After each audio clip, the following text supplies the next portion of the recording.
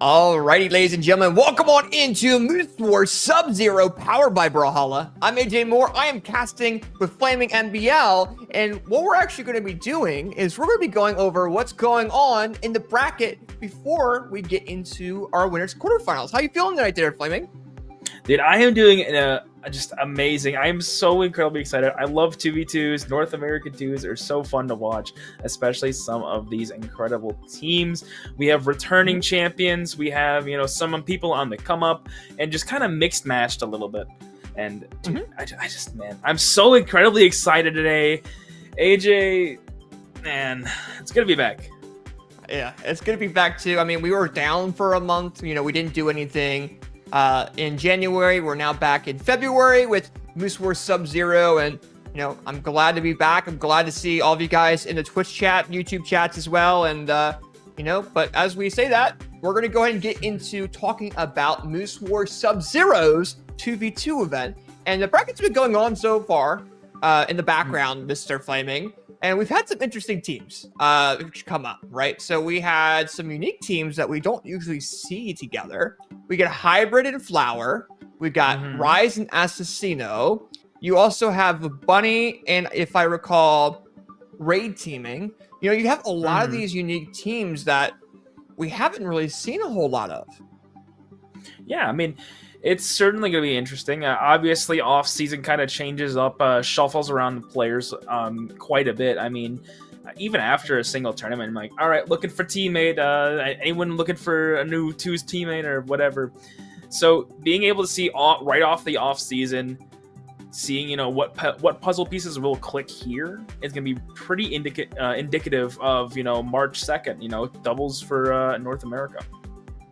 Yeah, for sure. And, you brought it up already, too. A lot of these players are currently, getting off that off season, right? A lot of these players in January going into this month were really preparing themselves for the upcoming esports year for Brawlhalla, esports year 10.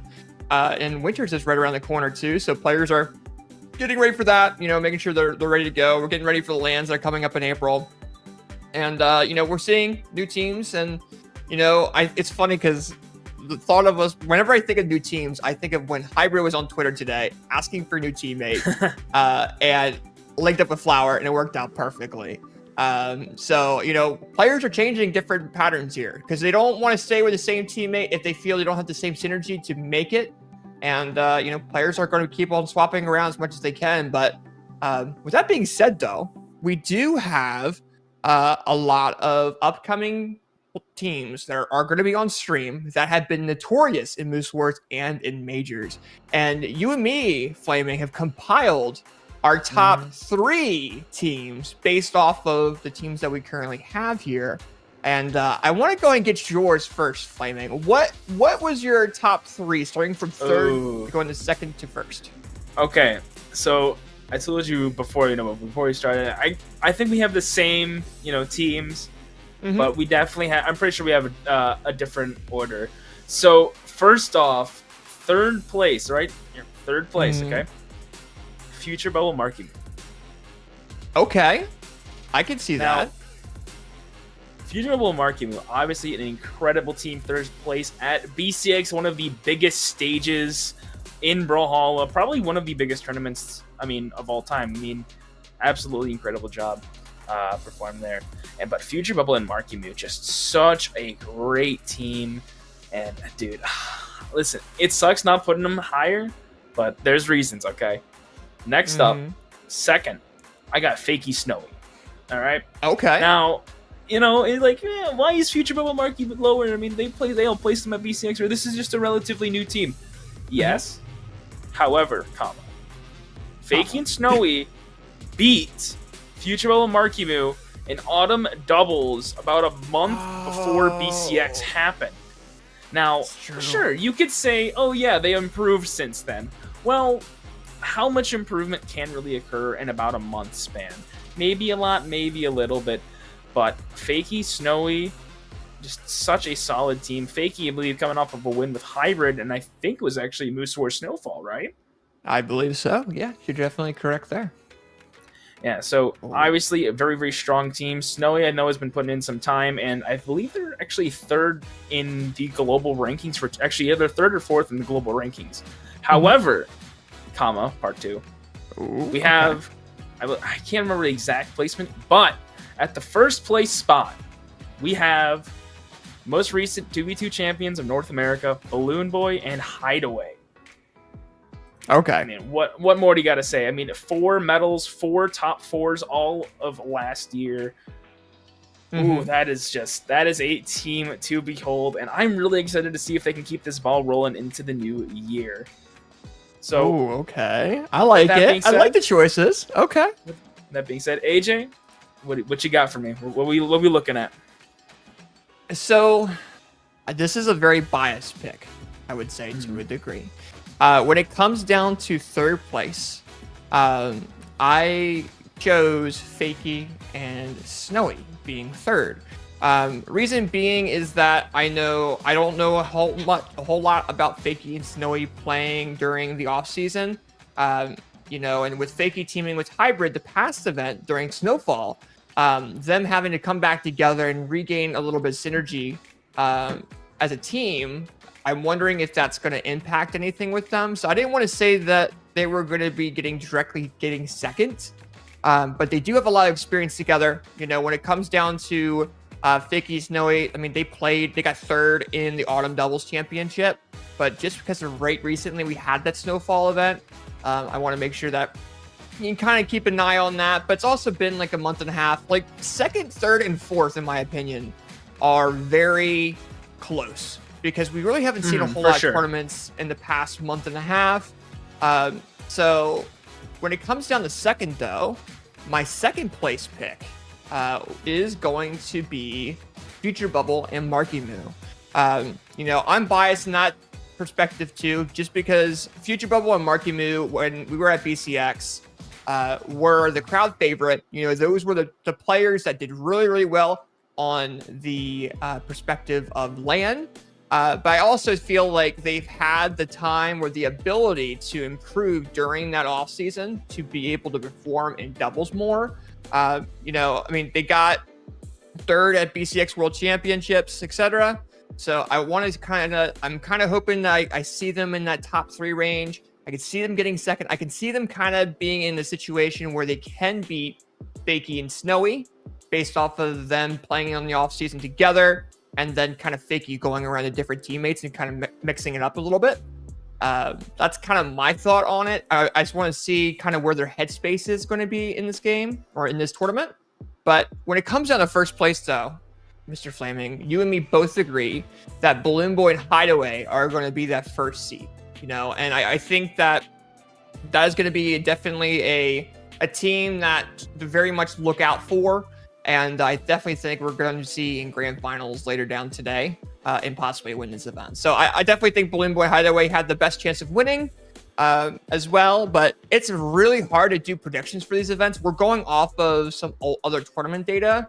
But as well, you got teams like Megd Radish. You got teams like Hybrid Flower. You have other newer teams that are coming back and going into this event, going against each other, that could be really, really powerful during that off season. So I can't wait to see what happens. But yeah, that's our top 3 there for the predictions for Moose War Sub-Zero doubles. Is there anything you want to say before we go ahead and start having casters on stream to go ahead and do the winners quarterfinals there, Flaming? I just want to say, make sure you sign up for Winter Championship. I believe singles is the 23rd of February, and the 2nd of March is going to be North American doubles. I think it's start.gg/Brawlhalla should bring up the your 10 page. Just sign up. Even if you don't think you're gonna play, just do it. It's better to sign up and not play than to want to sign up and can't. Absolutely. Sign up for winners, but also, we do still have singles open for Moose Wars Sub-Zero. You guys can register until tomorrow around 10 a.m. So sign up if you want to play for ones tomorrow. But with that being said, we're going to go into a quick transition to go ahead and get our new casters for block number 1. And first matchup on stream is going to be both me and Flaming's first place prediction, BalloonBoy and Hideaway, going against Soul and Winner. Don't go away. We'll be right back with that matchup here shortly.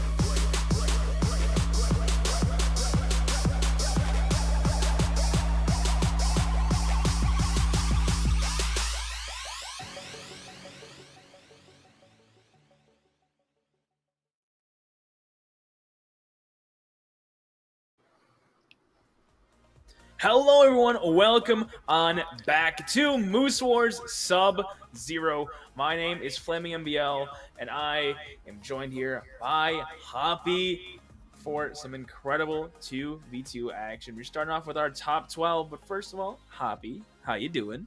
What's good, Flaming? I'm feeling good today. I can't wait for another Moose Wars tournament. Of course, the best doing it out there in Brawlhalla. Can't wait for this first game to come up and see who ends up taking the championship, man. Go ahead and take over, man. All right. So first off, we have BalloonBoy and Hideaway. Both AJ and I put them in that first place spot, going up against Soul and Winter.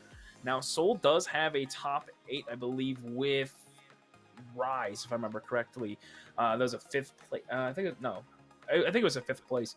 So that's an incredible player. But Winter coming in here. Both these, Soul and Winter did play back in 24, playing in Autumn Doubles, got top 32. So certainly not a team to be overlooked.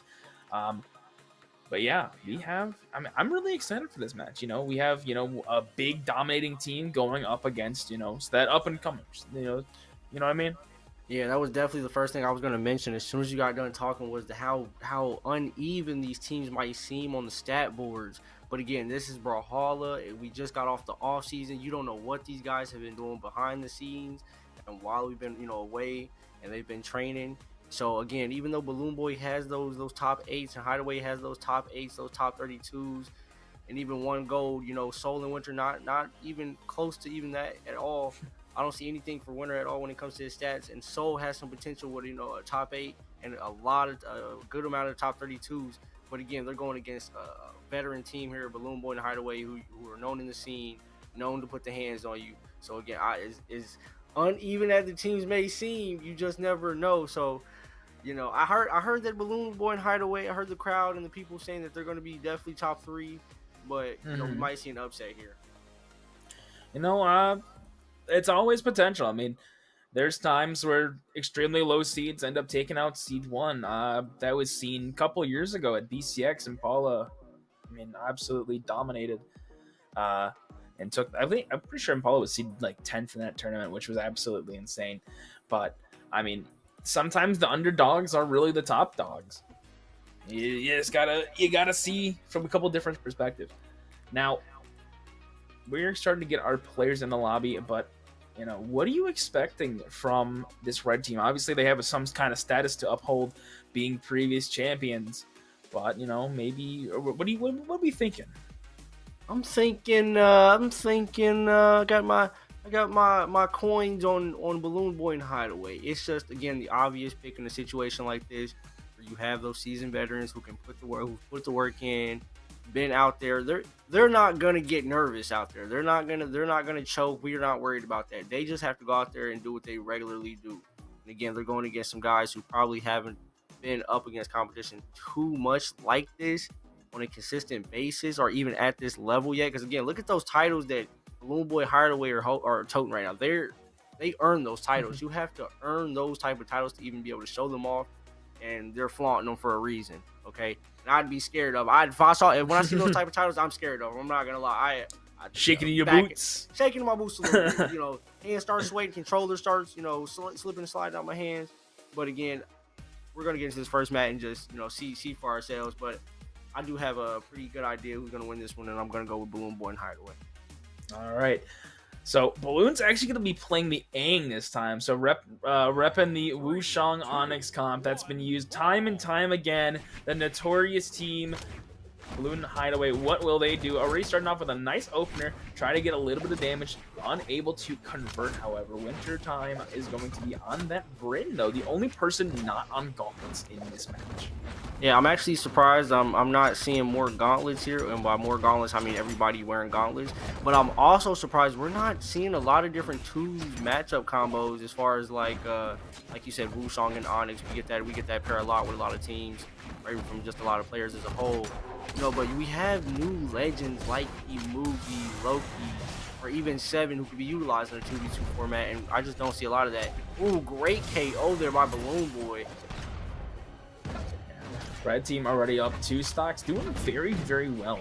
I mean, Hideaway's putting some hurt on with this cannon, able to get around the neutral sig. However, in comes Soul with a hello side sig. Balloon might go down here, down air. Balloon gets phantom gimped there. Nice play there by Soul to get rid of that first stock.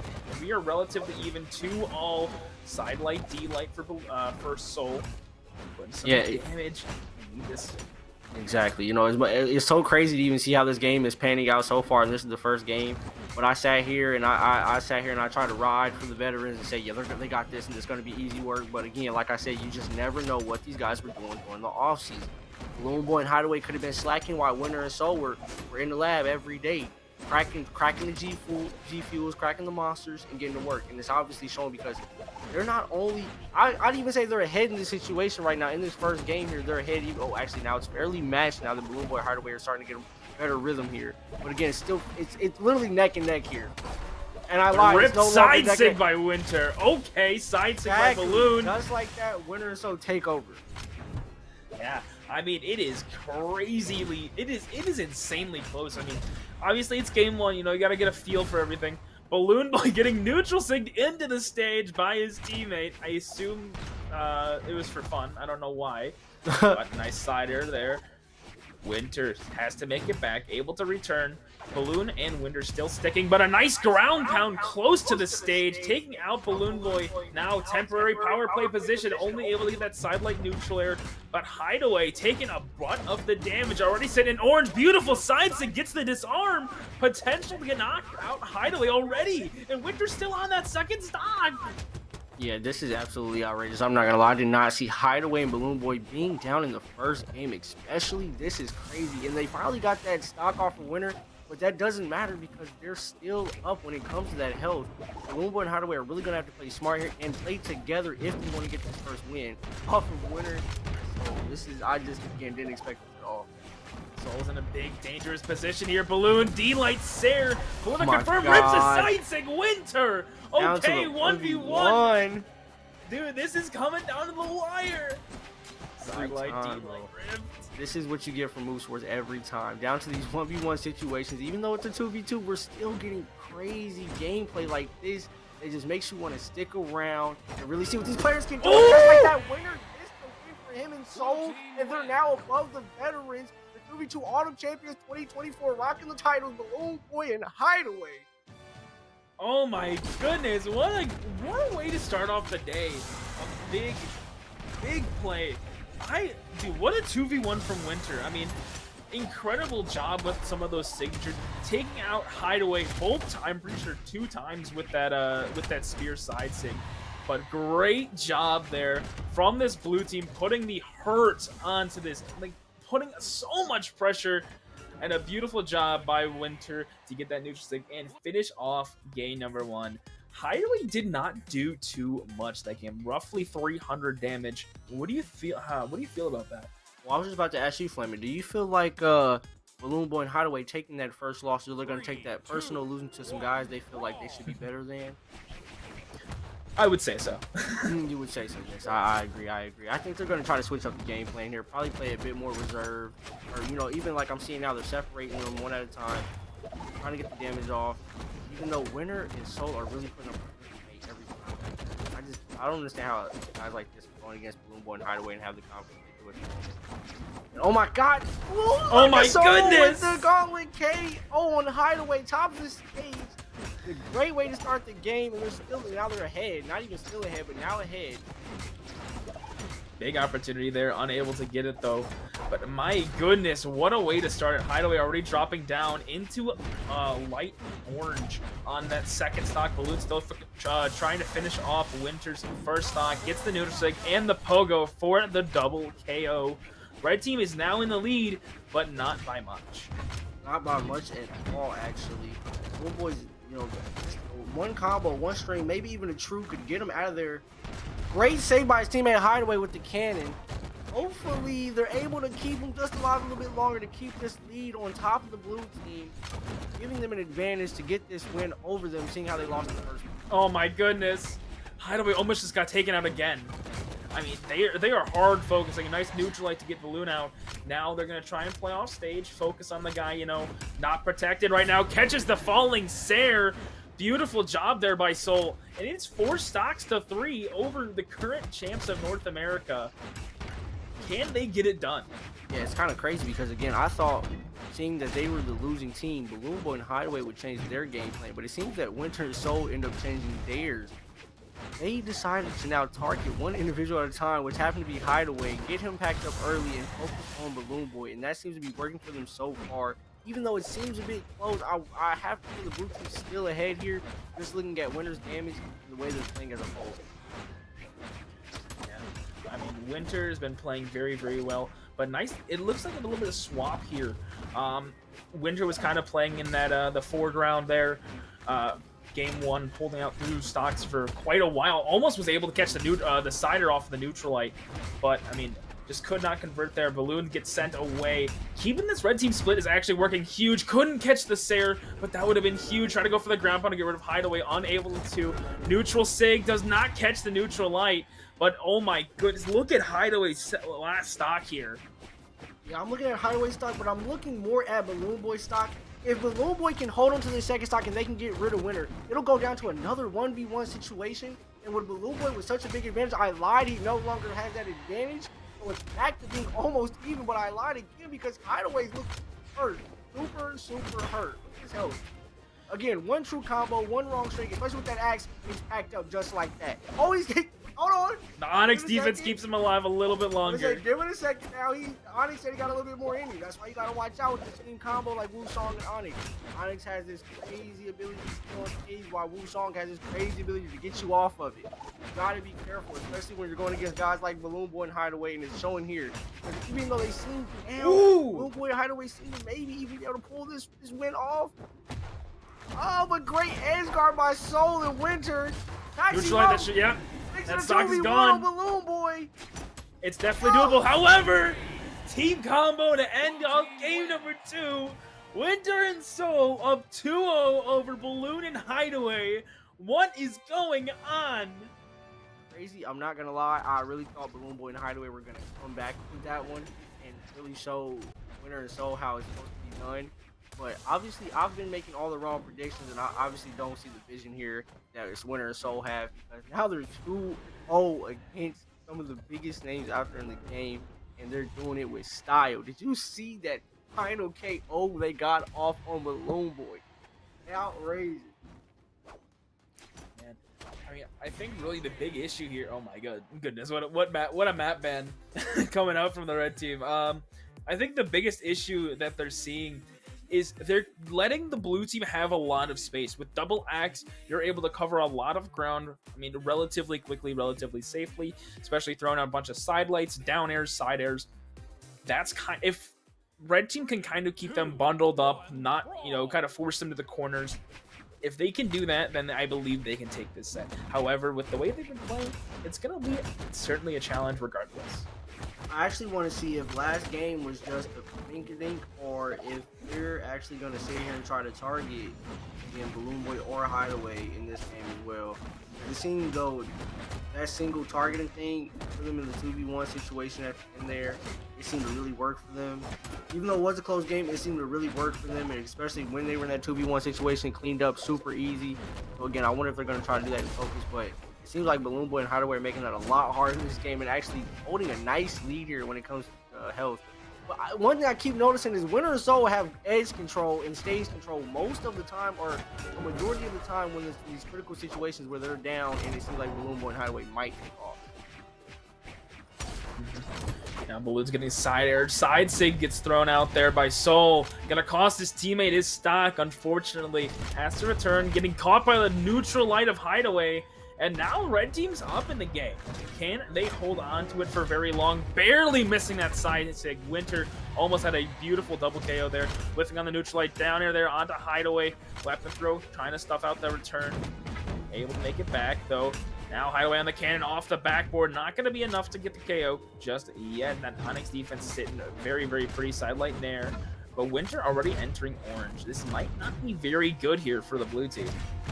Yeah, I was getting ready to notice that myself about Winter's health. I don't think I've seen Winter in this situation thus far these last 2 games where their health was super low on the second stock, and BalloonBoy and Hideaway were sitting so comfortable above them like this. BalloonBoy and Hideaway barely have their second stocks touched, and it seems like Soul and Winter are really hurt here on their second stock. So I don't know how this one is going to end, especially with Soul getting KO'd there by the Onyx. Hate to see Hideaway take him out like that, and also now taking out Winter, giving BalloonBoy and Hideaway not only a health advantage but a stock advantage also. Maybe how do you feel about this so far? This might be the game that Hideaway takes away. This could be a big momentum shift here. I mean, especially it's really that snowball effect. Once, you know, a team starts going like, okay, we took 1 game, let's take another one. Okay, we took that, we forced game 5, let's do another one, you know? It's really just a big momentum shift here, especially being down 0-2. You got to play with everything on that back foot. And right now, they are doing an amazing job. Soul is almost out of this game already. Balloon and Hideaway barely entered in the red on these second stocks. This is not looking super great here. Recovery not enough. Whiffing on the Sarah. Winter needed that now. Side sig from Balloon. Double KO. Going to game 4. On to game 4, and I'm not going to lie. I feel like I got to make a prediction out if they got the win off like that, especially with both of them having 2 stocks on them. I gotta say this. I'm putting some more coins on the line. I'm gonna say that this is gonna go with game 5. Oh, so we going all in, huh? We're going all in. Winter and Soul have 2 wins right now, and Hideaway and BalloonBoy were able to take away their first win against them, making it a 2-1 situation. But I saw how they played that game there. They had 2 stocks left each. I know for a fact they're gonna win this next one, make it a 2-2 situation.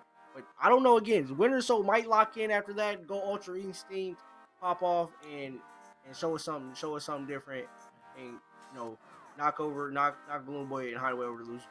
How do you feel about? How do you think? Man, I gotta go. I really just gotta say Hideaway and Balloon are just gonna take it. I mean, game 5 is a very bold prediction, especially being down 0-2.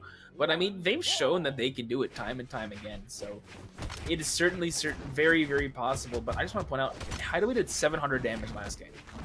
He really just needed that warm-up game, you know, to get ready for the big leagues, and already putting on the hurt. Nice sider there from Winter. Neutral light there, Sayer, beautiful. Already putting Hideaway into that red. That Onyx defense is getting burned through. A nice combo there. Converting very, very well off the neutral lights. It's crazy. Nah, as much as we're showing love to BalloonBoy and Hideaway, it definitely seems like Winter and Soul have the head start here, the lead for this game so far, and it seems like they're able to hold it very well. Again, I keep seeing them take stage control almost every time. They love edge guard, and they're really good at it. So I'm not even mad at it. Again, they're trying to hold the Onyx off here on the left, and gets the Seraph on Axe. Again, that's what you see from this team, Winter and Soul, really working together here to pack up BalloonBoy and Hideaway. And again, packing up another stock of theirs, BalloonBoy and Hideaways, leaving them both at 2-2. Winter and Soul at 3. Winter and Soul are doing a really good job of getting those big interruptions. I mean, Hideaway right there got a nice neutral light. And, you know, Winter came down, said, no, you're going to stop right now. Got a nice down air and gets the weapon starve. Soul is doing an incredible job with these gauntlets.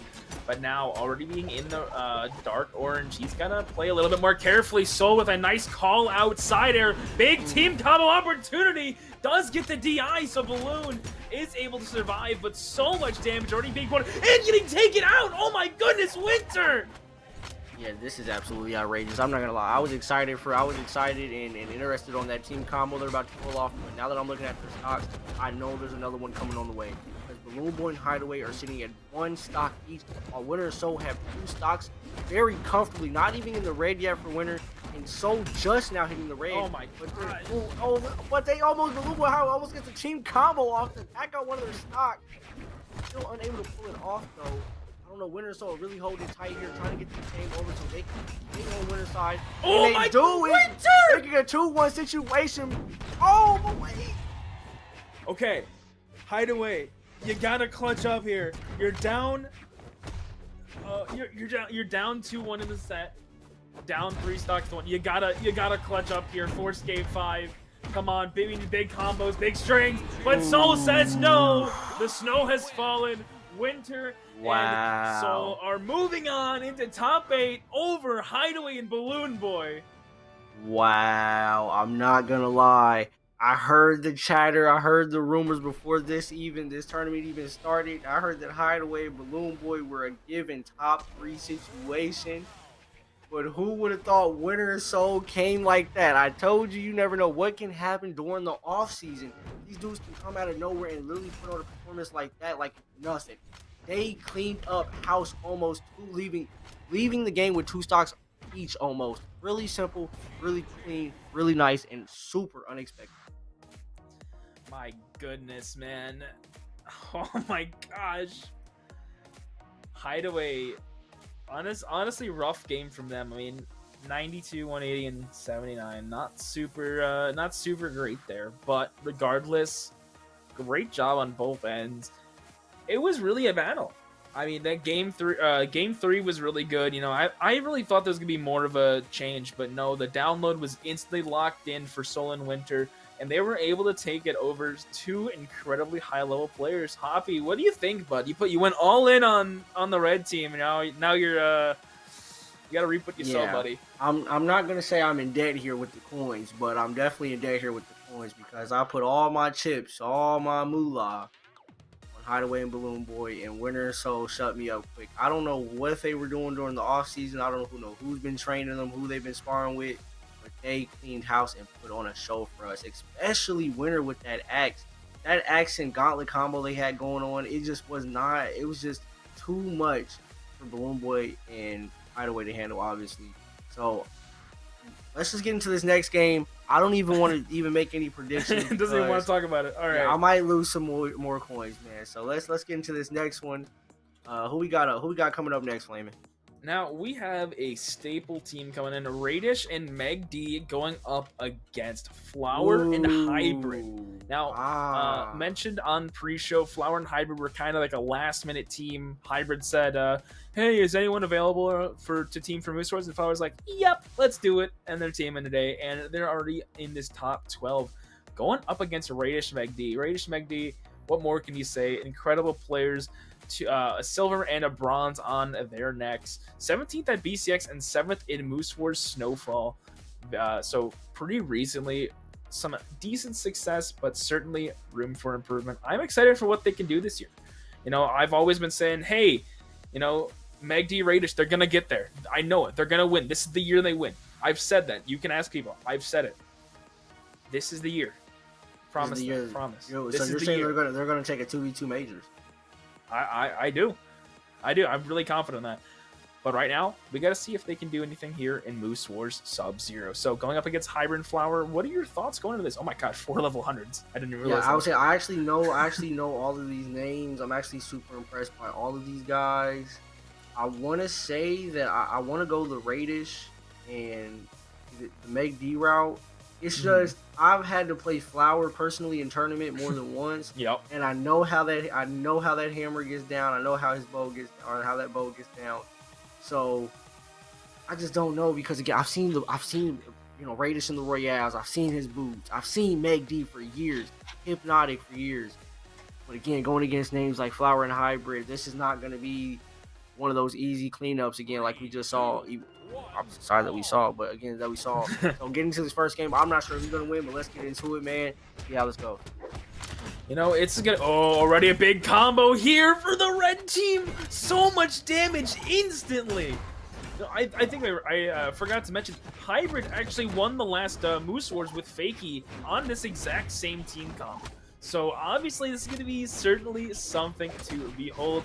And right there off the rip, we saw a huge team combo coming out from the red team. Trying to get that D-Light reverse sider there for Radish on those boots.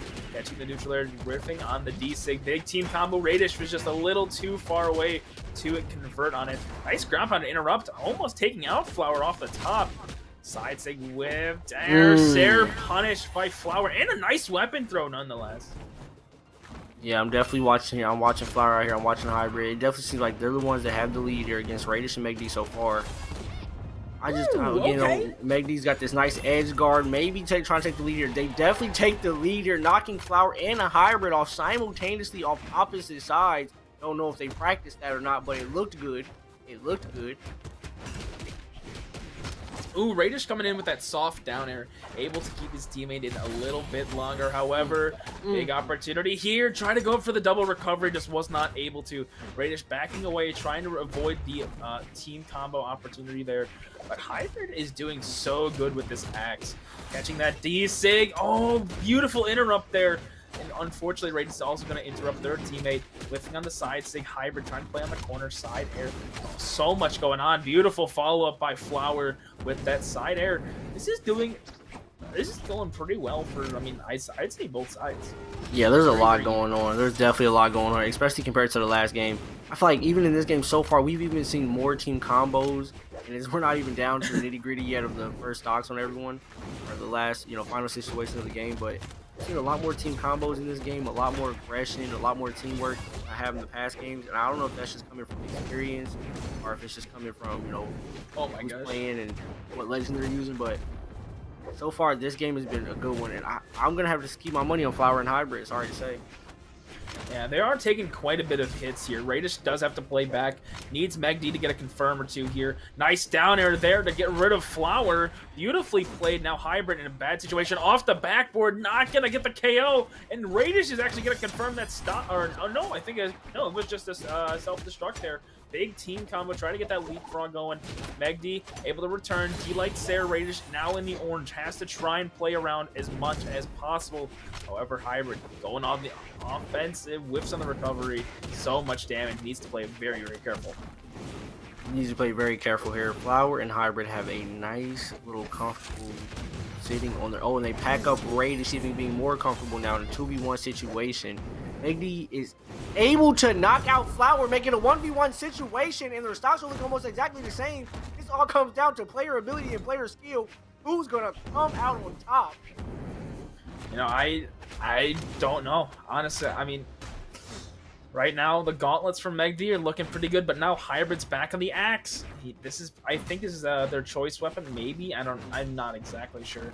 I don't know. Hybrid is a massive grinder, so he can do so many things with so many different unique characters. Trying to go a little mind games there. Back on the lance, rips aside Sig Megd. D-Light Danner tries to get the neutral there, unable to. Hybrid dash, reverse side air. Megd has to return, able to get around the lance and the recovery. Now back on the spear, but a nice neutral Sig by Hybrid gets the KO, and now Hybrid and Flower going up 1-0. Not gonna lie, that was really nice. That was really nice play there by Hybrid. He picked up that axe and completely changed the whole flow of the game. He started to become the aggressor, and I figured he was gonna pick up that axe. Seeing our last set, Winner really popped off, and he almost did 500 damage in that last game with the axe alone. Didn't really touch his secondary weapon, so I know how that axe gets down. And I knew Hybrid was gonna do something crazy with it, but to make a finish like that was beautiful against Fakey. I think if Radish is able to hold off a little bit here and just stay alive for a little bit longer, him and Megd won't have a problem against this team, but I can't. It's hard to say that when I just saw what I saw. So we'll see how the second game goes. And right now, Flower and Hybrid up at 1-0. You know what? I think this will certainly be a game and a half. Obviously, going like complete. I mean, it was red last stock. I mean, it was just absolutely incredible down to the 1v1. I mean, Radish is taking so much damage. This axe and spear not helpful. Side Sig, unable to get it out there, but Flower almost able to send Hybrid a nice bundled gift for Valentine's. Unable to get that going. Neutral Sig, not gonna do too much here. Relatively even damage. Esther trying to reset, gonna play normally in the center. Neutral Sig gets whiffed. D-Light neutral Sig for Megd. And now the red team, huge opportunity, double KO, gets the two red teams out of the game. And now they have a big lead. I'm not gonna lie, I'm looking at this lead, and I really think that Radish and Megd might have this game in the bag. Even though if they were able to knock off Radish and Megd here at the same time, it would be pretty much even. So Radish and Megd really need to lock in and try to keep hold of this lead they have. They haven't really had a lead this last game or even this game yet, besides this lead now, and they really need to hold it in order to be comfortable in that game. But as I'm saying that, Flower and Hybrid are able to get the stocks and make it a 2-2 situational stocks for both teams. We'll see how this goes. Flower committing very very, very hard up top. Beautiful team combo, unable to get the side sig. That for sure would have been the KO there onto Flower, but now Hybrid going on the offensive recovery onto Radish, not finding the KO, but definitely evening up this damage deficit. D-Light there for Flower, and now slightly in the lead. Side sig connects. Megd, I think, accidentally interrupted that. Didn't want to, you know, hit that because, I mean, Flower hit his teammate. Nice. Radish goes down. Megd able to return. No, he's not. Radish and Megd now have lost the lead, unable to convert off the neutral there. No, Radish and Megd had that lead. I told you they needed to try to hold that lead, and now Hybrid is the only one with 2 stocks left out of everyone on the field. So that makes him and Flower ahead of the game. If Radish and Megd don't get rid of Hybrid stock right now, they might have a problem here and end up losing this second game. They can get a 2-0 situation just like we saw the last week, and we know how that ended in a 3-1. So Flower and Hybrid able to hold together, and Radish and Megd can't get rid of Hybrid stock here, because even though Hybrid looks about 2 or 3 hits away from getting off stage, maybe even 1, just like that. So I'm like, all right, like I was right, 2 or 3. He's still in the game, still, even though, okay, they finally able to get the stock on him. Radish does the boost recovery, cleans it out. Flower is trying to fly right now. Does not want to get hit by Gauntlet neutral air, and that will probably spell disaster. Beautiful neutral sig here. Not able to convert off of his neutral air. Megd has to reset the ground. Big team combo opportunity here. Neutral sig knocks out Radish. Double epic though, doesn't go through. Double pogo for Flower. Oh, no. Megd still able to touch, but another pogo coming out from Flower. Going up 2-0. 2-0, just like the last set we had. Flower and Hybrid taking it over Hypnotic Boys, Radish and Megd. I'm actually flabbergasted a bit here. Like I said, I've always had so much faith in Radish and the way he plays. Same thing with Megd. I've seen these guys playing tournaments and just crazy upsets left and right, apparently, because we've sold Flower short and his team short.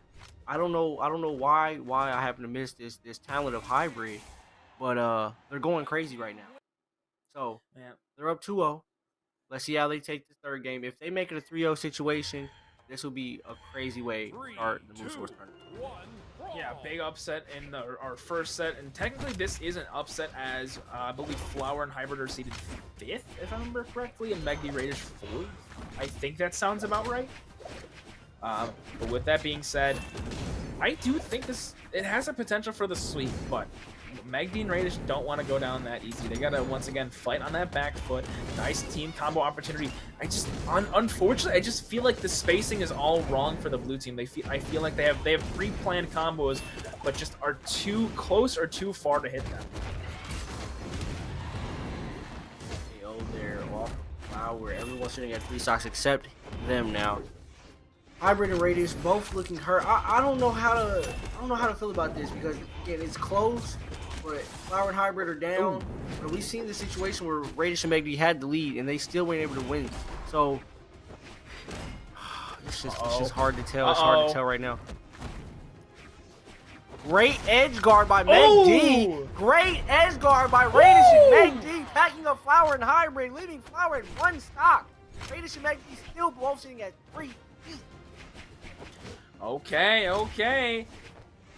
6-3. There's been bigger comebacks before, but I mean, this is the dire situation that, you know, being down 0-2 puts you.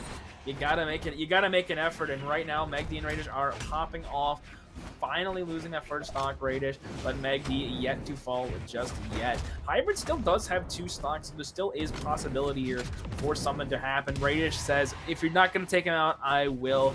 Gets rid of his own teammate stock, but still very, very in the lead. Only personal Hybrid and Carson who has 2 stocks left is Hybrid. Although he has that action that lands. Flower at the moment, trying to make it a 2v1 situation, and they're able to do so.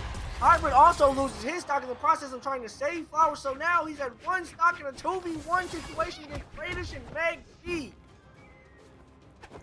Man, this is, I mean, yeah, it's a go next here for Hybrid. I mean, sure, it's probably winnable, but yeah, that was a rough game. I mean, Flower 164 damage. That's tough. That's tough, but Flower fell short there, and they decided to take that last. It's okay, you know. They're still up. It's still up 2-1, or is it? They're up 2-1 now? Flower and Hybrid are up 2-1. Yes. Yes, sir. Skis. But Megdi Radish. Megdi Raiders, though, exactly. Megdi Raiders definitely there was picked up some momentum there. There was like 300 damage for both blue team members. Megdi 10 damage on an arm, 16 on spear. What a goat! Somebody sent them the download on Flower and Hybrid. That's what happened. Oh yeah. They're like, I got the email. Check the email. So yeah. He said, watch out for the hammer, watch out for the lance. Okay, heard you. Okay. I see you. Orb, do this. Orb. Okay. He can't touch orb. Radish and Megdi. Yeah, Radish and Megdi here. Finally able to get a game off. Great momentum, like we said.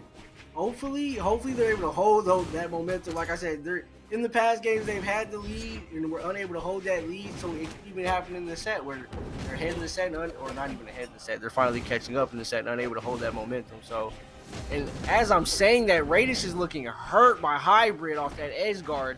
He's sitting super red and the only one sitting red. And Megdi, now that Dark Orange almost red himself, this gives Flower and Hybrid the advantage they might need to end this set already. Radish and Megdi were controlling the pace of the game very, very early on. And, you know, being able to do that so well is important. A beautiful conversion off the neutral air there by Radish, able to get that cider. But Flower also goes down. Big change up there. I mean, like I said, Radish and Megdi, they were controlling the pace, and then as soon as Hybrid and Flower picked it up, the game went so much faster.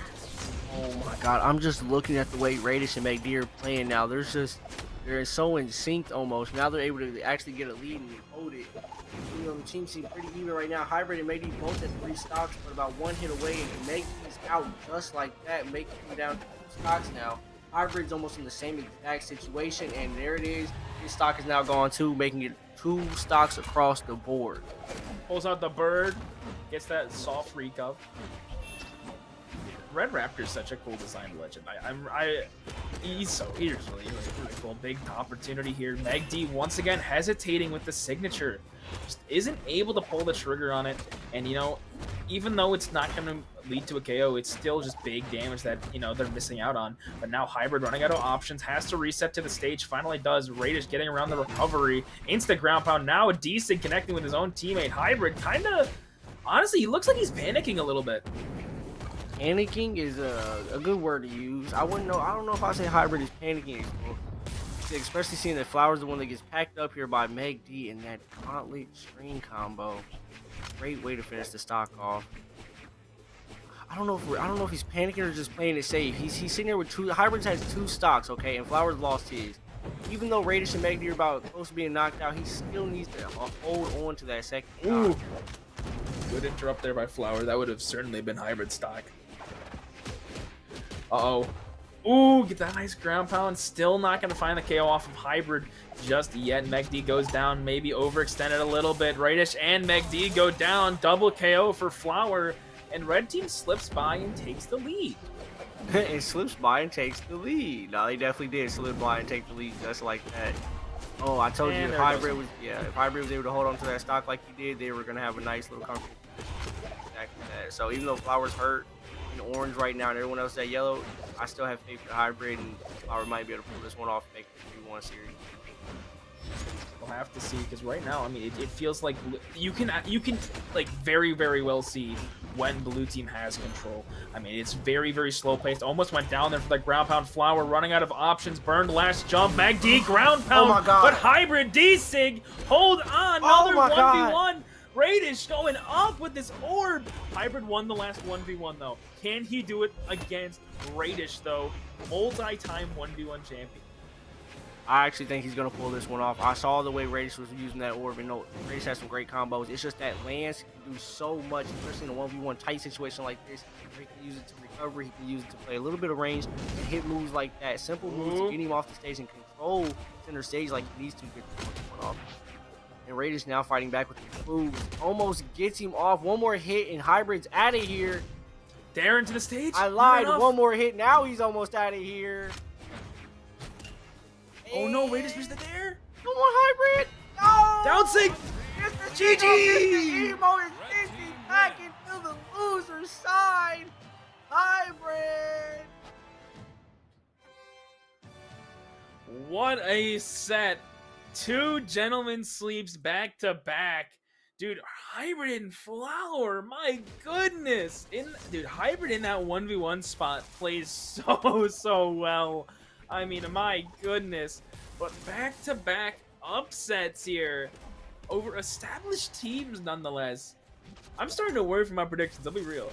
I'm a little nervous. The predictions are definitely getting messed up here. The brackets are definitely having some upsets. And the way these upsets are happening back to back to back, with the biggest names out there getting sent to loser side is just blowing me away. Like, I expected that 1v1 situation to go down completely different against Radish and Hybrid there. The way Radish was just tapping him with the orb combos left and right, really taking control. He even had him on top stage there towards the edge and almost KO'd him. Hybrid was able to stay calm, come back, collect himself, grab the weapon he needed, rather it be the axe or the lance. I thought he was going to go for the axe. Great way to just, be dominant in any aggressive situation.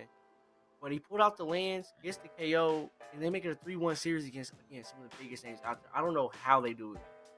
Dude, Hybrid dished out 343 on axe and 329 on lance. It's just insane. I mean, almost very, very similar damage numbers, very, very well rounded, and that's really just that experience that comes from how much the guy plays.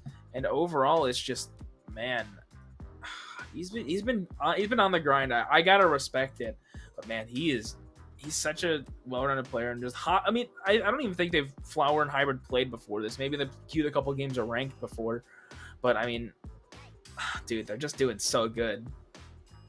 Yeah, the fact that they haven't played before, and I'm pretty sure Radish and Megdi have played more than enough together, correct? Or am I wrong? Megdi and Radish have been playing, I believe, since 21. I think that sounds about consistently? right. No, Consistently? 22. Consistently, I think so. They really started majors around 23, actually. I'm sorry. You're telling me a pickup team of rookies? I'm not going to say rookies. I don't want to sound disrespectful, but a pickup team? Oh, well, I actually can't say rookie. Those are some vets. And Flower and Hybrid themselves are a dangerous pack. Let me change my terminology here. You're telling me a pickup team beat an all-star team?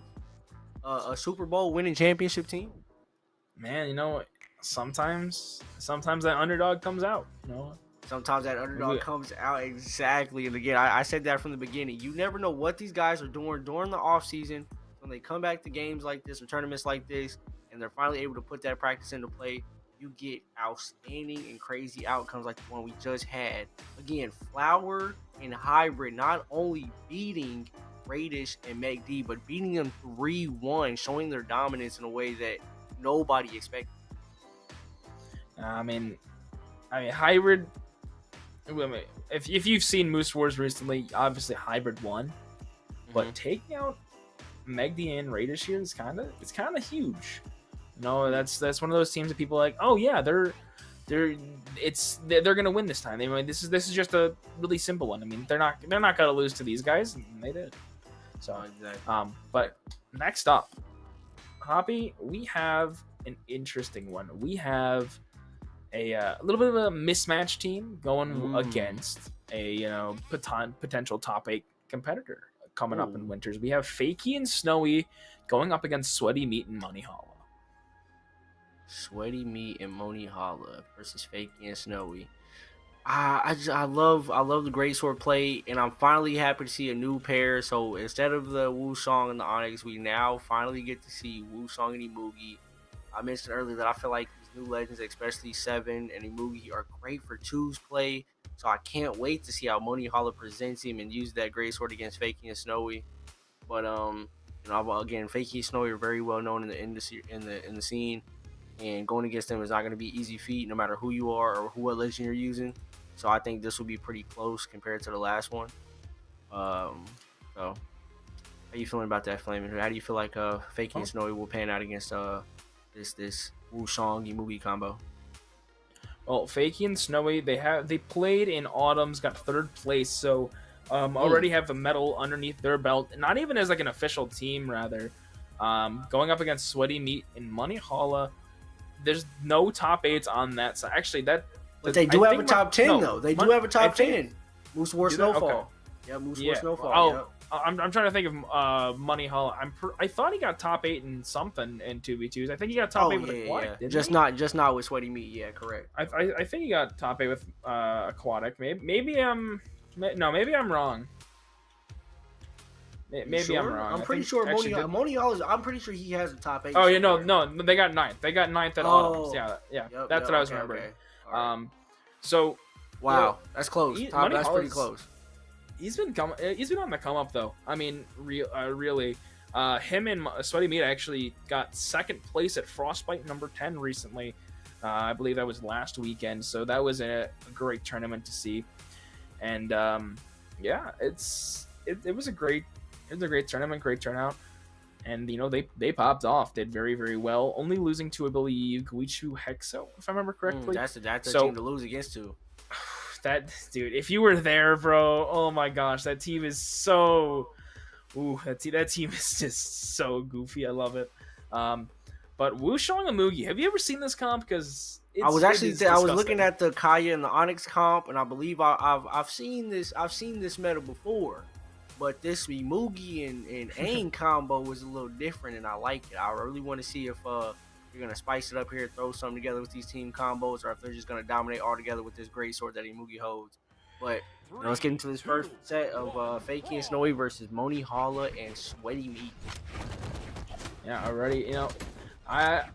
These were the picks I expected today. This is what I expected. Very strong 2v2 characters, both sides. Beautiful team. Oh my gosh, Fakey going all the way up for the leapfrog down air. So much damage on the Money Hollow, already being put in the orange. Oh my god, they're catching everything, man. Snowy with a interesting down heavy.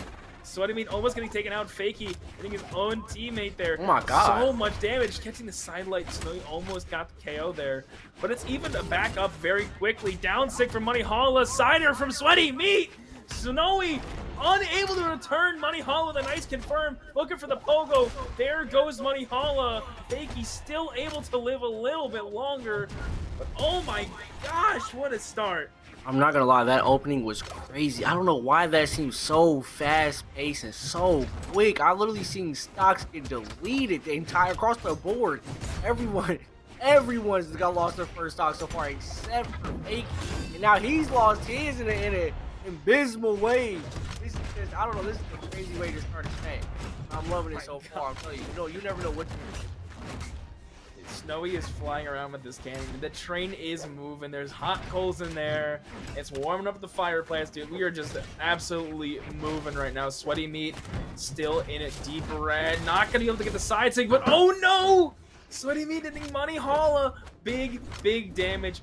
Still able to come back though. Whiffing on the neutral air. Neutralite interrupts. Money Holla side sig, not enough. Tries to go for the Sair. Gets rid of Snowy. D-Light Sair. Fakey's gone too. Fakey's gone. Now that makes Fakey and Snowy both at 1 stock. This Angie Moogie combo are taking over, obviously, right now. They can get a 2-2 situation for Sweaty. I lied, a 1-2 situation. Now that Sweaty's been KO'd and sent on his way by the Kaya. And now the Onyx has knocked out the Moogie Money Holla. They can get 1 stock across the board. Now Money Holla's on the Greaser. This is the weapon of choice here.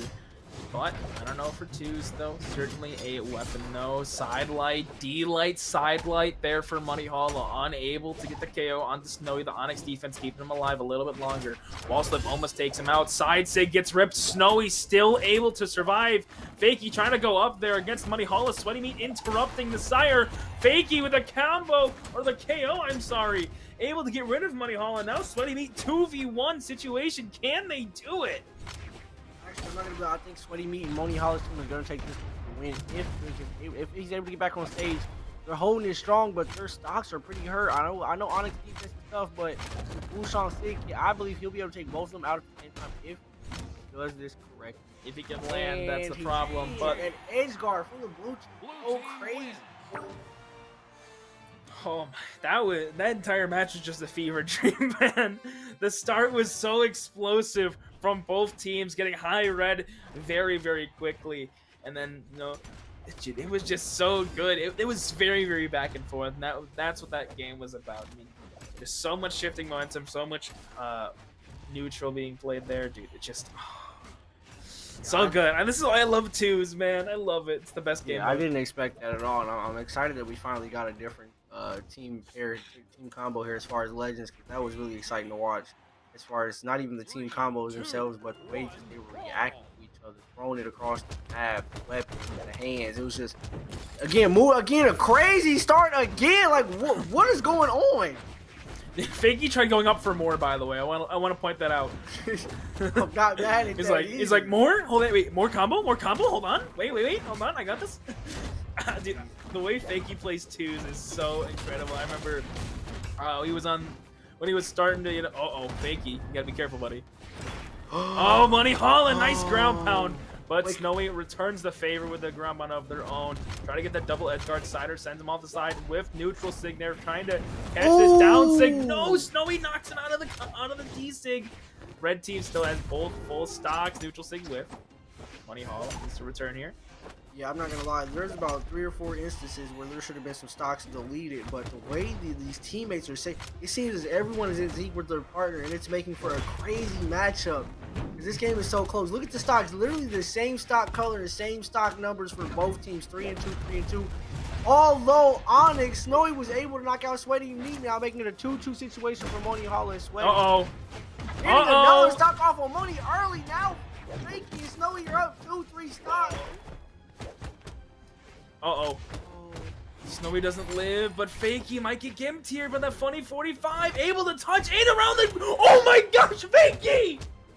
And he lives! Going crazy on top of Sweaty Meat and Money Hollow. Sweaty Meat and Money Hollow both only have 1 stock left each, and Snowy has 2 stocks left, barely touched. Even though Fakey's down at 1, they still have a huge advantage over the red team. Dude, oh my goodness, this blue team is disgusting. They're doing so incredibly well. This team is so good. Neutral sig off the neutral air. Snowy going with that cider onto Sweaty Meat. Money Holla taking so much damage. The turtle shell is breaking. Recovery not going to be enough to KO.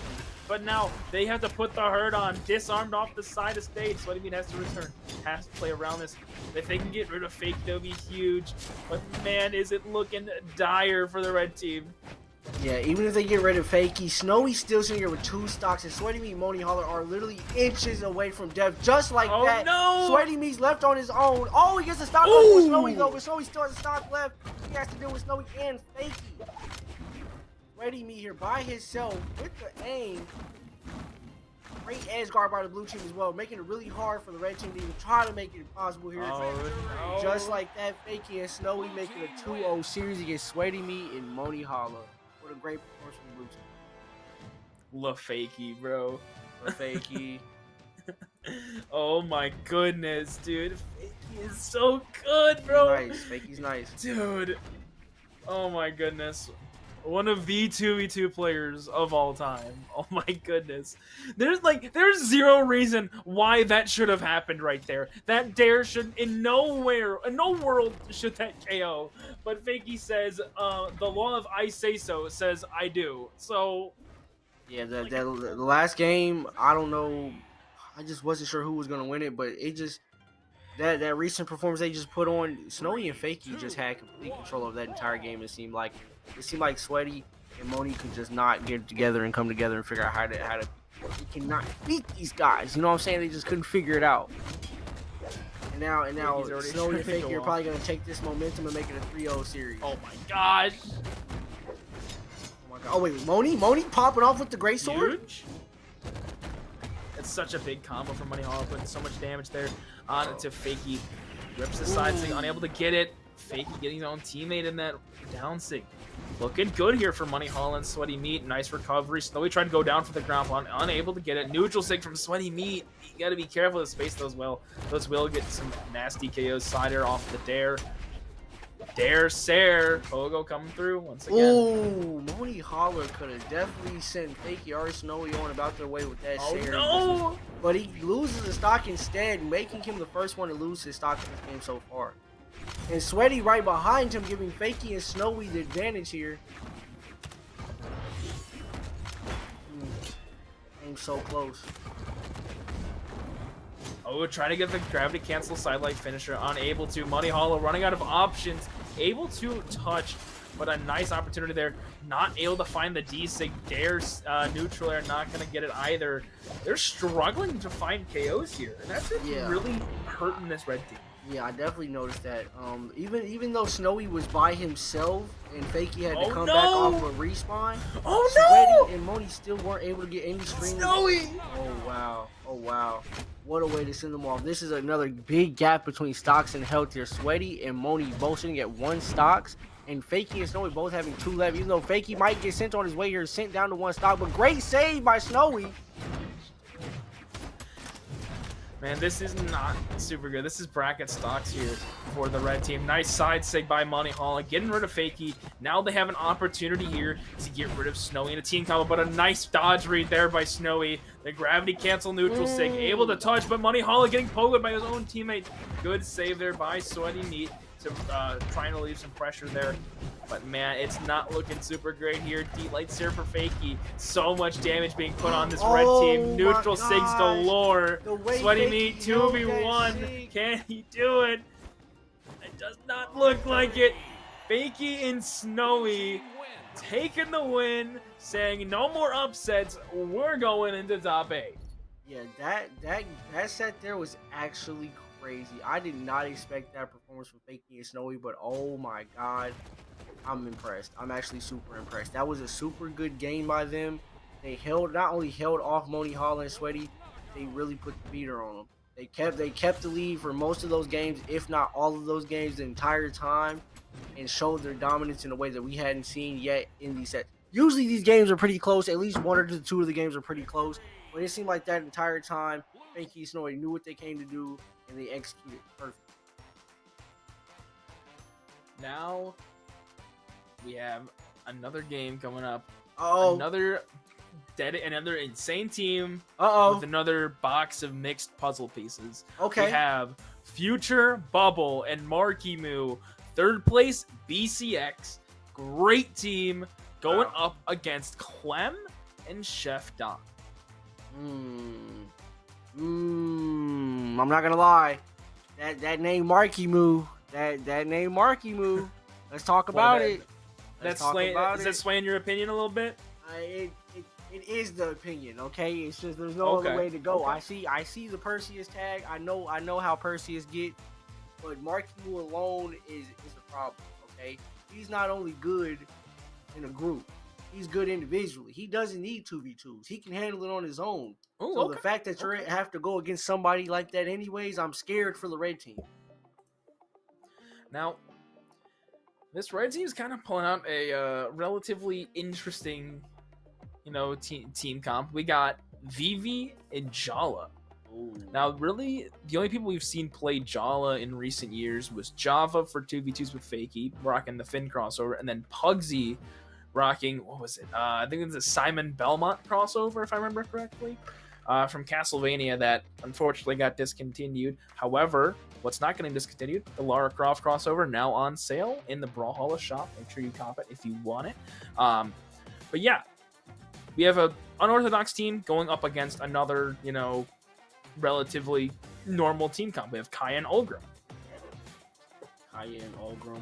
I feel like it isn't too crazy. Maybe I see a lot of mix up twos with Kaya being used.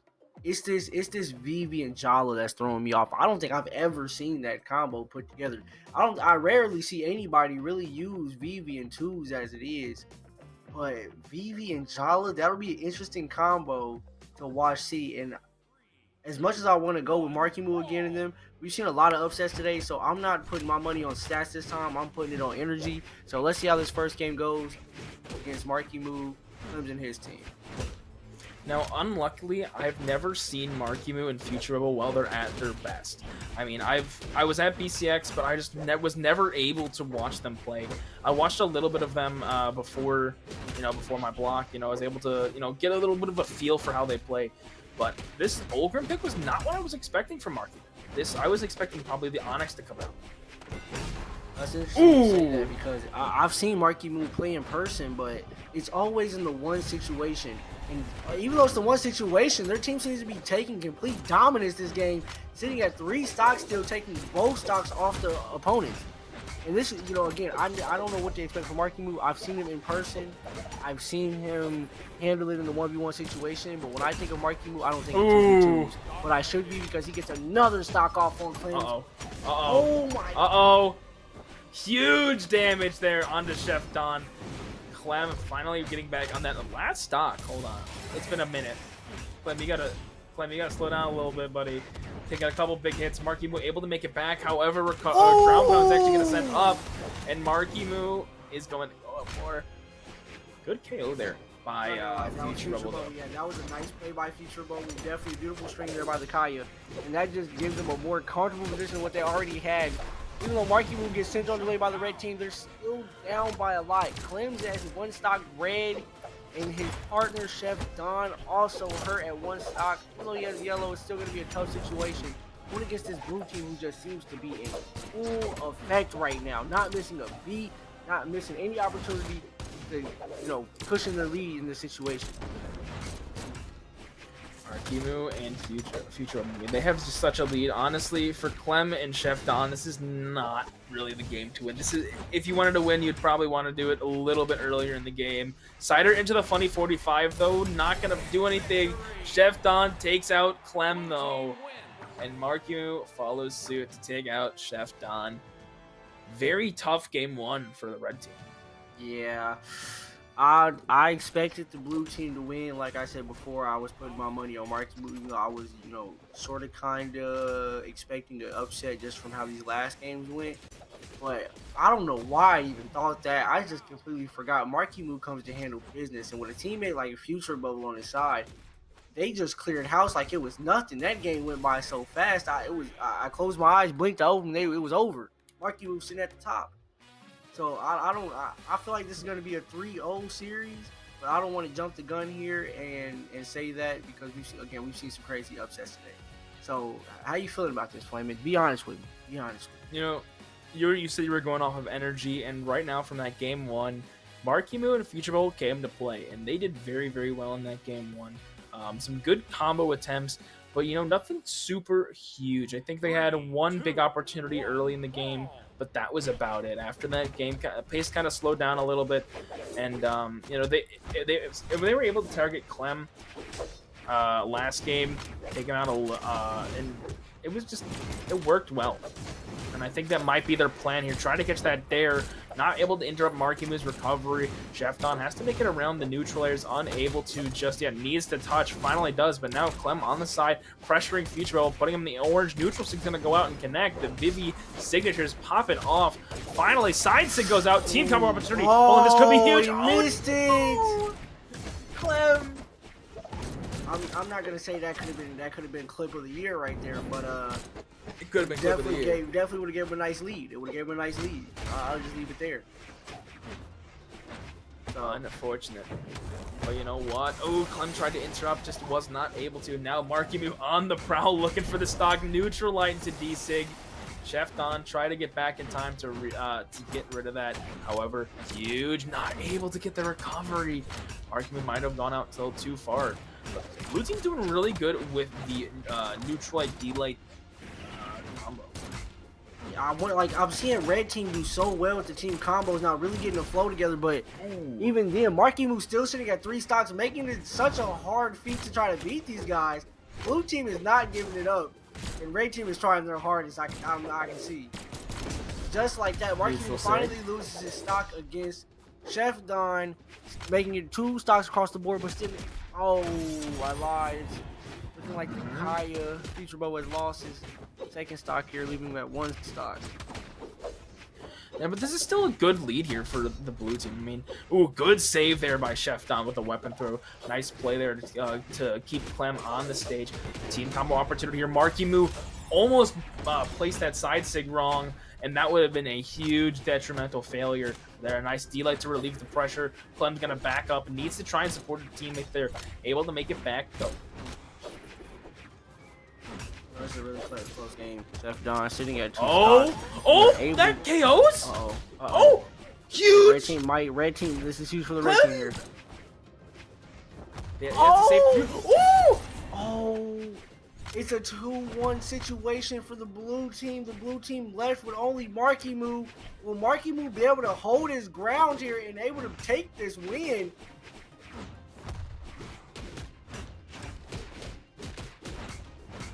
Oh, big team combo there into Marckiemoo. Oh, man, dude. Oh. If Marckiemoo could take out Chef Don here, down to that last stock, gets a nice combo there onto Clem, that would be huge for this 2v1. However, sitting in the red, recovery's not going to be enough, but one more probably would do it here. Neutral light, weapon throw. Looking for something here. Needs to get on stage. Gets the recovery there on to Chef Don now against Clem in the temporary 1v1. Picks up the lance, swaps to the axe now. Looking for something. D-Light recovery. And Marckiemoo and Future Bubble go down. What? 1-1 set so far. Clem Nation is eating right now. Yeah, definitely eating. I definitely didn't expect, after that first performance, I didn't even expect them to get a win off, but not only did they get a win, they made it a 2-1 situation against Marckiemoo, and Marckiemoo wasn't able to come out on top. They are not here to play either, so I'm going to have to retract some of my previous statements from the last game and really put some respect on, you know, the blue team here, or my fault, the red team here, because they've obviously proven themselves that they're nothing to mess around with. Okay, game number 3. This set is down to a best of 3 right now. Okay. So next person to win, or next team to win 2 games, they win. Move on. I like that. And I don't even know who to. I thought Marckiemoo, I thought blue team here and Marckiemoo's team here had a real dominance feeling, real aggression. But no matter how aggressive they are, it seems like the red team is keeping it just as aggressive, not playing any defense, all offense, all foot on the gas, and it's paid off for them in the end. Even though now it seems like the blue team might be back in control here, making it obvious by looking at Clem's stock. You know, Clem's playing great edge guard. Oh my gosh, dude! Great edge guard for Clem. Bro! Oh my god, Dude! Didn't have Oh a my chance. god, dude! So Clem went back and forth between getting the KO onto Future Bubble and saving his teammate with the side light with blasters. Oh my, dude! What a guy, dude! I love Clem. But nice. Blaster play, that blaster edge guard. That's one thing you definitely have to watch out for blasters. Is that gunplay? Team combo opportunity here. Not going to find it as Chef Don able to come back and relieve that pressure here. Marckiemoo, last person on that first stock. Future Bubble most damaged on the field. Yes, Future sir. Bubble was definitely putting on for the team today, and although Marckiemoo just lost his first stock, he's definitely putting on a show to this game. They're in the lead, but again, Future Bubble sitting here with red stock. You don't know what he could happen. That could happen any moment where he can get sent off the stage. He be left with 1 stock, giving red team the advantage. But he just seems like, blue team needs to be careful. With Marckiemoo almost knocking out Future Bubbles, and VV able to finish off Future Bubble. And Clem, these VV6 are so incredible, ripping those side sigs time and time again. Now, it is very, very even. Oh no, Chef Don takes out their own teammate. Marckiemoo, last person on that second stock, kind of following suit to the first. But Chef Don actually is the most damaged right now. If they can get rid of Future Bubble, they could force another 2v1 against Marckiemoo and then potentially take it here. D-Light Ser putting both blue team members in the red, catches the recovery. Clem, what a play! And now Chef Don comes in with the swoop. The side air gets rid of Marckiemoo down to that last stock. Now wait. I'll be honest. It wasn't like the last time the 2v1 situation. Marckiemoo was hurt a lot worse. And now Marckiemoo sitting there with a fresh 1 stock against Clem's and Chef Don. And I think actually, I don't know. That team combos they're putting together against him is looking mighty fine. I can't lie. This is not going to be easy for Marckiemoo, but he still finds a way around to get back on stage, goes back to edge hugging. Gets some hints off. He can actually pull this off if he's able to stay away from the team combo like that. He gets another opportunity to come back and make it happen, but of course the blaster edge guard by Clem sends him. Knocks him face to stock. Now Red Team up in the series 2-1. Clem Nation coming through once again. Dude, the combo with Chef Don, that's actually the Jala play is doing very, very good. That might be the you play. know, Clem doesn't really have very many KO options besides those signatures. Then Chef Don comes in here, acts pretty decent. Actually, and I'd say it's mediocre at KOing. You have side air, you have your neutral, and that's about it. Then you have that sword. That sword is one of the best weapons for KOs, one of the best weapons for 2v2s. And they're able to find so many combos with it. And this blue team, they can do it, but they gotta get around the mental block of the VV. You think that's what it is? You think that's what's holding them back? That's probably what it is. I'll be honest. I honestly think it's just. I don't know. If they're just the first game they were really confident, really smooth, but after that first loss, it seems they're playing a bit sloppy now, a bit more aggressive. I seen Marckiemoo running into a future bubble a lot that last game, even helping VV get a KO off the side stage at one point. You know, if they don't clean up like they're doing now, or stay in a positive mind state, it's gonna be hard beating guys like Clem and Chef Don. Looking for the KO here onto Marckiemoo. If they can get it, that would be huge. That way they can even up the stocks. However, Future Rebel certainly doing a lot better than they have. They're not getting focused as hard this game. Sayer not going to be enough. Bootsider does not have a lot of force, but a nice interrupted recovery there by Clem. That stock is going to go. Future Rebel securing the first stock off of Chef Don. You know, this is a 2-1 series right now. Oh and no, the flank, neutral sig. They're definitely trying to stay up after this game. Marckiemoo going crazy. Oh my. He's going to get 2 stocks in a row here. Unable to do. Wait.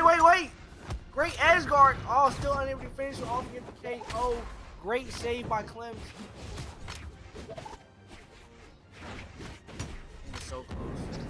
That is true, but Marckiemoo and Future Rebel are down in the set, so I mean they gotta play. They have to play hard. Neutral sig there by Clem. Marckiemoo. Ooh! Nice punish. Nice. Clem tries to go for neutral sig, unable to get it. Resets the corner, wait for teammate. Oh, is that Clem's out of here? With the Marckiemoo lands, Clem's is out of there, making a 2-1 situation, and blue team both sitting on 2 stocks. And that's game right there. Chef Don falling off. We have our first game 5. Wow, Chef Don's one accident was the last stock, and he had 0 KOs. That was a really, oh my god! And then Clem sitting over with 187 damage. That was a bad game for the red team, or was that a really great game for the blue team? Is blue team back on track from what they had coming from the first game? Maybe. I mean, they definitely played very, very well there. 4 stocks to their name right at the end. Overall, I will say it can still go either way. But, you know, we'll just have to see here. Game 5, winner takes all. Winner moves on to top 8. Loser goes down to lower side bracket and has to fight their way through demons, if I will say. Demons, as you might say. Yeah, even though this is definitely considered a small tournament and you know, probably the audience size, it's still crazy how much talent that you see out here in these tournaments. Again, we're getting to see Marckiemoo play, but this isn't even this. We only got to see a little bit of winner size. We haven't even seen the full bracket yet, and there's some great names and some great games yet to be played so far. So I really encourage everyone to stick around. You'll get to see great sets like this one here. Side light neutral air. Marckiemoo tried to find the Sayer. Future Rebel hitting their own teammate, unfortunately, but that sider should be the end of that stock. It is not. Chef Don still able to live regardless of the defense. However, Clem gets taken out with that dare. Nice neutral sig, though. Can Chef Don get a KO on Future Rebel before Marckiemoo gets back? Unfortunately, not. Very, very close. Interrupting another recovery. Neutral light trying to get the dare. Unable to now. Future Rebel, last person on 3 stocks. Yeah, the fact that this is the last game, and you can tell that it's really tight for everybody, because the fact that this is the last game and the stocks are so close, you can just tell how serious this is for everyone involved right now. You know, both teams sitting at 2 stocks, except for Future Bubble. Future Bubble sitting here at 3 stocks still, giving him and Marckiemoo a nice lead. And you know, if Marckiemoo has a lead, especially pulling off team combos like this, there's a good chance they'll be taking the series home 2-3. Barely avoids the DC. Chef Don looking for the KO, still on to Future Bubble. Marckiemoo putting on the hurt train, though. Doing so much damage to this red team. The low defense Jala not helping out here at all. Goes down now in bracket stock. D-Sig helps Clem find that stock too. 5 stocks to 2. 5 stocks to 2 is crazy. Yeah, red team sitting here both 1 stocks each, hurting to see some type of opening, but they're just, again, Marckiemoo making it impossible with Future Bubble, and these team combos are able to pull off seamlessly out of nowhere. Even if it's just a little 1, 2, 3, 4, or a little 1, 2, it's still a lot of damage they're stacking up over time, really making it hard for the red team to not even catch up. Future Bubble's still on this first stock, by the way. It's been 2.5 minutes. Crazy. Oh no, Chef Don goes Clem's down to his last stock. Oh neutral, that should be it. The double weapon throw. With that being said, Marckiemoo and Future Bubble have taken over Clems and Chef Don to move on in the winner's bracket. I can't say I'm surprised with somebody like Marckiemoo on the blue team. Wow. Just insane, dude. My gosh, dude. Marckiemoo and Future Bubble, they were able to force game 4. Or, I'm sorry, yeah, no, I lied. They forced game 5, they took game 5, and just absolutely shifted momentum later on in that. Dude, Clem, unfortunate to say the least. And we saw very, oh my god, Marckiemoo! You see that? You see that, right? Literally 647 damage, axe and axe only, baby. He said that's the sauce. If anybody out there needs the sauce to get diamond or gold or pop off from Brawlhalla, axe is the move, obviously. That's going in the archive. My goodness, dude. Man. And it's so crazy to see that Marckiemoo and Future Bubble, that first game, they really went crazy, made it seem easy, made it seem like they were going to make this 3-0, no problem. But then Clems and Chef Don tried to flip it and make an upset. But Future and Marckiemoo were like, all right, we remember the first game. We got the download. Go get it. Go grab it real quick so I can install it. They install it, come back, and now they take the series 3-2. I can't believe that Marckiemoo and Future Bubble pulled it off with Clem and Chef Don making it so close, man. Again, great set, great players, and there's only more from here. This is true. Now, unfortunately, Hoppy, we are going to have to, I believe, take a little bit of a break. I'm pretty sure, right? Yep. Yeah. So, just before we go, I want to do a quick little recap of what we've seen so far. So, first set we saw BalloonBoy versus Hideaway. They lost to Soul and Winter in 4 games. Upset. Next up, Megd Radish lost 3-1 to Hybrid Flower. Upset. Next up, yeah. Fakey Snowy 3 over Sweaty Meat and Money Holla. And then Future Rebel and Marckiemoo took game 5 from Clem and Chef Don. What a top 12. I mean, that's absolutely like, that's crazy. My goodness, and these are just the first 4 games. Imagine. Oh my god, dude! I'm really excited to see where Soul and Winter go. That's gonna be a really cool team to watch out for. And Fakey Snowy, really excited for them too. So far, predictions are a little wonky. I lost all my coins. Hoppy, before we go, you want to say anything else? Man, again, thanks AJ, thanks out to the Moose Wars guys for this opportunity, man. I love commentating. I love these games. These sets were amazing. Marckiemoo, Fakey, Snowy, Radish, all these guys were amazing to watch. I hope you guys enjoyed the commentation. I hope you guys enjoyed the game, and I really appreciate you guys for sticking around, man. Thanks for the opportunity. That being said, we'll be right back, and remember, these meese can war.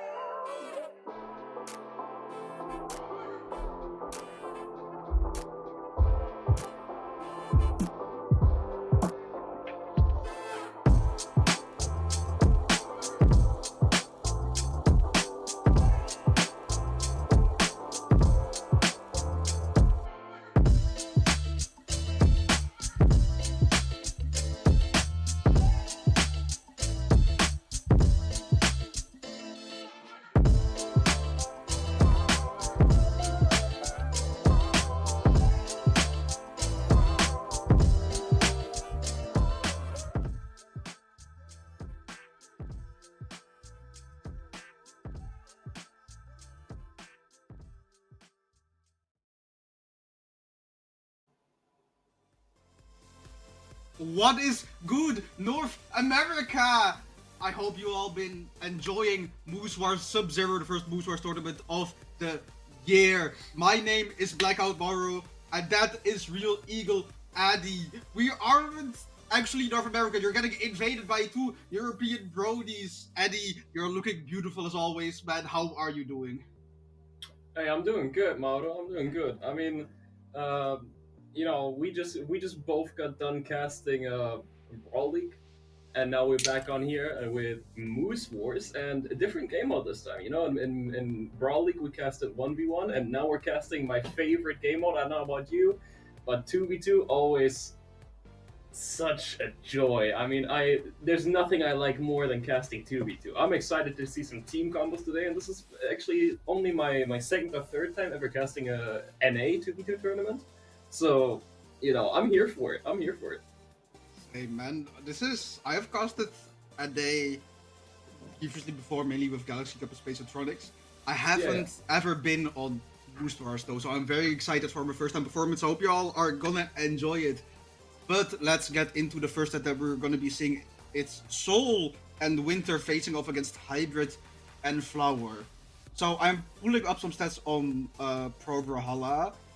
I can't find any previous tournament performances by Hybrid and Flower, and Soul and Winter have won to their name. 17th place at Autumn's Double Championship North America of last year.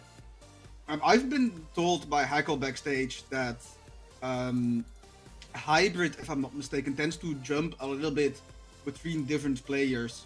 So I'm excited about the set because I'm essentially going in blind. I don't know these players personally. Yeah, I don't have a lot of data from pro stats.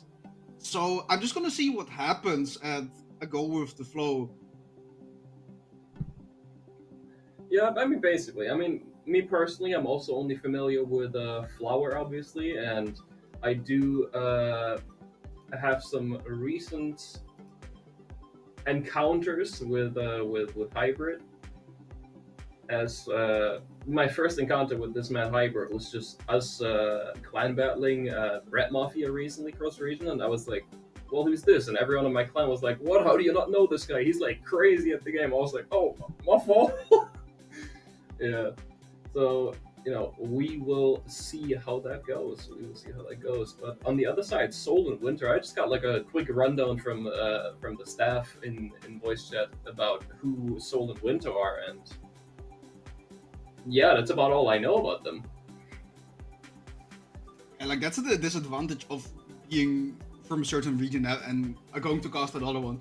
There's not a lot of player data, there's not a lot of experience. When you're mainly affiliated with Brawl League, like we are, you're gonna see a lot of Agner, you're gonna see a lot of Blaze, you're gonna see a lot of the same players, and you're gonna get a feel for what they're known for what they often pull out, the weapons that they like, the legends that they like, what their best game mode is.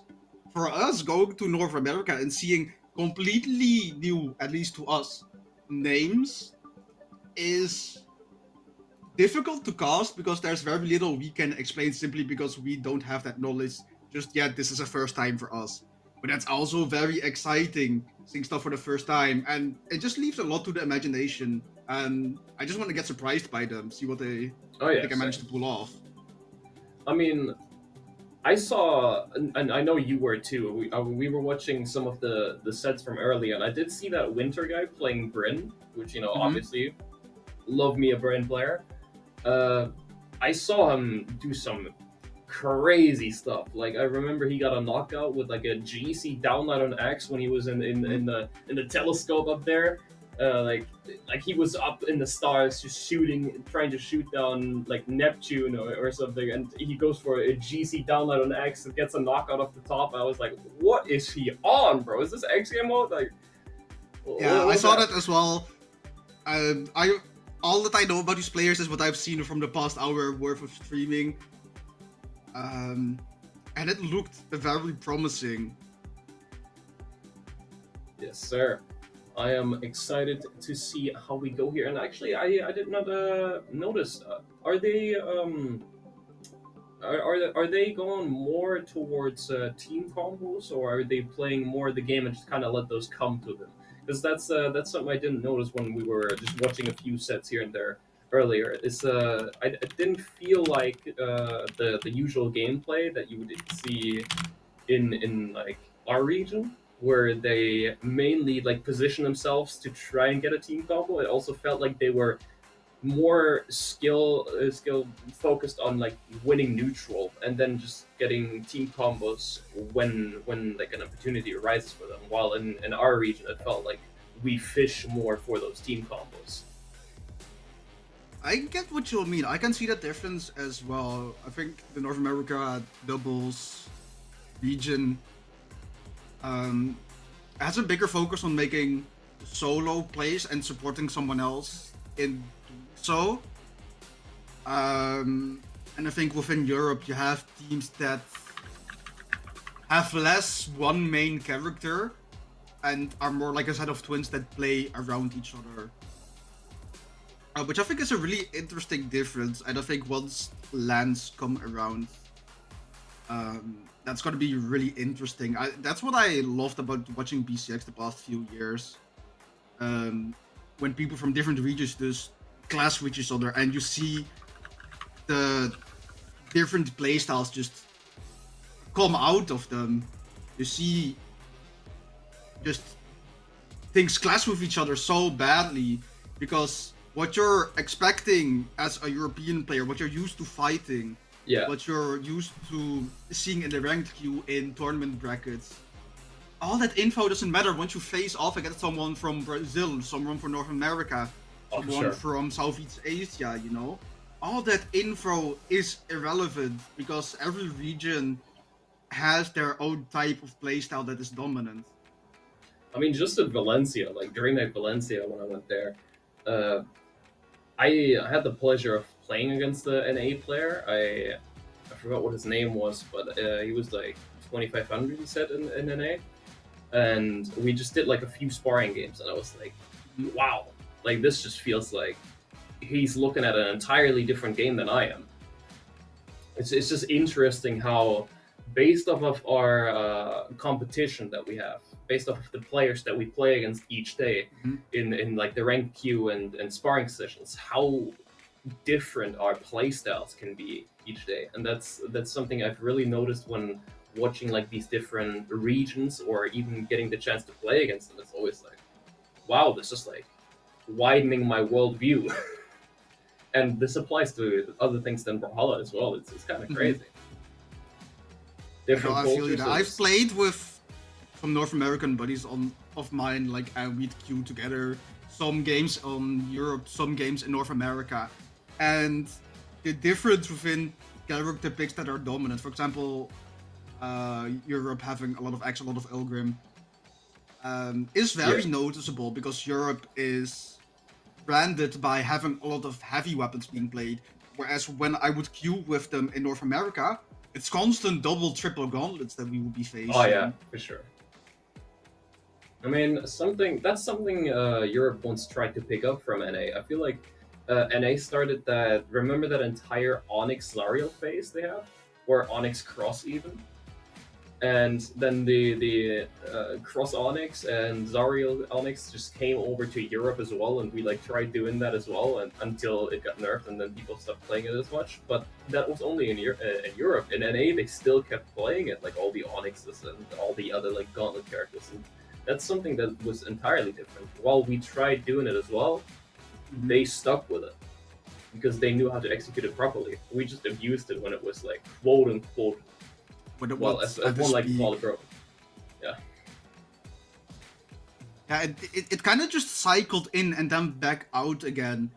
But I really like that, you know, exchange of information, regions learning from each other and seeing strategies applied, and then taking that information of their own and trying to make their own strategies. What are you doing with your hair? I put it back up, back to the front. Also, I think we have a game now.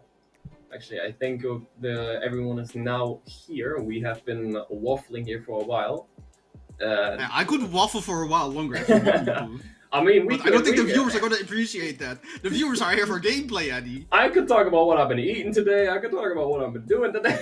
I could just keep going. Okay. Keep Hey, talking listen, about, you gotta introduce my friends to Ade though, because like in Europe, in Brawl League, we know your buddy, but I don't think North America knows about him. Pull him up real quick. my buddy. Your buddy, Oh. you know who I'm Oh. talking about. Yes, sir! So this is Juliet, my dear friend Juliet. So Juliet is actually dating Olaf, which we have over here, and they recently had a child, which was sadly a miscarriage, so it got turned into a pencil. Funnily enough, yeah. The Eagle Eddie lore goes crazy on Moose Wars Day. Yes, sir. Alright, it's time. We're loading in. We're seeing the. Are we on North America? This feels like a European comp, Eddie. This looks very European. This looks turbo European. We're seeing 3 axes. We're seeing a Rayman Ogrim. Hybrid and Flower winning the Ogrim Kaya, which. Oh, I think they're this is just going. a testing game. Yeah, At least I'm assuming so. Are they doing a button check online? That's crazy. What are we doing here? Is this a reset? Is this like a button check? I mean, it's gonna be a reset. We're not gonna count this. Like, they I mean, jumped off at the obviously. start. I'm just kind of obviously wondering it's a what was the reset. reason. Maybe they were testing internet. Maybe it was a button check, like you mentioned. But it's rare to see a button check online. Yeah, that's what I was surprised. Like, I don't think I've ever seen a button check online. Only ever at LAN. That's it. And We're boy, having do a I level tell you, 100 actually- Ogrim and Kaya though. That's Actually playing at LAN, man, a button check is necessary. It like every single set, I was like, did I get my controls right? It was actually rolling very in messy. finally. Still the same legends, and this is just my European ranked queues, man. Bryn Rayman versus Hybrid and Flowers Ogrim Kaya comp. Could make the argument that that was a comp, I guess, made more popular by Acno and Blaze's performance on these legends, and Well, Acno's I quite very like famous the Kaya clip. Acno and Blaze, obviously, but if we're talking about Kaya, you know, Jabba Fakey recently have been running the Kaya Terros as well, or were. Oh, that's a which, huge gave side a- sig. That is. And Winter, I'm quite liking how he positions himself here so far with with Soul actually getting 2x sidelights there and immediately backing off to not get punished, which was quite interesting choice of options, but it worked out great for him, though Winter goes down first here, giving the red team a lot of control, which with Soul actually takes control of as well with the GC side sig, getting a knockout onto Flower there right away, even out the game quite nicely with some nice That was damage a lot of stacked damage, and that onto was unarmed too. That was crazy. Okay, Winter putting out a sidelight there with that axe, trying to find a knockout onto a Hybrid, still staying strong on their first stock. But so is the Rayman on their screen, so is Soul, but now they're finally knocked out, and Hybrid and Flower have a full stock lead with Hybrid still being on their first, going deep after that weapon throw, not catching anything. How is he still alive? Okay, I never don't know mind. about it's not you, him. but I cursed it. that was a caster's curse right there. You Bro, we're jinxed like it, as 5 one might minutes say. in, already a caster's curse. Like that's insanely fast. That is indeed insanely fast, but to talk about caster's curse, we got to talk about Winter still holding on here, and almost barbecue color. He's playing very careful at the top, and he does go down with that bow Also, recovery. The side sig is really unfortunate after the beautiful Enlight coming out from Hybrid. The blue team is quite behind here, actually. Winter needs to play possibly careful here, or make something big happen, but that is not going as he would like it to, as he does get bounced around there just a little bit with the damage. Nice Enlight there. Soul not in a position to follow up whatsoever, though he's playing careful. Now he's out of options. That's a good position for Hybrid and Winter to, Hybrid and Flower to juggle there. Able to convert The much fish off, though, doesn't but the take him off damage the is top, but piling it's up. a That ground ground pound. pound might have been bad. Oh, great coverage by Soul there. If Soul didn't get that silent on both of them, Winter might have been gone. That could have ended really badly as they could get the knockout there. And while they are quite behind damage-wise, this is winnable. Winter is in orange, now in red, but has an X and we're seeing 3 X's on the screen. Yeah, now we're back in the EU. What is happening? What type of immigration happened to NA? Man, I don't know what you X's know, are but just they are swinging. cooking! Wow! Winter and Soul! No, you weren't kidding when you said this is winnable. How did they manage to turn this around? Okay, Flower Haven't got won a yet, knockout. haven't We've won been yet. behind in damage. Soul needs one good end light, maybe a signature or a Sair even. And then like Take do it here. Okay, Flower is down disarmed. there. This is really bad. Switches to the gauntlets here, interestingly enough. Weapon throws them away. No more gauntlets. Gets the Ooh. axe spawn on top of them, and Flower disengaging. Like Futsis gets the spear. Flower needs to make Careful the here. play right here, right now. Doesn't get the dodge read. Starving bow in hand. Soul hasn't really, tried. Oh! Yeah, but he was waiting for that. The patience there was Something I insane. noticed, yeah. That's something I noticed about Soul and Flower both here, is they are really patient with the footsie gameplay and just aggressing with movement, one might say. You know, they permanently aggress with movement, kind of space around each other, and they're really good at that. How they move around each other in the perfect spot for the opponent to be like, oh, he has to move in now, or he has to move in a certain way if he wants to hit me with the moves that I'm aware that he's probably going for right now. And Exactly. they keep Like, putting they're himself. not pressuring Yeah. with the putting out a hitbox. They're pressuring with the idea of, hey, I can put out the hitbox if I want to. You're trying to pressure with the dead zone even though there's not anything there just yet. And you gotta move around it, especially when on the deep red damage ranges. One hit can just mean the end of that. But they both played really well towards trying to get the weapon first, trying to wait until the other person was disarmed. But Flower just did that unfortunate dodge at the end after missing the sidelight into Ensig. And Soul Nice got a little team beautiful come off advantage the of top that there. gauntlet. Soul actually getting a lot of damage on them right away at the start of that match. Almost goes for a gimp on Flower there, but rotates back on stage to get a 2v1 situation against Hybrid. They convert a lot of damage off of that. Now looking quite strong here, as Soul has been popping off on the axe here, looking at a lot of damage onto the red team, but the red team has been looking a bit more in control when it comes to the even damage spread onto the blue team, as both are approaching the knockout zone now. With Flower looking for a neutral stick there, not gonna have to convert it, but the knockout does happen there with Winter going for a sidelight fallout there, not quite the ideal, but it is more damage, and Flower's also approaching the knockout zone. Everyone is close to being knocked out, as that neutral stick won't just do it quite yet.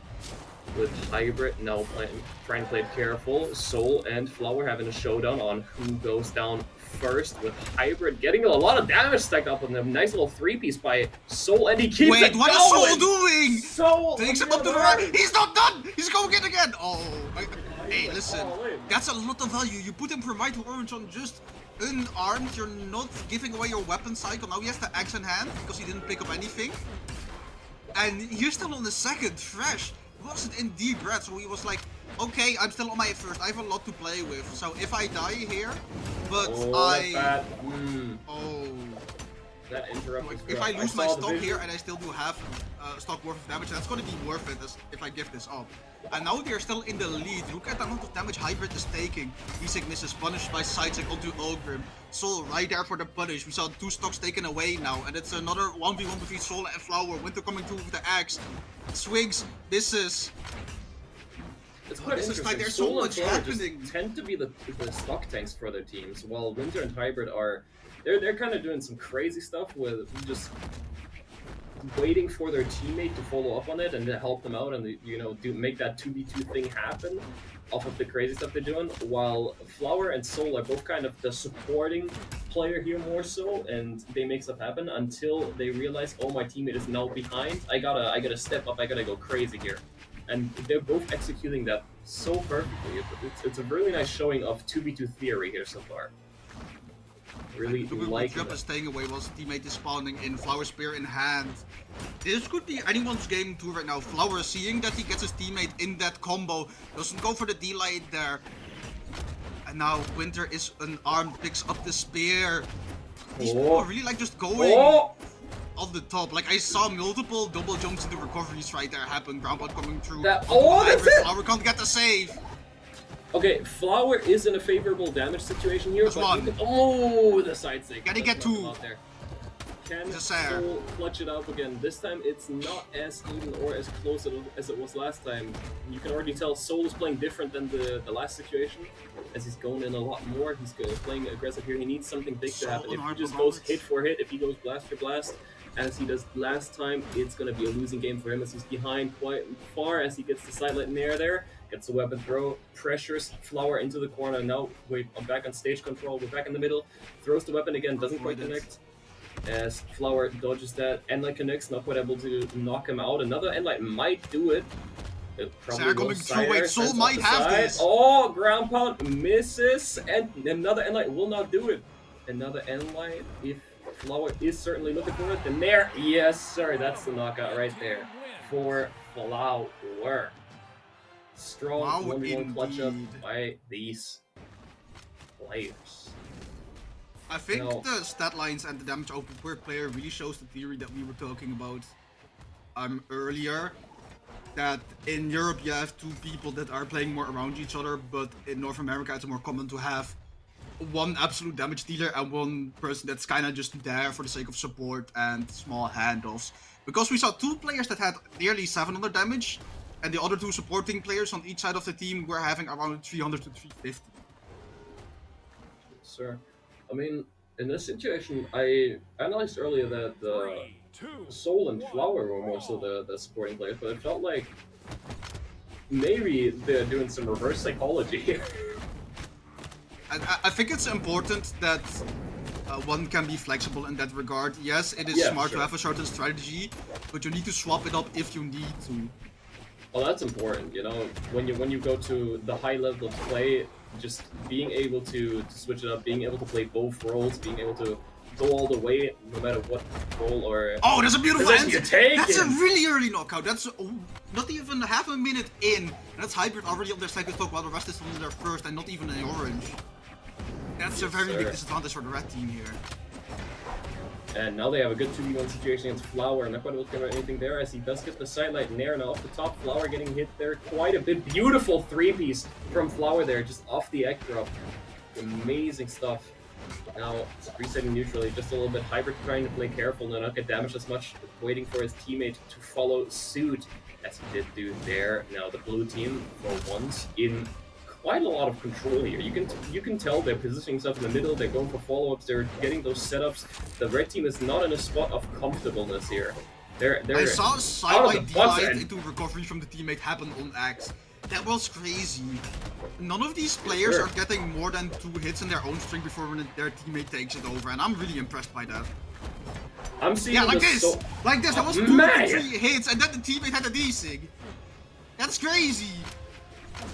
I gotta say, I'm seeing Soul and Winter play for the first time ever, and aside from the one set that I watched earlier, and this Soul guy has insane 2v2 IQ, and the Winter guy just makes like a lot of follow-ups happen, a lot of crazy plays. I love the synergy they're showcasing right now. It is really good. Look at that setup for the follow-up. Just slightly missed the timing, and they're really extending their lead here right now.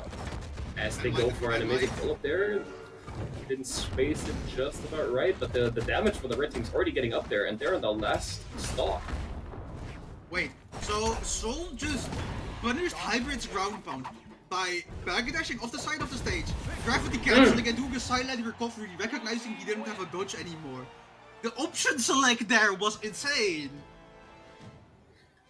And Man. Winter and Soul looking mighty fine after that game number T.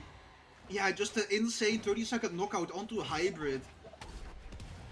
That was a really, really strong game by Winter and Soul, and they're looking to take it home here in Game 4. Can they do that, though? And Maybe they're immediately Flower and banning Small Hybrid. Fortress of Lions. Like, after that loss, they're like, nah, we're not going back there.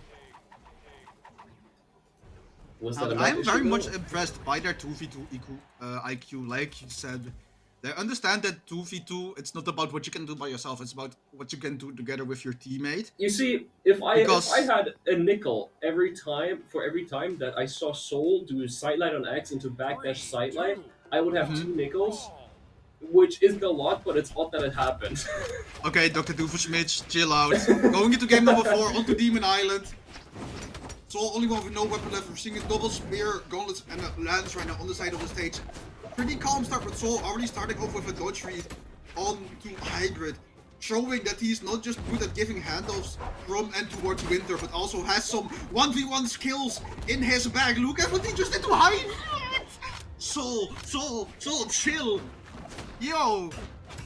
Okay, watch, Endlight, Oh, side boy. light. Endlight, bro.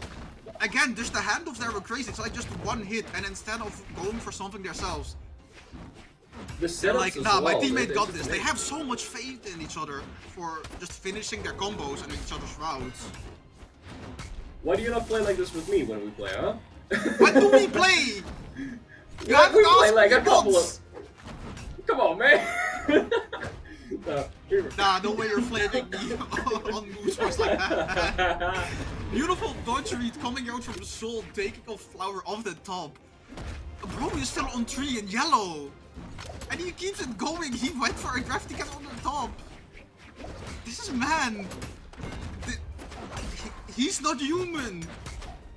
Man, this Soul guy, I gotta give credit to where credit is due. Winter is playing insane as well, but this Soul guy just next level of 2v2 IQ from what I'm seeing. The way this guy sets up like 2v2 situations, just giving his teammate opportunities to follow up, like spreading the red team apart is amazing. He has a really great understanding of the game. I'm surprised I haven't heard of this guy before. Like, I've noticed it in the previous game as well, but there was so much going on, I didn't have a chance to say it. The blue team is doing a really good job at buying time by just smacking one person away, and then using those 5 seconds that they have the 1v2 against the remaining person on stage, just dish out an immense amount of damage to take someone from white to orange. And man, I've been talking about Soul and Winter a lot, but I am also really liking what I'm seeing from Flower here. You know, he keeps calm. He's like, oh, my teammate Hybrid is like behind a bit on damage right now. Let me just take stage here with the bow, spread it out, just keep the juggles with the endlights here. Give my teammates some room to breathe. Give my teammates some room to play, and let him relax a little bit. That's a great decision making here when Hybrid is as far behind as he is. And that pays off that's a lot of damage, beautifully. they needed that. Considering That's like exactly. a few seconds ago. That is exactly why you've got to do your best at all times to keep your teammate alive, no matter what. For situations like that, as soon as the positioning is off just a little bit, the red team gets a position and a chance to bounce back from how far they were behind. And now it's already looking like red team's game to lose. It's such a quick switch Flower, back as Hybrid this does is go down doable here, for but Flower. this is very much doable. This is a similar situation as it was in game 2. Oh, But the that's a follow-up lot is of there, damage. that's up to orange, not quite a 0 to death. Coaches As that. Flower is Goes for the now the funny angle! okay. The funny angle came true and Flower almost clutches this with the NSYNC. Okay, can Winter do this? This is the same situation that Soul was in Decent before, coming and no, he will not. We're going to game 5! We are going to game the 5. Demon Island funny angle claim in clutch there. What a game Oh, by Flower. just the straight 90 degrees down, simple geometry right there. What a game by Flower, man. Look at that almost 800 damage right there. He did 770 damage, Flower. Do you know how much that is? Man. A lot. Yes. I mentioned earlier how Flower is taking stage. He's kind of juggling with the bow and like doing N lights and D lights where he can, and then keeping the blue team in air. It worked out so great that towards the end, the red team got so much control again, and Flower was just moving left, right, hitting Soul and Winter where it hurts, and it was looking amazing. And then the Hybrid just came in. He was like, "Okay, my teammate's popping off. Let me get the follow-ups," and that so he did. And going into this game 5, the blue team needs some change here, but we are still on Demon Island. Bro, those first few seconds of this game 5 were kind of confusing because I felt like it was just a free-for-all but with different color schemes. So, like, people were hitting each other accidentally over and over again. That's a big conversion, even though it's only 2 hits. You're buying so much time, you're just spreading them out, not giving them space to get together. sir. Bro, the blue team has some. They're just swinging with the axe constantly, but I have yet to see something that just misses or hits the wrong person. Gets it there, doesn't get the dodge onto Hybrid. really Winter, accurate. the only one being relatively healthy as Hybrid loses their first stock in game 5. Now the 2v1 onto Flower. Flower backing off to the side of the stage, but this is Demon Island. They ain't got no wall to work with, and Soul. Ooh, good situation sidelight. here. That's Beautiful it! stuff. Gravity cancel D-Sig! What? Just freestyling that we're out in the skate park and Soul is going double there! Is that it for Flower? No, the recovery the coming through, but it's still a lot of damage. Man. Soul and Winter, beautiful showcasing on the team combos here, but what a save by Hybrid there on the Flower. Flower might have been gone early, but he barely held on, and that Hybrid is just gone there. Beautiful, quick team combo by the blue team there to take Hybrid out really quick, and Soul just keeps it going with a nice 3-piece on the unarmed there off the top. Now, Flower's still trying to hold on. He's trying to be the stock tank here. He's trying to make stuff happen once again as he tries to take Soul off the top there. Hybrid playing very careful. Does get silent nair there. Playing careful, trying to not get the damage up on himself, but he is in the orange now. Feels like. He, as he should probably, as he is in the orange here on that game 5. Now, Getting double dared. Ooh, dangerous situation with Soul there. Soul does go for the down sig there. Hybrid barely making it back with the landsider. Now, center stage, trying to wait for Flower to make something happen, but the blue team is just looking so confident right now. They're looking so much in control as they are still on their second stock and not really getting knocked out either. Hybrid is gone. Can Flower clutch this? I think don't everybody think knows so. He right might now be the Flower's in the gone. thick of it, but he still touches the wall there. Wait, the 2v1. You know, Flower has top 8 at BCX. We've all seen what he can do, but this is a bit of a rough one. Maybe if he plays the best he's ever played in his life, he can No, do this. But Enzig misses. He gets one more shot at live. He gets one more shot at winner's side right now, but the D6 coming out. Oh, and Light Ooh. avoids the weapon throw. Flower D-Line amazingly chase touch holding turn on around quite side long Light, here. avoiding going for the end Light in order to not get punished for it. And Light coming through by the blue team, hitting their teammate. Power is playing this so clean, but he has no resource to work with. And Soul getting the D6, smacking them in the face. Taking game number 5, Soul and Winter. Immaculate performance right there. I am tired from just watching that. Man, that was a struggle. Both teams really just an amazing showcase. Each game they just kind of traded blows. Game 1, blue team. Game 2, red team. Game 3, blue team. Game 4, red team. And then game 5, blue team. They just went back and forth, back and forth. If we kept going like this, they'd probably have an even score if we went to game 10. Bro, I am excited for what both of these teams are going to perform throughout the remainder of today. Because this was hype. This was extremely sick to watch and to cast. As for now, Soul and Winter are advancing towards winners finals, where they're going to be meeting one of the next teams being Fakey Snowy versus Future Bubble and Marckiemoo. So these teams are seed number 2 and seeded number 3 respectively as for today's tournament. And I think during pre-show, AJ and Flaming also mentioned them in their top 3 and teams to look out for. Is there anything that we need to say about these teams? We know them, and they know them. I think everybody knows these guys. I don't think any of these guys need an introduction if we're being fully real. I mean, Marckiemoo and Future Bubble. I'm gonna be honest, before BCX, I didn't know who Future Bubble was, but boy did he leave an introduction. Boy did he leave an impact. Because man, these two together, just a story in the making. If they won BCX 2v2 as well, that would have been just maybe the One Piece was the friendship we made along the way type story. We did not just have to make a One Piece joke in our blog, man. Why did you? No reason. No, bro. You're not getting paid. You aren't getting sponsored to say that. You're just shit posting on our blog for the love of the game. Anyways, going on to Demon Island, we're seeing Marckiemoo on an ogre backstage. We were talking a little bit about it, and we had different people. I'm not gonna name any names. Heckle saying Marckiemoo, get off that ogre, and other people, including myself, saying nah, trust Marky has it in the bag on this pick. Popping off a future bubble just on that. I don't think I've seen them play anything else but Gaia and doubles, even during BCX as well. As for Snowy and Fakey, Snowy's a name that has been in the scene for longer, but I haven't seen them for a while. I don't know if they've been just not playing as much or underperforming. But it's nice seeing a relatively old face, I guess, still playing the game back in the scene, because Snowy is a notoriously good doubles player.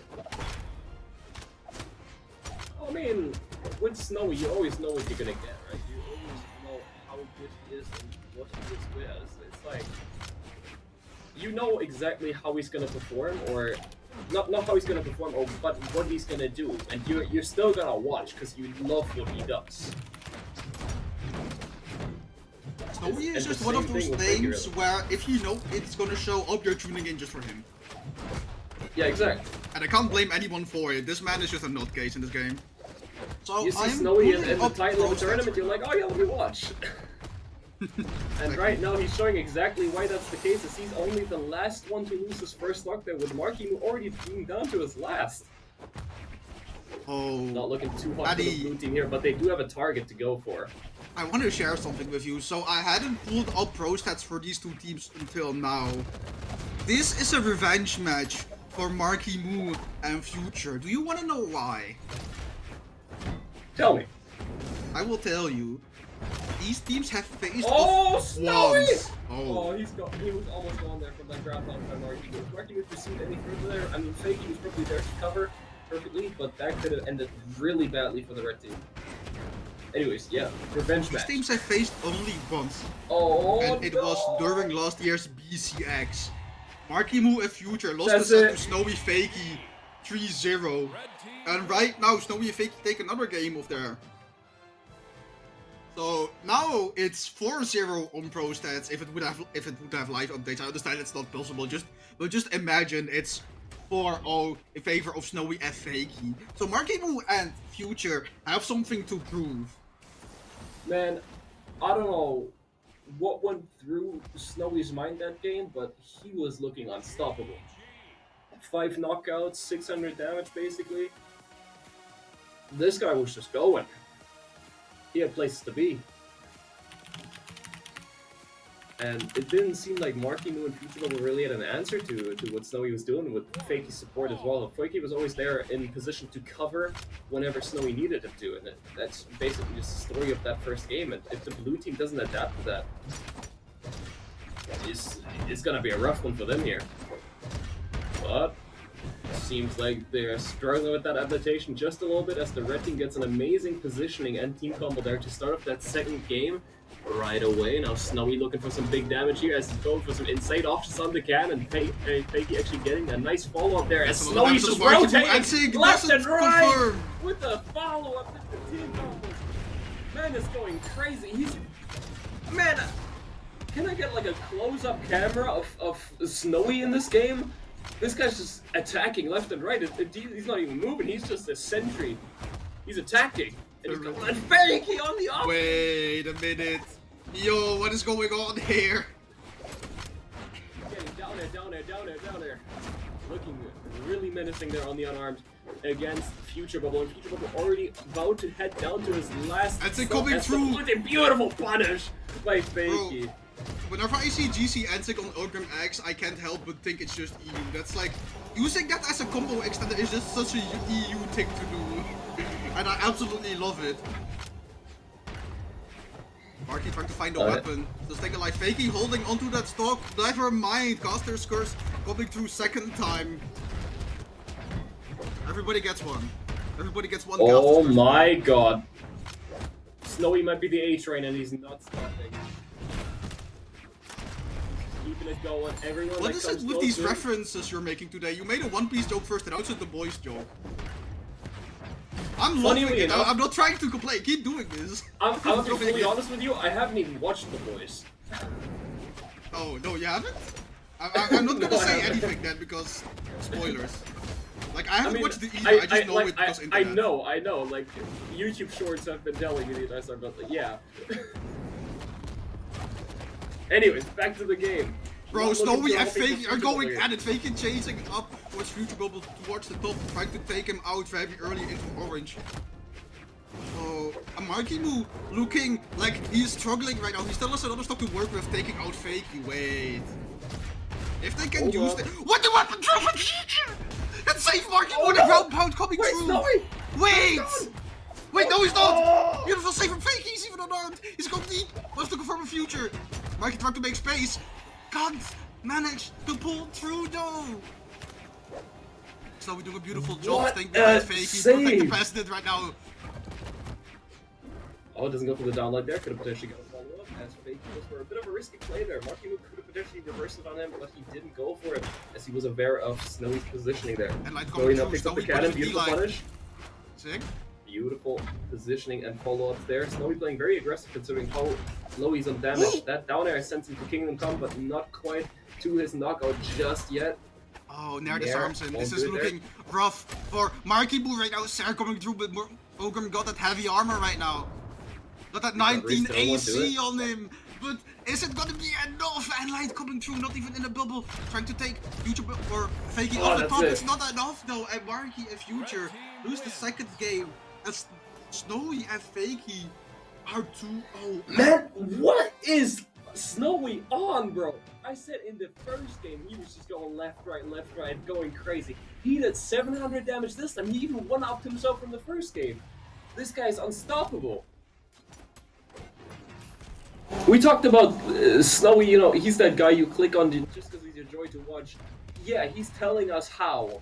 This guy is going crazy right now. The blue team needs to change something here, or it's just gonna be a continuous train here, running him down.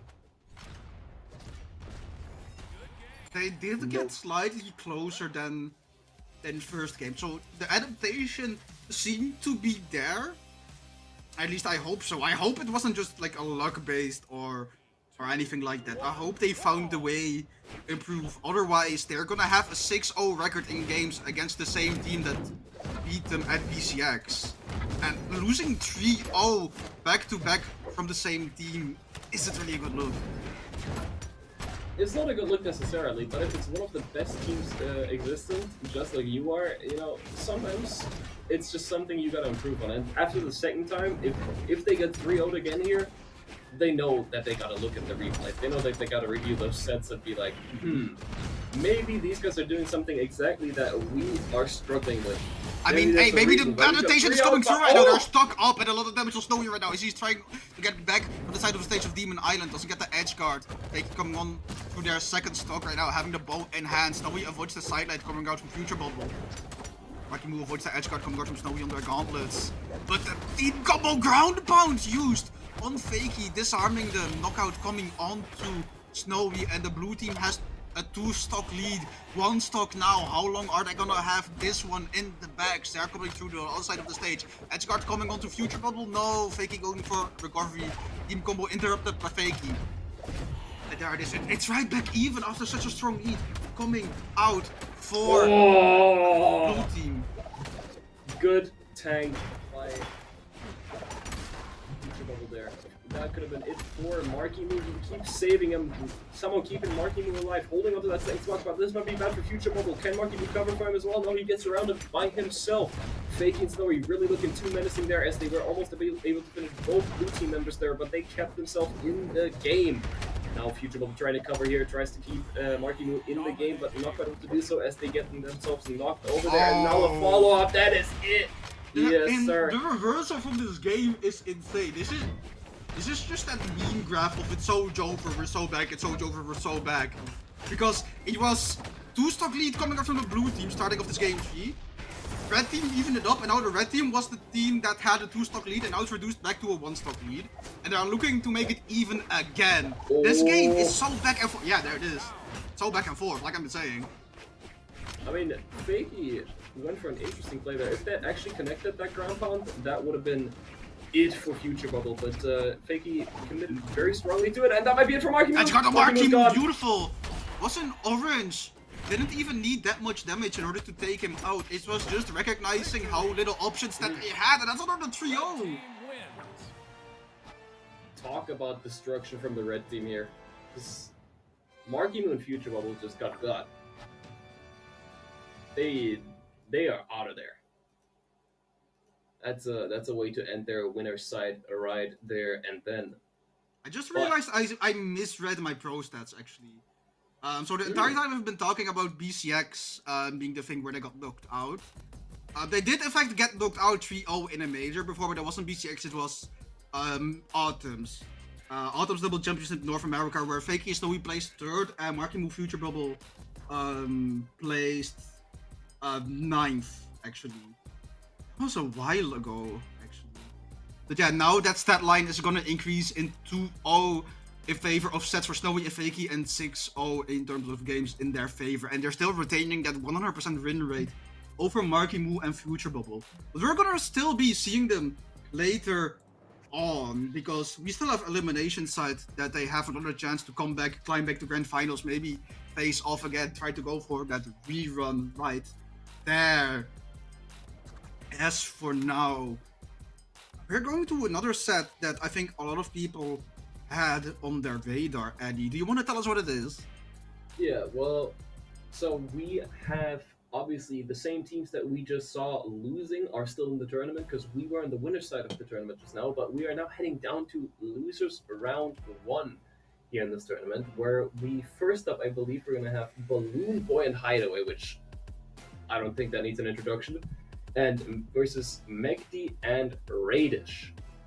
I mean, that's just clash of the Titans here, just coming up right away. We got BalloonBoy and Hideaway, which is an incredible team that in the ranked leaderboard most of the time at rank 1, versus Megdi and Radish, which obviously just they have a history. I don't think they have ever done too bad on a tournament, which I would have to check pro stats, which I could do right now, but I don't think. Pull it up. So I'm looking at the sets right, the seeds right now. Megdi and Raiders seeded number 4, as Balloon and Hideaway are seeded number 1. Seeing teams that are seeded top 4 coming into top 8 from elimination side is a rarity. So I'm gonna double check at, who knocked them out of curiosity. I'm looking at Megdi Raiders right now. The worst ever placement these two have gotten together was literally 17th, which was at which was at 17th BCX being your worst is extremely impressive. Which was 2 times, once at BCX 2024 and once at BCX 2022, and that is their worst placements of all time. 17. Eddie, I found something really funny. So I was looking. I am currently having the StarGG page for both of these teams in front of me. Both of these teams got knocked out by our first set.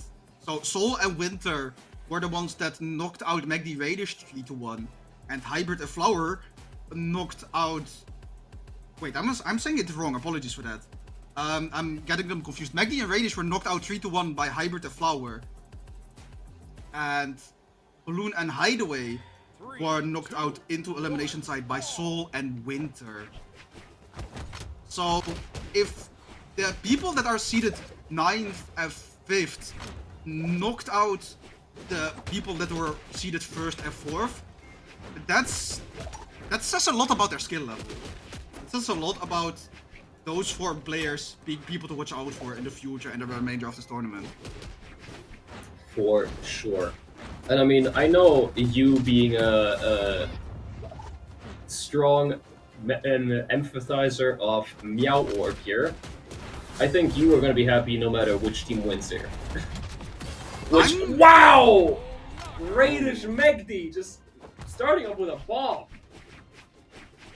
Starting it off with left-right knockouts. Beautiful team combo here, quick follow-ups. Bro, Eddie, we're seeing 2 Wushangs. We're still in EU. We never left. We never left. Is it all EU always has been, man? I don't know anymore. Okay, BalloonBoy on that Shang, trying to pressure Raiders. Hideaway taking it over on that Lance. Raiders still a lot of, I mean, they're still on their first stock, but they have taken a lot of damage right now. As Magdi is still decently healthy, but we get a team combo as they have a 2v1 scenario on Magdi. Doesn't get anything off it other than a D-light on the Lance. Radish Now, backing off, Radish trying and to create Magdi space. finally going down onto the second stock here after BalloonBoy and Hideaway had a not so great start to this game 1 here, but they are slowly bouncing back. You know, sometimes the game just starts off and you both get team comboed and your first stock's just gone and you gotta bounce back from that, and that's something they are able to do here. They didn't lose their mental just of that, and they're slowly building up the damage. This Radish is now also approaching being even in damage with them, with Magdi being the only one to really hold onto that damage lead as of right now, with the blue team now approaching the knockout zone. One Wu Shang Sick could do it to them here, but they're playing beautifully around that. So the recovery will do it as Hideaway goes down there real quick. Now, BalloonBoy still holding on, somehow still alive, as that Battle Boots move does not quite knock him out. We're going for GC sidelight on Hideaway, and right now blue team, both players are on their final stock, whereas Magdi and Radish, mainly Magdi, are still comfortable on their second one, only in orange. And it's not that Wu Shang is a tanky legend like that, only has 6 base defense if I remember correctly. Oh, that's a beautiful sidelight. We have to get X recovery just did him dirty there. This is the big evener that they needed. But both of the red players are coming onto the stage at the same time, removing the opportunity for a 2v1 team combo. They started off the game a full stock behind, and now they're even. I mean, they are doing a bounce back here for the record books, as now Magdi and Radish finally take some stage control here, kind of pressing pressure onto BalloonBoy Hideaway here, as we're looking at a lot of good positioning from them, forcing the blue team into the middle, but now BalloonBoy converting a lot of damage onto Radish here, hits both Magdi and Radish with that end light. Looking like a big force to reckon with, doesn't go for a downlight there, gets a bit greedy and goes for a sidelight for the double downlight, and that side sig will knock Hideaway out of the game, but this is possible for BalloonBoy. He's got a good position here. Magdi with no weapon now picks up one. One signature will knock out Radish, and Magdi's also not too far from the knockout zone. Magdi looking for that reverse, or the turnaround cider to start up the team combo with Radish here. Not going to be able to do so as BalloonBoy's playing the footsies around that ever so slightly. Sidelight there, a bit of a rough one, but not quite able to convert anything off of it, aside from the downlight there. Goes for the punish there onto the sidelight, not able to do anything, but BalloonBoy just bobbing and weaving right now. He's being very, very careful about his options here to attack the red team, and he has to really, as one slip up is going to cost him everything. Right now he's just trading one blow at a time. He's going to be looking to get a weapon here now once again, or maybe fish for recovery as he does there, but not able to get anything, and that sidelight Sair will do it. What a nice confirm by the red team to start up that first game. Balloon almost had the clutch in the 2v1 there, but I want to commend him for how well he was moving around, because it took quite a bit of effort from the red team in order to finally get that confirmed. He was just moving around them so well. He was getting like 1 or 2 hits and slowly building up the damage, but not overextending into anything. So although the blue team lost that first game, this is far from over. How close they made it seem. Oh, definitely. They really got a strong comeback there, and while it seems like the red team really just came out on top there confidently until the end, where BalloonBoy almost clutched up very, very amazingly, the blue team just, as long as they don't have another start like that, it's going to be a rough one for the red team, with the way the blue team has been adapting and adjusting here, as they immediately started off with a nice little follow-up. Create a little team combo onto Magdi there, getting some damage in, as BalloonBoy is the only one on the blue team that's really been hit. Tries to go for an overlapping follow-up. That's a bit rough one though. Doesn't quite able to convert. any damage there, with Megdi now playing some nice spear here. The downer sends him off stage there. BalloonBoy rotates over for a potential 2v1 situation, but wasn't quite able to convert anything there onto Radish. Now resetting neutral here. Red team and blue team duking it out to get that stage control. Tries to convert into a 2v1 situation there. BalloonBoy a bit out of position to get that going, but lands the side stick there anyways. Now tries to help out Hideaway, as Megdi was in a position to get the Hideaway out of there, but beautiful edge guard by BalloonBoy with the pogo pokes as he finishes off with a weapon throw right there. Balloon just recognized that Hideaway still has plenty of options left in the tank, even after getting edge guard to make it back to the stage. And he was like, yeah, no, Hideaway, you're chilling. I don't have to do anything in order to get you back safely. I just can go for the edge guard and get the confirm here. And now Balloon also losing their first stock in this game. Hideaway using the dare to touch the wall right now, making it back safe. Wouldn't it be hard to knock him out if he's playing this well? And then train onto Radish, putting them in the orange. Beautiful. And coming onto Megdi. Oh, he's going deep there. He's Hideaway chill. Megdi goes fight. Double life there barely, but that's a lot of damage that Hideaway just dished out there. Still holding on to his first stock before that, as he Hideaway knocked out. Did like 500 damage on that first stock alone.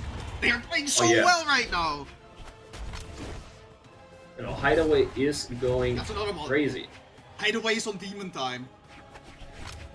I mean, we saw 2 Onyx players in a row here with Snowy and Hideaway, and both are just hooking up a devious hotspot right now. Exactly. Bro, I know Balloon is just big chilling, like seeing Hideaway take knockout after knockout and just like grabbing people onto the stage, making Cannon seem like a grappler character. And he's just sitting there like, yeah, no, Hideaway, you do your thing, and just take a sip of his water. Like, I'm big chilling. You know, sips tea. Yeah, exactly! Bro, just... Yeah, no, Hideaway is the GOAT. I'ma let him do his thing and just chill out on the couch here. But now it's getting scary because Hideaway and BalloonBoy both being brought to their final stocks. Radish, the only one being in the red, Megdi in yellow, and then Hideaway and BalloonBoy just being fresh off their new stocks. Double edge guard potential, Megdi and Radish both on the wall on the side of the stage. Light coming through, Radish taking BalloonBoy to the right side, giving Megdi some space to come back. And Light coming through, Megdi now being put to the side, Hideaway with the silent into Sarah. Is that a... Did Hideaway get 5 KOs?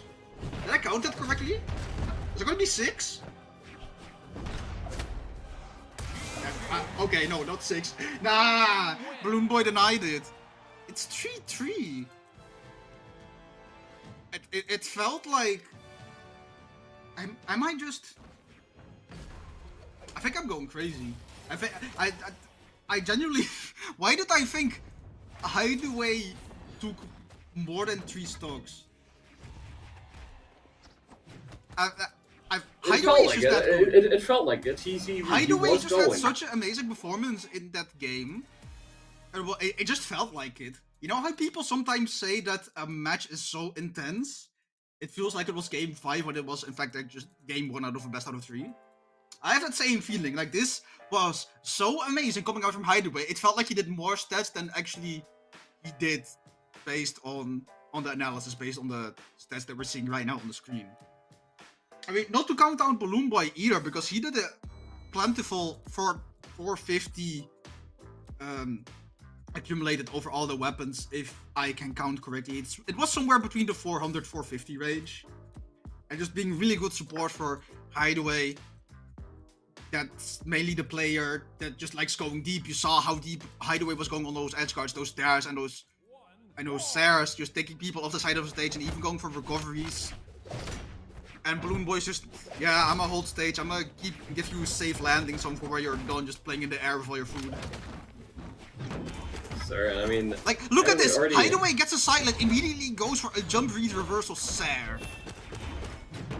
Sir, he's just going in. He's got that cannon in hand and he's ready to just keep it going. He blasts away. Like, look, he's just target switching right now. He went on onto Megdi at first and then switched out to Radish right away, but that might cost him ever so dearly as Megdi does get the ground pound there onto him, and his stock is gone very quickly, as that was only the first 30 seconds of the game with him already being gone, and now stacking up a little bit of damage. The red team making a beautiful adaptation here onto Hideaway, just going for his pop-ups, going in aggressively. Now Hideaway probably needs to switch it up just a little bit here, but he's still going in. He's still got that cannon in the hand. He's still popping up on the attacks. He's like, you might have adapted to me, but are you capable of handling me?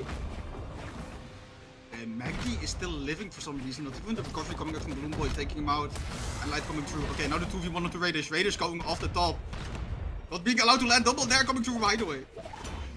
And now BalloonBoy is just chasing onto Raiders, and Light coming through. N-Sync from Magdi doesn't knock BalloonBoy out just yet. Now coming through, interrupted by Hideaway. Bro, Hideaway just goes out for a Sair, going off stage deliberately. He didn't need to do that, but he wants to go deep. He wants to have people fear him. Yes, sir, and that fear he's instilling might have been wearing off just a little bit, as the red team really seems to be targeting him here. They really are going after him a lot, as he is the one to get in this game here. With him being in the knockup percentage, that down air, almost doing it. He's barely holding on by a thread here. He is trying to keep himself alive. He is struggling, but BalloonBoy, Hideaway ain't the only damage dealer on that team. BalloonBoy has been stepping it up really well here, as he's been piling up the damage on the red team. Can he get the knockouts? Is the thing he's been struggling with here so far, just a little bit. BalloonBoy, this is gold! Let's don't do that on stage! Ooh. Okay, wait, he makes it back, but can Hideaway make it back though? Yes, he can, because BalloonBoy is the gold like that with the save, and Magdi has an unfortunate SD. That the last 30 seconds of off-stage had me on the edge of my seat. I am starting to slur my words, because I am sweating and I'm not even playing. Okay, recovery coming through.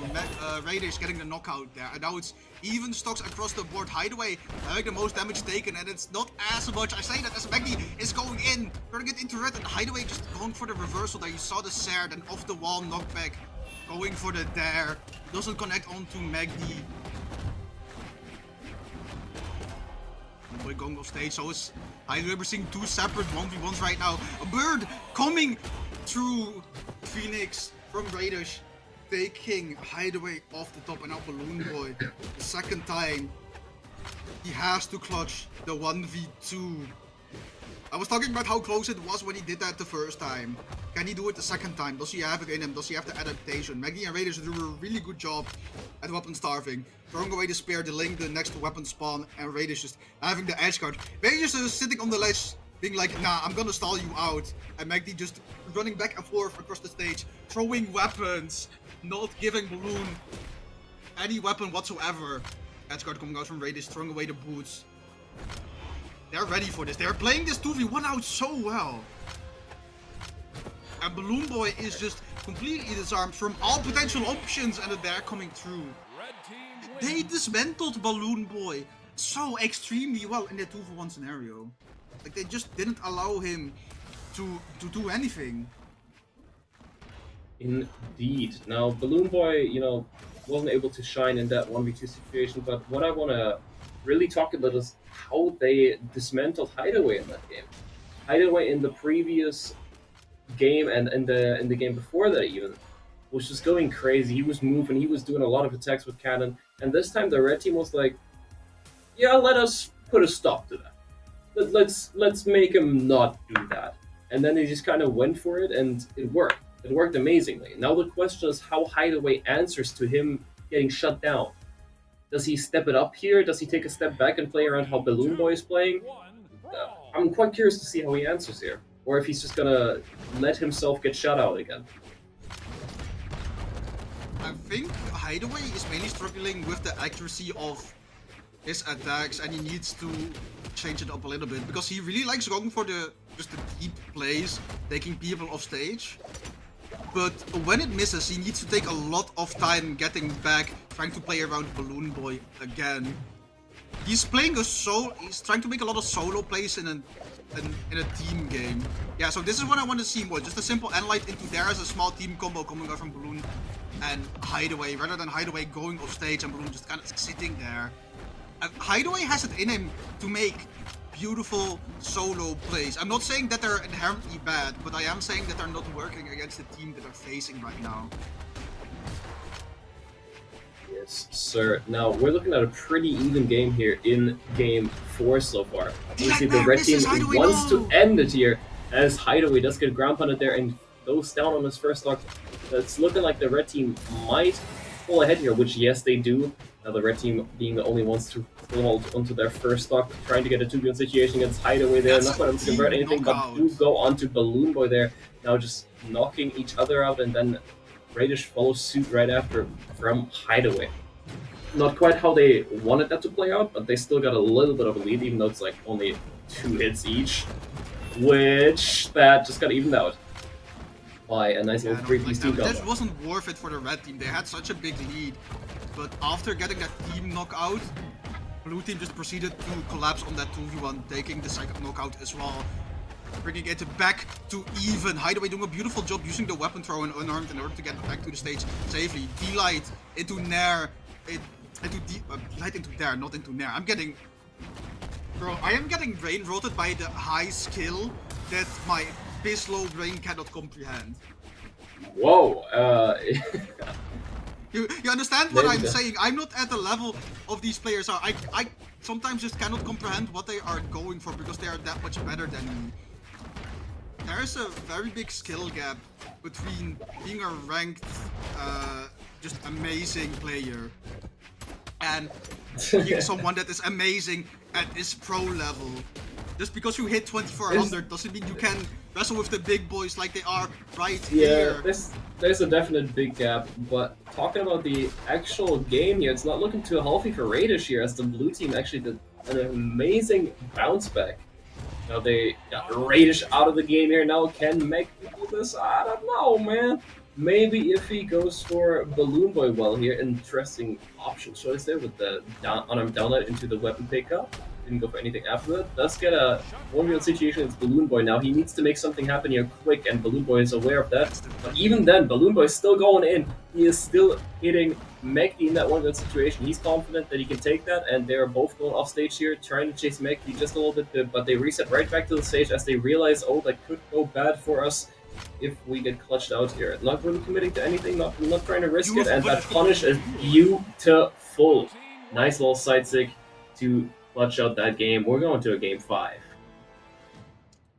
So I don't wanna put the blame on anyone specifically. I don't wanna rub it in their face. But having a team knockout and only do 200 damage is not a good look for Radish. Because it kind of went downhill starting from the moment that they were knocked out around the same time. Because before that, they had a pretty massive lead. But because of the team knockout, and then leading into the 2v1, getting the knockout on Radish himself, they didn't manage to get any extra credit from that extra stock gap that they had. Indeed. Going into this game 5 here, they're looking to turn things around just even a little bit, as the red team had so much control going into game 4, but then immediately lost it as the blue team once again adapted to what they were doing. Now, we've been kind of going back and forth, just like we were in the previous set. You know, the red team takes the game, then the blue team does. And I feel like that might be a trend here in this tournament, as every team just seems so even with each other that no one's getting steamrolled, like in the Brawl League tournament that we just casted, where almost everything was 3-0. Wait, that's Magdy already knocked out. There were only 40 seconds in, the rest is still on orange. I think BalloonBoy and Hideaway are starting to lock in. They're starting to get that down low, but the GC answer coming through from Magdy and Radish. Beautiful. That's another answer. Never mind. That's an... Wow. Magdy getting knocked out very early just unlocked something in him, because he just got the follow-up not once but twice. Now they're full stack up. Thanks to Radish being the stock tank right now. Hideaway looking for a dodge read with that Gauntlet, doesn't get a recovery right there. Radish being unarmed, Magdy trying to avoid getting put in a 2v1 until Radish gets back to the stage. That's Radish now over for their first stock. Okay. Yeah, no, Hideaway in the game 1 would have gone for a sidelight and then into a Sair there onto Magdy. But you saw after just putting pressure on Magdy, turning around immediately towards BalloonBoy is saying, hey, help me do something onto Radish right now. They had that adaptation that I was talking about earlier. that we discussed about Hideaway needing to play a little bit more supportive, not to go as deep. It is working out really well for him because it's so much more even than the games where Hideaway was overcommitting off stage and going very deep. Yeah, I mean, after that initial adaptation the red team did against Hideaway, it seems like he's doing exactly that, and it's working out splendidly, as now the blue team takes a strong lead here with BalloonBoy just absolutely popping off with the double knockout there real quick. One move after another, just got a quick cider and then a ground pound, and that was the red team gone, which Hideaway now onto his last step as well. This is tournament stock for everyone here, aside from BalloonBoy so far. Now, BalloonBoy going off the side here with Magdi. Magdi not looking too hot as he is approaching the orange now. Looking to not get up in the damage here so far as he plays a little bit careful, gets a quick snipe on BalloonBoy there with the recovery. Now evening out the stock, but the damage is not quite yet, though this could change in the matter of seconds, Mauro. Addy, this is feeling like a Grand Finals reset. This is feeling like they're playing for the championship. But this is elimination top 8. We're not even that deep into the tournament yet, and it's already becoming so tight. The competition in North America is insane. Ooh! The recovery from BalloonBoy, following up from the recovery of his teammate of Hideaway's gauntlets, and that is it! The blue team! Oh! 6 KOs on BalloonBoy's name right there. Talk about adapting, talk about Hideaway taking a step back and just supporting BalloonBoy. He was like, yeah, I'm getting shut down, you do your thing. And that's exactly what happened. BalloonBoy really just took it upon himself. He was like, my teammate's struggling, let me do my thing. And Hideaway supported that perfectly. 6 knockouts, all you gotta say. All you gotta say there. Brother, this felt like peak Brawlhalla, and we still have so many more sets to go in the entire stream. This is... Yeah, I mean, was it a grand finals in our hearts? It was in the tournament. No, sadly not. I am emotional as if it were a grand finals, my brother. If I remember correctly, wasn't this 0-2 at the start for Magdi Arrange, and then they started turning it around into a reverse 3-0? Like, reverse 3-2, actually? Or am I misremembering it? I think you might be misremembering it. I feel like they was it back and forth at the games. beginning? I think so. But man, it's just been so heated and energetic going back past. I am getting forgetful, man. Same here, man. We're getting old. We're pushing 30. We're pushing 30. What do you mean we, bro? No, you in your 20s. Well, you are in your 20s. 21. You're pushing 30, buddy. Moving on. Moving on from this conversation. Yes, sir. I am Moving tired, man. I am tired. I am so tired, but we still have 1 more set to go in this block. Are you ready for it, Eddie? Well, buddy, we have our next set here. We have Bunny and Raid versus Rice and Assassino, which I gotta say, the only name I'm really familiar with in that one is Bunny. Yeah, this is another one where I am not familiar with it because we're both European players, and we don't know the quote-unquote niche names within the American scene. So I'm gonna look both of these teams I am looking up Rice and Assassino right now. Rice seems to be PR 44 in NA and Assassino 83, and they have no team history so far in a tournament that is showing up on pro stats. Meanwhile, I'm gonna check both of their team star GG and maybe then something will show up. Let's see. Interesting. Oh, that's... And Bunny and Raid only played Moose Wars Snowfall together before. Bunny and Raid had a pretty decent upset. They won 3-1 over Sweaty Beat and Money Holla. So that's already a pretty decent team that they managed to beat earlier today. I'm gonna look at the star GG for the other team real quick. Before I do that, I want to give a shout out. I believe we're fighting Experience and Astasau. Thank you guys so much for the raid. I hope you guys got that last set. That was an insane game 5 from Radish Magdi, BalloonBoy, Hideaway. You guys, I hope you guys were tuned in for that. I hope you guys witnessed Brawlhalla today. But back to Star GG stat collecting. Rise Assassino. I hope I'm pronouncing that right. Let's see if it loads in. Clamshaft Dawn. They played Hybrid and Flower before. Took it to a game 5. That's one of the. I think that's the most notable one in their history from today's tournament. I can't tell if they've played in more tournaments before as a team. Let's see. No, this is the first tournament on Star GG that this team has signed up for, so they don't have any prior history. I don't know either if they are, actual teammates or just buddies. I don't know if they've actually ranked practiced. You know what? I'm gonna pull up their core Hala. We'll see by the amount of games that they have. Let me. Everyone is in here right now. Bunny and Raid running their level 100 Rayman and level 100 Ogrim, respectively right now. And Assassino locking in the level 94 Rin. I'm gonna check how much playtime they actually have and if it's their highest level legend. Yes, it is their highest level legend, with the second highest being Ogrim at 66. But Assassino, I see, has played a lot of 2v2 with Phazon, actually.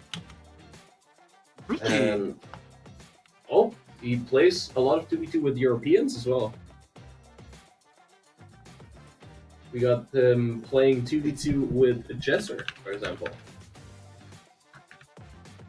So he has played with some pretty impressive names. Phazon is a really well-known name within America. If you've been here for a few years, it's not a very recent name, but back in the day, Boomy and Sandstorm and Phazon Cody were just always the top 2 doubles teams. Jesser is a more recent player from Europe, so he has it in him to convince the big dogs to play 2s with him. But what I'm not really seeing here is, correct me if I'm wrong, but they only have 17 games together, and those seem to be on Europe. Wait a minute. These guys have only played 17 ranked games together this season. The season has been going on for around a month, hasn't it? That's already. And they're playing this tournament in the top 8 right now. So I am curious for what these guys are going to show us in a second. This is a very interesting one because even after a month of ranked being out, they haven't had a lot of practice together. So the only other thing that I can consider is that I like practicing in custom lobbies because that's not data that's easily tracked from either Pro Stats or Brawlhalla. If they don't have that, I just hope they're naturally good by themselves and don't need that amount of practice, especially when you're going against the level 100 Rayman and level 100 Ogrim. Well, the one thing we can't see with these stats really is maybe it's one of those teams that just does a lot of sparring, Maybe they're just running a lot of custom 2v2s with the top teams, and that's where they got their practice. That's how they got really good. Because what we're just seeing right now, all we know about them is that they played 17 ranked games together, and that we have not seen them together in a tournament before. That's about all the information we have about these two. Which, aside from that PR, obviously, but it's quite interesting to see. I'm very interested in what they're gonna show us. I feel like we're never escaping the European influence. We're seeing a Rayman, we're seeing a Bryn, we saw Ray walk in the level 100 Ogre, we're already confirmed to have 3 axes. 4! Make it 4! Welcome to Europe! Our influence is endless! Like, it crosses borders. I guess so, yeah. I guess Bro, I guess it I was was just trying to cast an NA tournament to escape Europe, not to have to meet it again.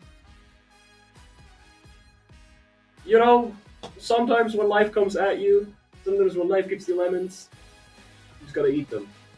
Team sour. No, I don't. Team sour. Team sour, y'all. This Lemons. sour propaganda goes crazy. 3, 2, 1, brawl. Yeah, Okay, one Team we're sour. moving What into about it? Fortress of Lions right now.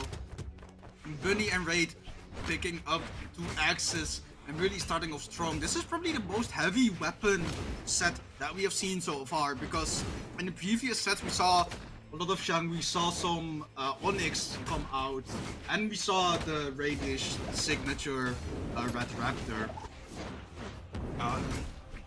But I think this is a first for double lance, at least in our block.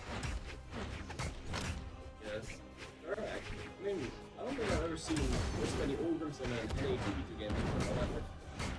Now I'm telling you, this is the oh wow, the DI coming out from Rise. That was crazy. Still living after the double Enlight from X to X. Yeah. Okay, Rise, chill. Chill out of the gravity cancel breakdance of that. What are you thinking? You're in red. They could have knocked you out. He's playing with fire. And he doesn't get punished for it. This Rice and Assassino team is doing incredibly well here as they just build up the damage onto Bunny like crazy, and Rice is just keeping it going. He went for that exhaust recovery like he had business today with Bunny. I mean, the way Rice is going after Bunny right now, it's looking like Bunny owes Rice some money. Like, he's just going in. Give me back my lunch money, man. Okay, Raid now also on their second stock. They lived for quite a long while, but Bunny is not looking good right now. All the damage taken. Going off stage for Rice there, unarmed. That's a ballsy play. But he's just going unarmed. What are they thinking? I mean, it's working. That's crazy. They got so much value out of that. Interesting. As Raid, I believe, not get much damage onto himself. Is still on now. Raid almost lived that. Oh no! No, Oh. Bunny! Bunny did so much work trying to get Raid back. They even put out a gravity cancel sidelight on the gauntlets. Then Raid got edge guarded by the red team again. They went down for a recovery. Then both of them got edge guarded. The Bunny helping him get back to stage was crazy, but the edge guarding and the finishing plays from the red team were even crazier. They were playing around the edge so much, you might as well say they were yeah, I'm quite surprised with how Assassino and Rice are playing there. Realistically, they were running them down. Like Bunny and Raid seemingly had no answer to what was Assassino and Rice were coming in. And maybe Raid and Bunny are just clueless about who these guys are as we are. And that's exactly what they might be struggling with. So maybe we see some big adaptation here in the game too. But maybe we also just see, you know, the red team pull away with this one, like they have in the first game.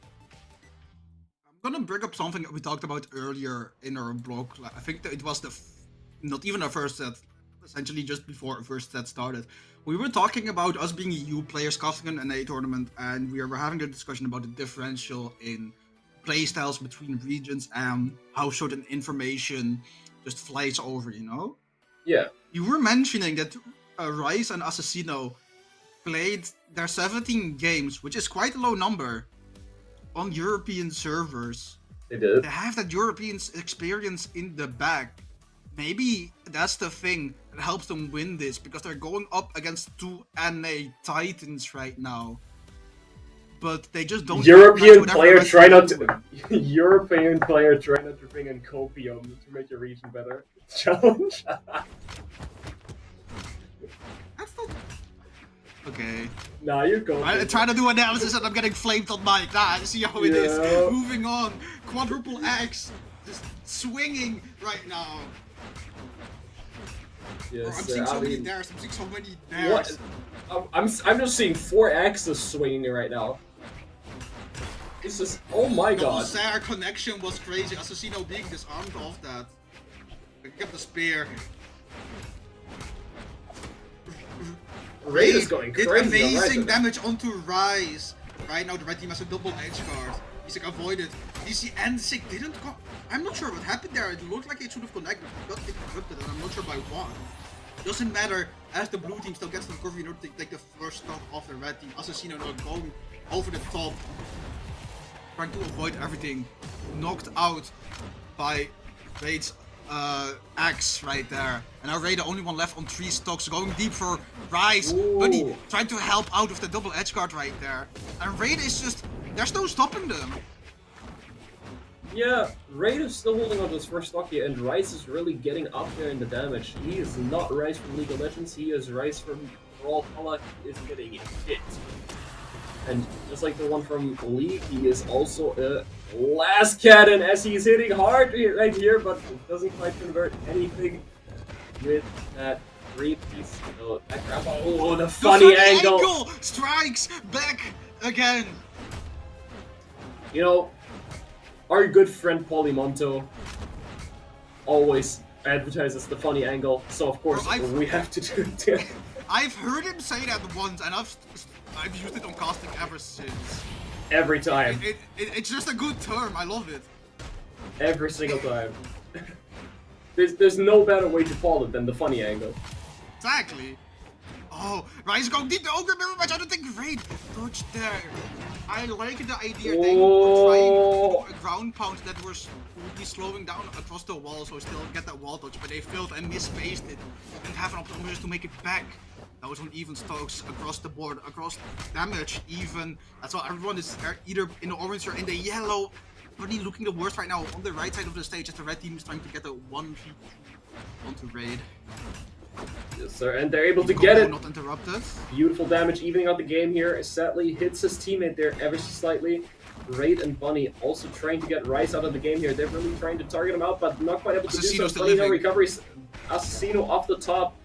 Now Rice and Assassino still both barely holding on in the dark red. As Rice somehow still survives that. Bunny just not able to find these knockouts as that Cider will do it. And Assassino with that basic. That's a 2-0. That is a 2-0 for the red team right here. And actually, now that I'm looking at it, Assassino actually has a spring finalist 2024 title. Oh.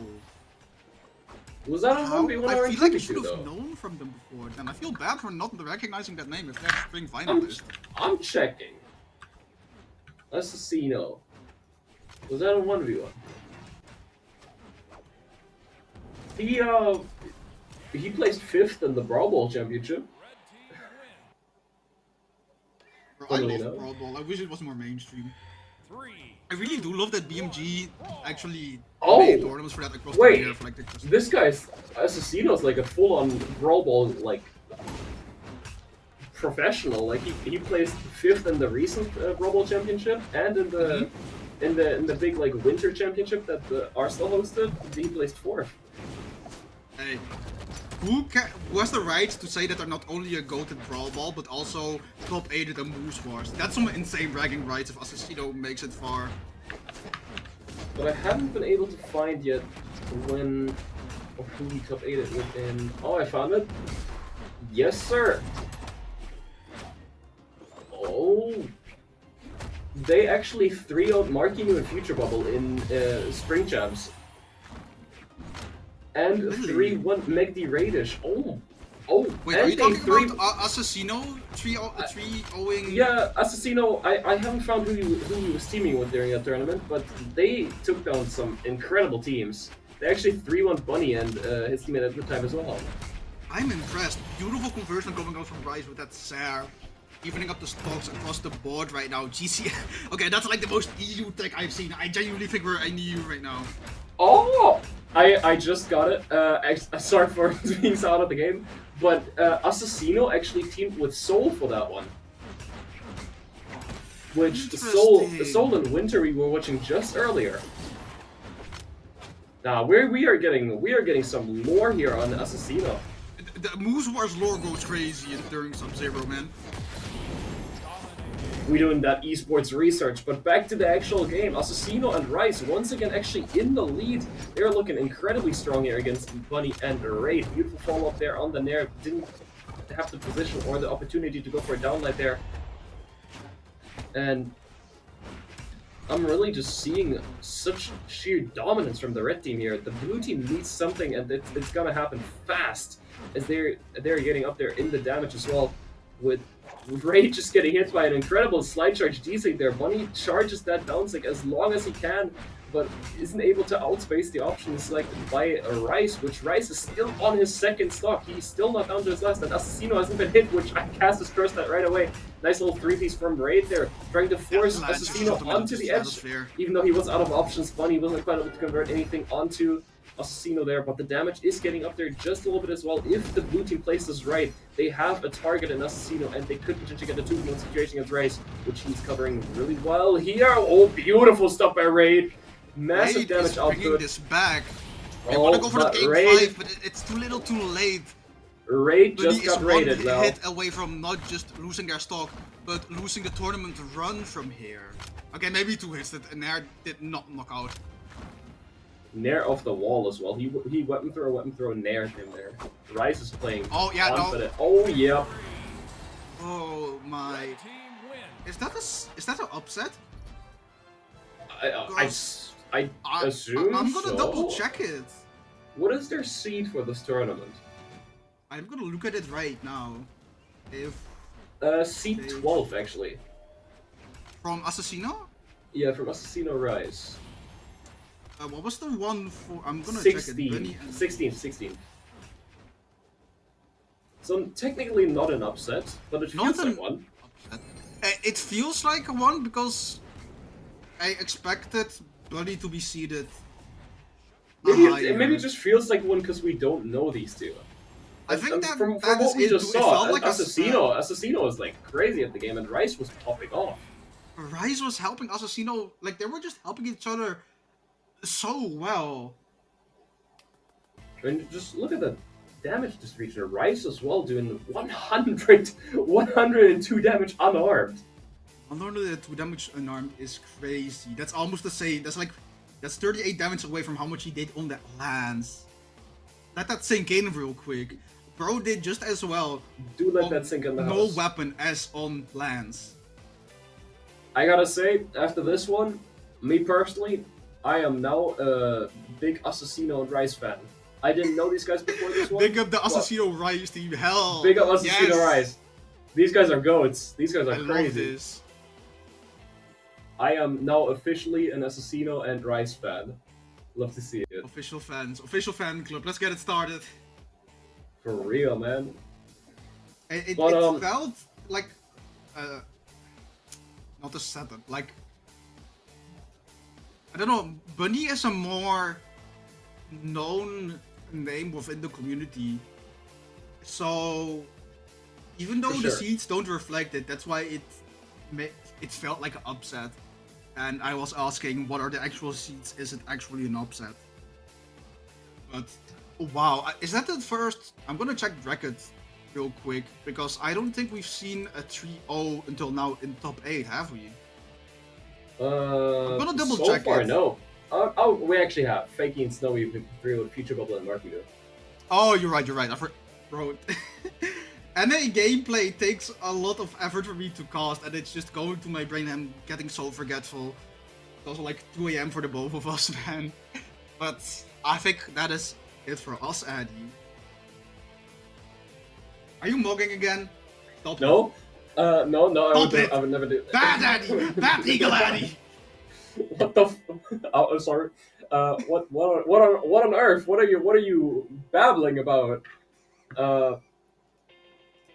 Yeah, Bro, I that think we is need to wrap actually this it up. for- I think the players are getting Yes. annoyed by what we're doing right now. It's so Sandwich and AJ. Oh, you I want lost to an give a arm. big shout out to AJ and Sandwich for organizing this tournament, doing production and whatnot, and the entire team as well. I hope you guys are going to enjoy the remainder, which is going to be casted by Hackle and AJ himself. Yay! Addy, thank you for being here with me today.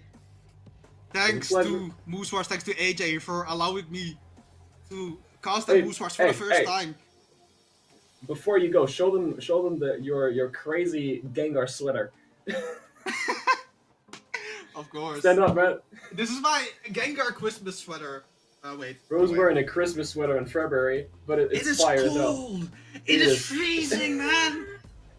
Allow it. I want to be warm.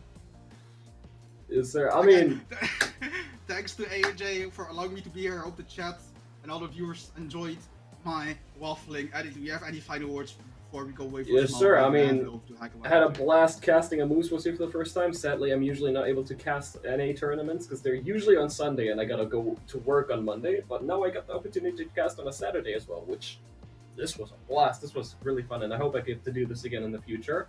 Do follow me on @RealEagleAddy on Twitter. I do like giveaways sometimes. I also stream. And yeah, thank you to AJ and everyone in the staff team. Shout out Sandwich for the production and fixing my weird acting mic today. Yeah, it was a blast. Thank y'all.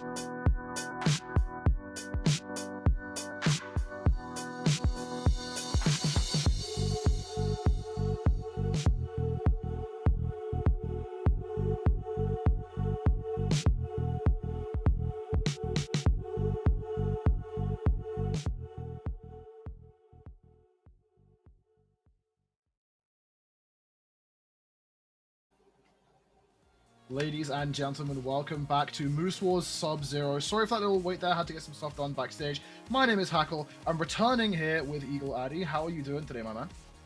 I'm doing good, man. I'm doing good. I'm excited to be here again and, cast with a handsome fella like yourself. I see what you. I see what you did with your hair. I see. What? Let it grow way too long because I've been too busy for a haircut. But I am actually very, very excited. We are now reaching the point where the off-season starting to come to a close. We're seeing what all the players have been sort of cooking up during the off-season, seeing who's been putting in the work while there's been no tournaments and who's been sort of letting it slip a little bit.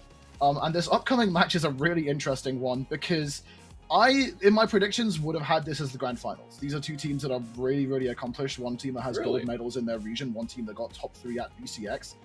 Marky in future being a bit more of a fan favorite. Balloon Hideaway having, again, those accolades of having the gold medal and going in here.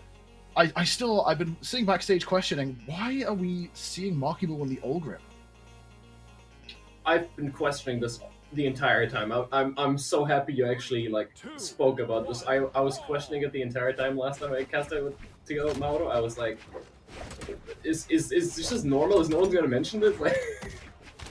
Yeah, I was saying backstage as well, it's kind of ironic. The first tournament we have where there's a number of EU casters, we've had a lot of very EU-centric sets with a lot of Olgrims, a lot of Axe being played, and a lot of... Oh, that's a very... Okay, maybe I mean, that is one of the strengths of having an Olgrim, is you can get those off the top KOs very early with an Axe recovery. That's going to give a very big early advantage to the blue team, who are now pushing forward that advantage even further. BalloonBoy not looking too hot on this first stock either. mean, he's not looking too hot on this stock either, but Marckiemoo actually going down pretty low. And that grab ball was finishing it off, but an immediate turnaround onto Future Bubble here. Future Bubble actually getting reversed there. As soon as he went for the save on Marckiemoo, he got punished by really good coverage by BalloonBoy there to get in there, find that delay ground pound, and ensure that at least one stock was taken in that engagement. Now both teams having one player still quite damaged on that first stock. That deal recovery is going to drop, and Marckiemoo still clinging on to life, but the end light from BalloonBoy will secure it, and the red team stemming the bleeding for the time being. Future Bubble forced up the side, finds the narrow on both opponents. Something I've noticed with Future Bubble is he seems very much set for the most part on playing the support role to Marckiemoo, and then, but whenever he is left in the 1v2, it feels like he just suddenly turns up. He suddenly becomes an entirely different player as soon as he's in a 1v2 situation. But as soon as he's in a 2v2 situation, something like this will happen if Marckiemoo isn't there for him to play around. As soon as he was in that 2v2 situation, that follow-up took place onto him, and it's looking a bit rough for him now. He's got to play very careful and wait for Marckiemoo to make something happen to get that bounce back for them, which is currently taking place with Marckiemoo doing a lot of damage onto the red team here, already putting them into the knockout percentage. One good signature from him could do it on for both of them. Yeah, Marckiemoo recognizing the situation, realizing that he needs to be the one to take that front seat, play that more aggressive position to get that damage in, and so far, so decent as we are back into a more even state, although the red team... Oh, that's such an unfortunate DI. Marckiemoo getting spiked straight down by the side air is going to cling to life. That higher defense of Aldrim. It's running true, but still, the red team trying to get some more pressure in as Marckiemoo does fall. Can they get something done onto Future Bubble here, who's going to be trying to be as evasive as possible? It's caught by the side air, is going to cling onto life, but the red team now collapsing onto Marckiemoo, force off the side here, does manage to make it back, but the red team looking a lot better at the start of these final stocks. Yeah. And Future Bubble is just not looking healthy right now. He needs to be playing backpedal very hard here right now while Marckiemoo trying to get that damage in. But he himself is also approaching the knockout zone very slowly as he's now in the orange with BalloonBoy taking the front approach here. He's taking that front lever, trying to get that damage onto Future Bubble and Marckiemoo. Looking to finish off Future Bubble as well with that side. He wasn't quite able to do it as now Marckiemoo is playing a very aggressive game with the X, but he's in the knockout percentage. Now that recovery will do it, and a nice little follow-up by BalloonBoy off that end light there with the Cider finishing off the game. Actually, 6 knockouts from BalloonBoy, while Hideaway did 600 damage. That's quite the interesting approach to the game. Hideaway piling out massive damage, and then BalloonBoy getting the finishes. Pretty consistent trend we've seen with BalloonBoy Hideaway. Well, Hideaway tends to be the big damage dealer, putting up the biggest numbers there. But the Wushang pick for BalloonBoy has been, especially with that spear, is such a potent way to end off KOs. The amount of handoff power you have with especially like the end sig and the side sig on that spear, or just those raw siders we've been seeing BalloonBoy be so precise with, have been really closing out those stocks well. And that's kind of the ideal game plan for a team comp like this, where you have one player sort of playing the front line, getting the damage build up, and then one player ending out the stocks as efficiently as possible. Because efficiency really is like a huge thing in 2v2 at a high level. If you're doing way too much damage and not finding your KOs early enough, you are just bleeding time. Talking about efficiency, Hackle, you questioned why Marckiemoo was on a Mordex. He's now on, you questioned why he was on an Ogre. He's now on Mordex. Yeah, this is kind of a curious swap. I mean, like, we've seen the most of his success in 2v2s running the Onyx, especially with this Kaya of Future Bubble. So now over onto the Mordex. I think we have seen him lock this in on occasion, but still a bit more unorthodox picking that Scythe in the 2v2 space. Can have some decent combo power on one target, but the big weakness is obviously you don't have the ability to hit 2 players at once with most of your moves on that weapon, which sometimes can be a real detriment. Oh, for sure. Especially when you catch both opponents, it's like, well, pick your poison. One of them's got to drop out and then probably interrupt our team combo, which right now is not looking like this might be the play for the blue team unless they do some major adaptation here. They seem to be really struggling here at the start of the second game as the red team takes a strong lead with Future Bubble just gone! No! What happened there? Yeah, I didn't even see what happened. He just went off the side, I think, got overzealous with his options and just ran out way too soon. On the blue team, basically, one there, he was gone. They're going to have to make a miracle happen as Marckiemoo ran out of options. Hideaway gets the recovery to keep himself safe, but now red team is going to look for some saves here. Oh, BalloonBoy does keep himself alive with the nair off his teammate, but Hideaway will fall. Still a massive lead here for the red team. Massive lead forward. Oh, for that's Reggie. dangerous. This looks basically undoable for the blue team unless they do the craziest lock-in of the century, which Future Bubble seemingly is playing very careful right now, just playing a pokey game with the spear. M Knight's down airs are coming out, and now on the boat, kind of playing backpedal, trying to get the punishes. Beautiful N Knights coming out from there as well. Now in the 1v2 situation, gets the downsing. Beautiful stuff, catches both of them there. Gets them off of himself. Beautiful backpedal gameplay by Future Bubble, merely keeping himself alive, not really getting hit much while he was waiting for Marckiemoo to come back, and Marckiemoo now on the offstage against Hideaway. Marckiemoo. Beautiful stuff. Oh, does he get the second one? Potentially goes on the offstage there with a down air, very much committal, but he wasn't quite able to get BalloonBoy out just yet. But they have a target now. They can get the Hideaway out of here if they play it right. This is very much winnable for the blue team. They're doing an incredible job of bouncing back right now, piling up some damage on BalloonBoy as well, making sure that they have a potential 2v1 situation against Hideaway here as they just keep bouncing BalloonBoy away and then trying to collapse into Hideaway. But Hideaway knows exactly what they're trying to play. Obviously, all of these players have incredible 2v2 IQ. They're aware of what each other is trying to do, but are they going to be able to stop it? No, they probably won't be, as Future Bubble goes down there right away. Oh, but Hideaway?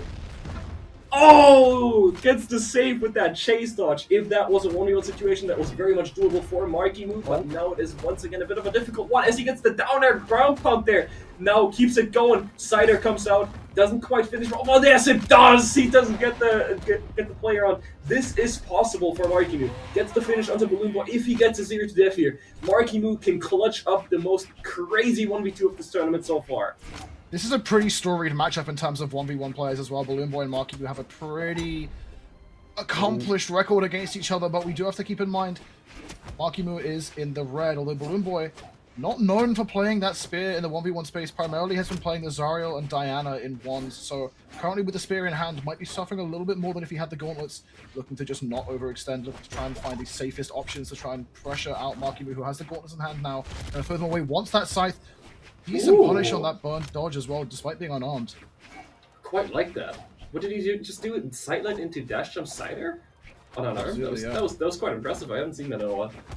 And he is building up the damage really nicely here in this situation, really just playing around the knockout options of BalloonBoy, trying to not get hit by anything hard, which BalloonBoy can tell. He's playing incredibly carefully, and Nair comes out, does connect, and Light connects as well. Marckiemoo really looking to get that damage in here as BalloonBoy doesn't convert the dodge read there. Weapon throw comes out, sideline comes out, almost catches the dodge there. Oh, that's scary. No punish! He was not in position to punish there. He does not get rid out of that sideline. BalloonBoy's playing such a dangerous game here right now. Diamond recovery comes all the way. It misses the recovery. Dude, Marckiemoo! Is he the goal? Still alive! Is he the goal? No punish! Oh my god, the headline! Marky gonna go all the way up. Marckiemoo! Recovery finds the another headline! Oh my god, he does it! Well, we have our answer, chat. Marckiemoo is the GOAT. Oh my goodness, what a performance. Holy! What a clutch by Marckiemoo! He is just that good! No way he just clutched that 1v2. Hackle, what did we just witness? We witnessed GOAT factor, dude. I mean, we've seen how absolutely talented Marckiemoo is in the 1v1 space. We saw, I mean, he exploded onto the scene in the space of 1 year, became arguably the strongest North American player, the highest placing at BCX in 1v1s in the space of a short time, and we just saw kind of an example of that prowess. Now, BalloonBoy, I definitely think he's going to need a second to reset his mental, because, I mean, that was his 1v1 to lose. He had such a massive advantage over Marckiemoo with the damage. He just couldn't find the hits. Marckiemoo spaced so well around every single option. I am still in disbelief. The energy Marckiemoo just gave me, like, it's 2:30 a.m. in the morning for me, and I'm over here hyped. I am hyped now. What on earth? And that's only a 1-1. We still have more games to go. Oh boy. BalloonBoy is thinking about this. He's thinking about what the next character pick is gonna be here. Hackle, oh my god. Nah, dude, if I'm BalloonBoy, I'm getting up and taking a lap. I'm like standing up, getting some water, resetting my mental, because you can't, like, if you lose that, you need to reset, because you don't want to just tilt pick, look straight back in, run right back into the game, and just get yourself clapped by being too aggressive. So I assume what he's doing is taking a mental reset right now. He is taking a second while everyone else is locked in. But I think definitely deserved if that is the case. I mean, if I'm BalloonBoy here, that mental reset is very much needed, and it is possible to take. You know, in a tournament, it's not like, oh, I have to immediately go next. If you gotta take a minute, you be like, oh, I gotta go to the bathroom real quick. I gotta get some water real quick. It's possible for you to do that, and that's very, very good for professional players to be able to get in the right headspace, the right space of mind, the right position in their head before the next game again, after losing an incredible game like that. Like, Marckiemoo obviously is on a roll right now, and obviously if you yourself are getting a mental reset, you're also kind of throwing him off of his pace. You're kind of throwing him off of his rhythm that he just gained from doing such an incredible play. If you went right away into the next game, I can tell you right now, Marckiemoo would have probably gotten a 0 to death right off the bat. Yeah, I mean, that's just... mental momentum is so important. And going, yeah, Marky's going to be feeling pretty good going into the next game. The question really is going to be, like, is Balloon going to continue with the Wushang? Because the eventuality is, like, what if he gets another 1v1 situation and he just can't make it happen with the spear? Because that really seemed to be the case that, like, spear in hand, he just couldn't find his connections, couldn't find his hits, and he just started bleeding damage super quickly. I mean, I wouldn't be surprised if going up against this combination that Future Bubble and Marckiemoo are bringing right now, if he whipped up like a Zariel or something himself. I could definitely see it. That's been his pick in 1v1 for a while, and the strength of that is, like, it's a case of, if you're a player like Balloon who plays a character in ones who is notably strong in twos, you always have that to fall back on. We are going to see the Wushang locked back in here. Obviously, a bit more practiced with the Onyx. But, I mean, again, not long ago, that meta team in North American 2v2 was the Zariel Onyx 2's team. So, worst case scenario, Balloon does have that to fall back on. 100%. But he is locked in back again. He's on the Wushang. He's ready to play this out. And I'm just noticing, Hideaway's like halfway through level 99. Oh, damn. 100. We're gonna be seeing a level 100 Onyx from Hideaway soon. That's going to take a while still, because level 99 is an absolute grind. My lights are going chat, my room's haunted. What is that? My lights are going crazy. But yeah, going into this next game, going actually to a map change, going to Fortress of Lions here. Interested to see how this goes.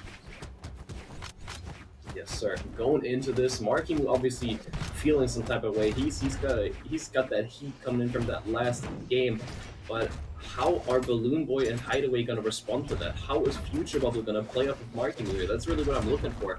Is Future Bubble going to play the backseat here? Is he going to try to support Marckiemoo? So far, what I'm seeing is he's just really getting targeted out there, really after Future Bubble here, as he barely holds on there, just as saved by Marckiemoo right there. Marckiemoo now getting separated from Future Bubble. Beautiful 1v2 execution by the red team here, just spreading Marckiemoo away from Future Bubble and then collapsing onto him once again. You see, Future Bubble just barely got out of that because Hideaway dropped the team combo there, but they just keep collapsing onto Future Bubble, and Marckiemoo is not there in time because he gets hit away in the high damages. He can't be there. He can't be there for the 2v1 collapse. Once again, gets hit away. That's a 2v1 situation. Big GC side take there from BalloonBoy. Going to try and get some work onto Future Bubble here. Only finds a couple of hits, but still value is value. Now Marky once again having to play that front position. The Scythe starting to go a little bit crazy here, looking to try and find these openings. Hideaway going to separate the blue team up apart. The red team, I think that has been their game plan, especially, is they're trying to isolate the players. But the scary thing is that if you're alone with Marckiemoo, he's alone with you, and you can really just lock fast against this Scythe in that situation. Team combo going to be coming in. Very cool execution. All of a sudden, the blue team turn things around. Beautiful stuff. The blue team just taking it out of the red team's grasp right there. Quick bounce back. They got the isolation and then the 2v1 execution with the team combo. Really just putting themselves back in the game, but they are both not far away from their last stock, which would once again put the red team into control of the game, which Marckiemoo is still barely holding on with that after the recovery there. Stalling out the options right now, trying to get back and waiting for Future Bubble to get that stage control, which he's doing an amazing job of right now, which Hideaway is getting up there in the damage right now. That's side air and the GC sideline. Side air off that weapon throw as well. BalloonBoy looking incredible in the spear right now. I'm loving this. I mean, we were talking earlier about efficiency and how important it was, and there was a sort of scary moment there. Okay, BalloonBoy, I'm trying to talk about the specifics! Oh, no! They can't find the KO onto Future Bubble, but still, that interaction is big damage for the red team as they manage to get into the orange, going all the way up to the top here. BalloonBoy looking for that pick up on the spear, gets it back, and now the blue team kind of on the ropes here. Hideaway realizing that's the payment more safe, going to back up. BalloonBoy still staying alive, but the team combo comes inside there out of Marckiemoo, and now BalloonBoy once again left alone. Can BalloonBoy clutch this? Can he make a comeback like Marckiemoo did in the previous game? Maybe. That's just the momentum the red team needs. Maybe he can do this. But one hit, that's it, gonna be it. That's no. Yes! Oh, goodness! What a catch! It just kept going. That is... Man. Oh my lord. Okay, yeah, that's... I mean, a hallmark of a really strong 2 team is the ability to bounce back so strong, and I mean, the blue team are really just making it work. No matter how down they are coming back. And now, actually, we're seeing Hideaway backed into a corner, forced onto the Rayman. Forced onto the Rayman. Is this a pick that Hideaway plays? I'm only seeing a level 31 here. I'm not too familiar with him on the Rayman, actually. Have you seen this before? I think I've seen it maybe once before. It makes sense. We've seen a lot of Axe today, and Rayman Wushang is definitely not an unknown team comp. This is a BCX winning team comp. So we know for certain it definitely works out. We'll just have to see how well Hideaway can make that adaptation to swap to the Axe on the fly. I mean, hopefully so, but we're also going to a very interesting map pick here. Suzuku Castle. That might be a first for today. I feel like we've only been at Small Fortress of Lion and Demon Island here so far today, and now we're on Suzuku Castle, which might cost them dearly. Okay. Oh my god! Oh! Had both of them in that team combo. That is still a lot of damage, but that could have been that's scary. More with Marckiemoo off the side. Oh my god! Hideaway was in a dangerous spot there, but does get back to the stage, slightly reversing it on Marckiemoo there. What a play by BalloonBoy. Gonna actually survive and get around that down sig for a second, but does get taken out soon after. BalloonBoy once again maintaining this trend of being the player to find all of these KO confirms for the red team. But now, despite that really explosive start, the blue team managed to bring things back quite comfortably. Now still at a disadvantage, but not by too much, as Hideaway will fall. BalloonBoy could be soon to follow as the team combo comes in, and the blue team once again keeping things as close as possible. Oh, good team combo going here. Slightly misspaced it and hits Marckiemoo with the cider as well. That's still a lot of damage onto Hideaway. Evening up the game here, putting the blue team fully even with the red team once again. That is incredible after the lead that the red team had, as you've mentioned before. But what a team combo! Incredibly enough, doesn't finish off Future Bubble there, which Marckiemoo ran out of options there, just kind of fell to his doom slowly there on the other side. Which BalloonBoy is now looking to finish up Future Bubble here. They're collapsing onto Marckiemoo, trying to get a 2v1 situation, not quite able to do so as Marckiemoo plays it very, very carefully. And Future Bubble. Oh no, Marckiemoo! Oh!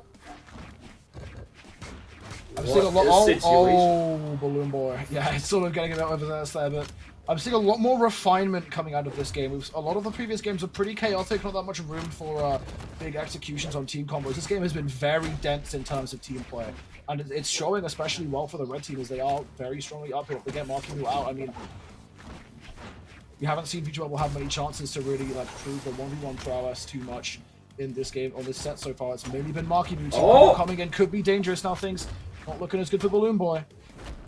Damage definitely getting up there for BalloonBoy now, which Marckiemoo is still holding onto the red, but if there's a player that can hold onto his last stock in the red for long enough, then it's definitely Marckiemoo, but this fully depends on how well Future Bubble plays this 1v2 situation with Marckiemoo being this what good coverage.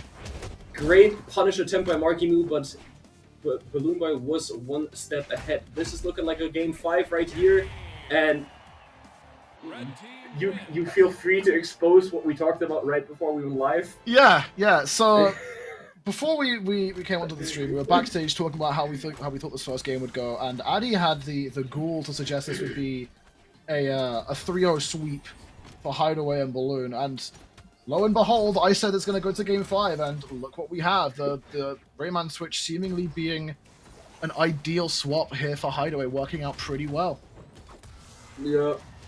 Yeah, I mean, I was wrong. I gotta admit it. I fully underestimated the potential for Marckiemoo and Future Bubble here against Hideaway BalloonBoy. Yeah, we're in a game 5, baby. What a gameplay! What a game and set from both these teams here so far. I'm flabbergasted. But starting off with a nice little team hit there from Future Bowl, just giving a 1-2 left-right hook onto his teammate real quick to start things off. Putting themselves in the game here. Future Bubble playing a bit of a pokey game, trying to get the setups going for Marckiemoo, which he is doing so well. And I gotta mention, man, I don't think I've seen Future Bubble drop anything yet. No, he's been really consistent with this spear. No Fozy issues here in this team, but no Fozy happening here. I mean, well, I'll probably cast across him now, but this guy has fundamentals down to a T. This guy probably spends like regular time in training mode just practicing combos. I feel like that's a pretty big trend with Kaya players as a whole at this level of play. I mean, like the first one that comes to mind, obviously, you've got Impala and you've got Laura's, both players who are sort of praised for their fundamentals and their neutral play. Yeah, you're right, actually, yeah. Everyone that is playing Kaya at a high level is very much praised for neutral for fundamentals. I never really thought about that. You are now. I mean, Kaya, a very neutral, heavy character, but it's looking like neutral might not be going so great for Future Bubble here, as he's really seemingly getting targeted out by BalloonBoy here, which Marckiemoo is trying to do the same to Hideaway, but isn't as successful as Future Bubble goes down there. Now 2v1 situation against Marckiemoo, try to confirm the offstage here. BalloonBoy not quite able to do so, but he is getting the damage up there, which he is still holding on to as first. BalloonBoy being an incredible stock tank here. Marckiemoo trying to confirm it onto Hideaway. What a play! Baiting out the dodge into the GCD lag grab on the unarmed. Beautiful execution. Now both Future Bubble and Hideaway onto their last stock. This game is fully dependent. This game 5 is fully dependent on how well Hideaway and Future Bubble each play this game. Yeah, I mean, this is scary now too for the red team, because once again they had a massive lead going into it, and it's starting to crumble a little bit as the stock numbers are even. Damage obviously not quite so much, but with this team you really cannot afford to get overzealous. We do see Marckiemoo fall. Future Bubble trying to just scamper away from any punishment, gets hit by one sider, but honestly, as far as things go, could definitely be worse. Sideline Nair is going to hit though. Ooh. I mean, at that point, the sideline Nair is not going to matter much, as anything could already be knocking Future Bubble out. He's playing very, very well around the potential knockout options from the red team, but at this point, like an Axe downline is going to do it.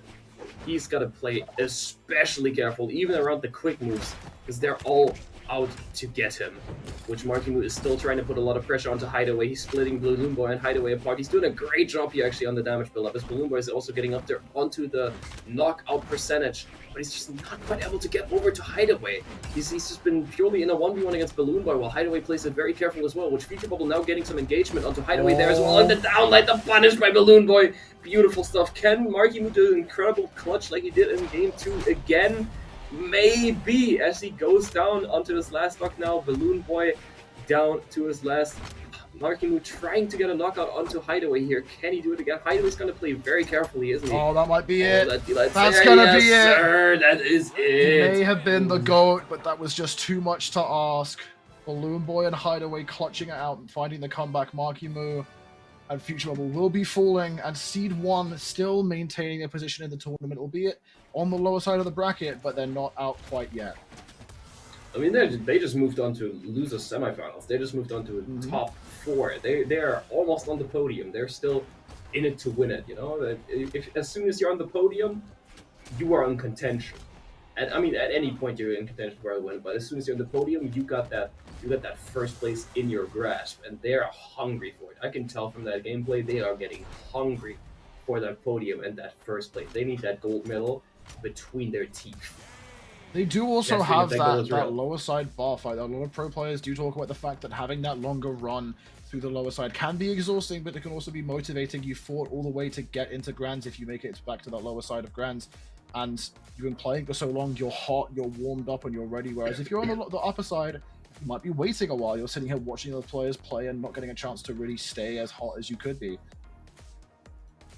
Yes, sir. But Hackle, we have another setup right away, as we have Hybrid and Flower versus Rice and Assassino. And I said this earlier when I stopped casting with Mauro, because they were our last set before we left.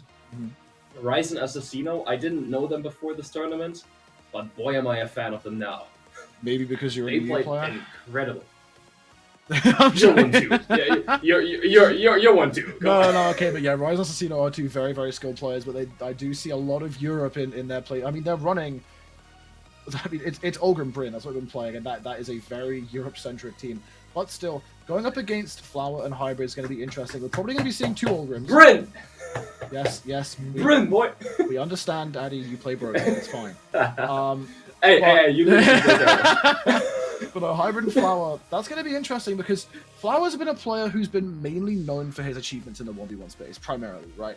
Flower's a player who is known for the incredible pop-offs with the Humicom, especially at BCX, has had some incredible land performances, but in 2v2s hasn't quite found the same levels of achievement. Playing with a player like Hybrid is a very sort of solid rock for your team, especially as Olgrim players are. They tend to be sort of that anchor for you to go a bit more crazy. And so I think Flower having that with a teammate, I don't know if this is going to be a consistent team for a long time, if it's just a one-time thing for this tournament, but I have been quite impressed with both of these teams today. For sure. I mean, I've just been really, really impressed with how much 2v2 they're really playing. I went into this, I was like, oh, you know, I think I said this at the start, actually, when Mauro and I were still yapping before the first set started. NA always feels like they're more focused on the neutral side of things, less fishing for team combos. They kind of get the team combos as they come to them. Yeah. But, like, Rice and Assassino, for example, in that last set we saw from them, it was just team combo after team combo after team combo. Yeah, It it just is felt kind like of a giving me different vibes of an EU team trapped in North America, but so far they are finding this early advantage as the NSYNC comes through Flower, that higher defense on the Kaya, keeping him alive for the time being. The red team looking to try and find some answer back to this damage. I mean, just looking at the difference we're having here, that side stick was massive onto Flower as with the early knockout. Assassino has barely been hit. He just entered like a light orange, and he's already spreading out more damage onto Flower's second stock here, trying to keep Rice alive, trying to keep Flower away from Rice as much as possible, trying to split them up right now, looking for the knockout onto Hybrid here potentially. No, he's just going for more damage on Flower. He really seems to have a target on Flower's back right now, which that GC sidelight might have been bad for him. Yes, he does barely get the touch with that dodge as Hybrid misspaced his ground pound just slightly. But the damage on Flower is not looking too healthy for him right now here as he's falling behind quite big time compared to his teammate.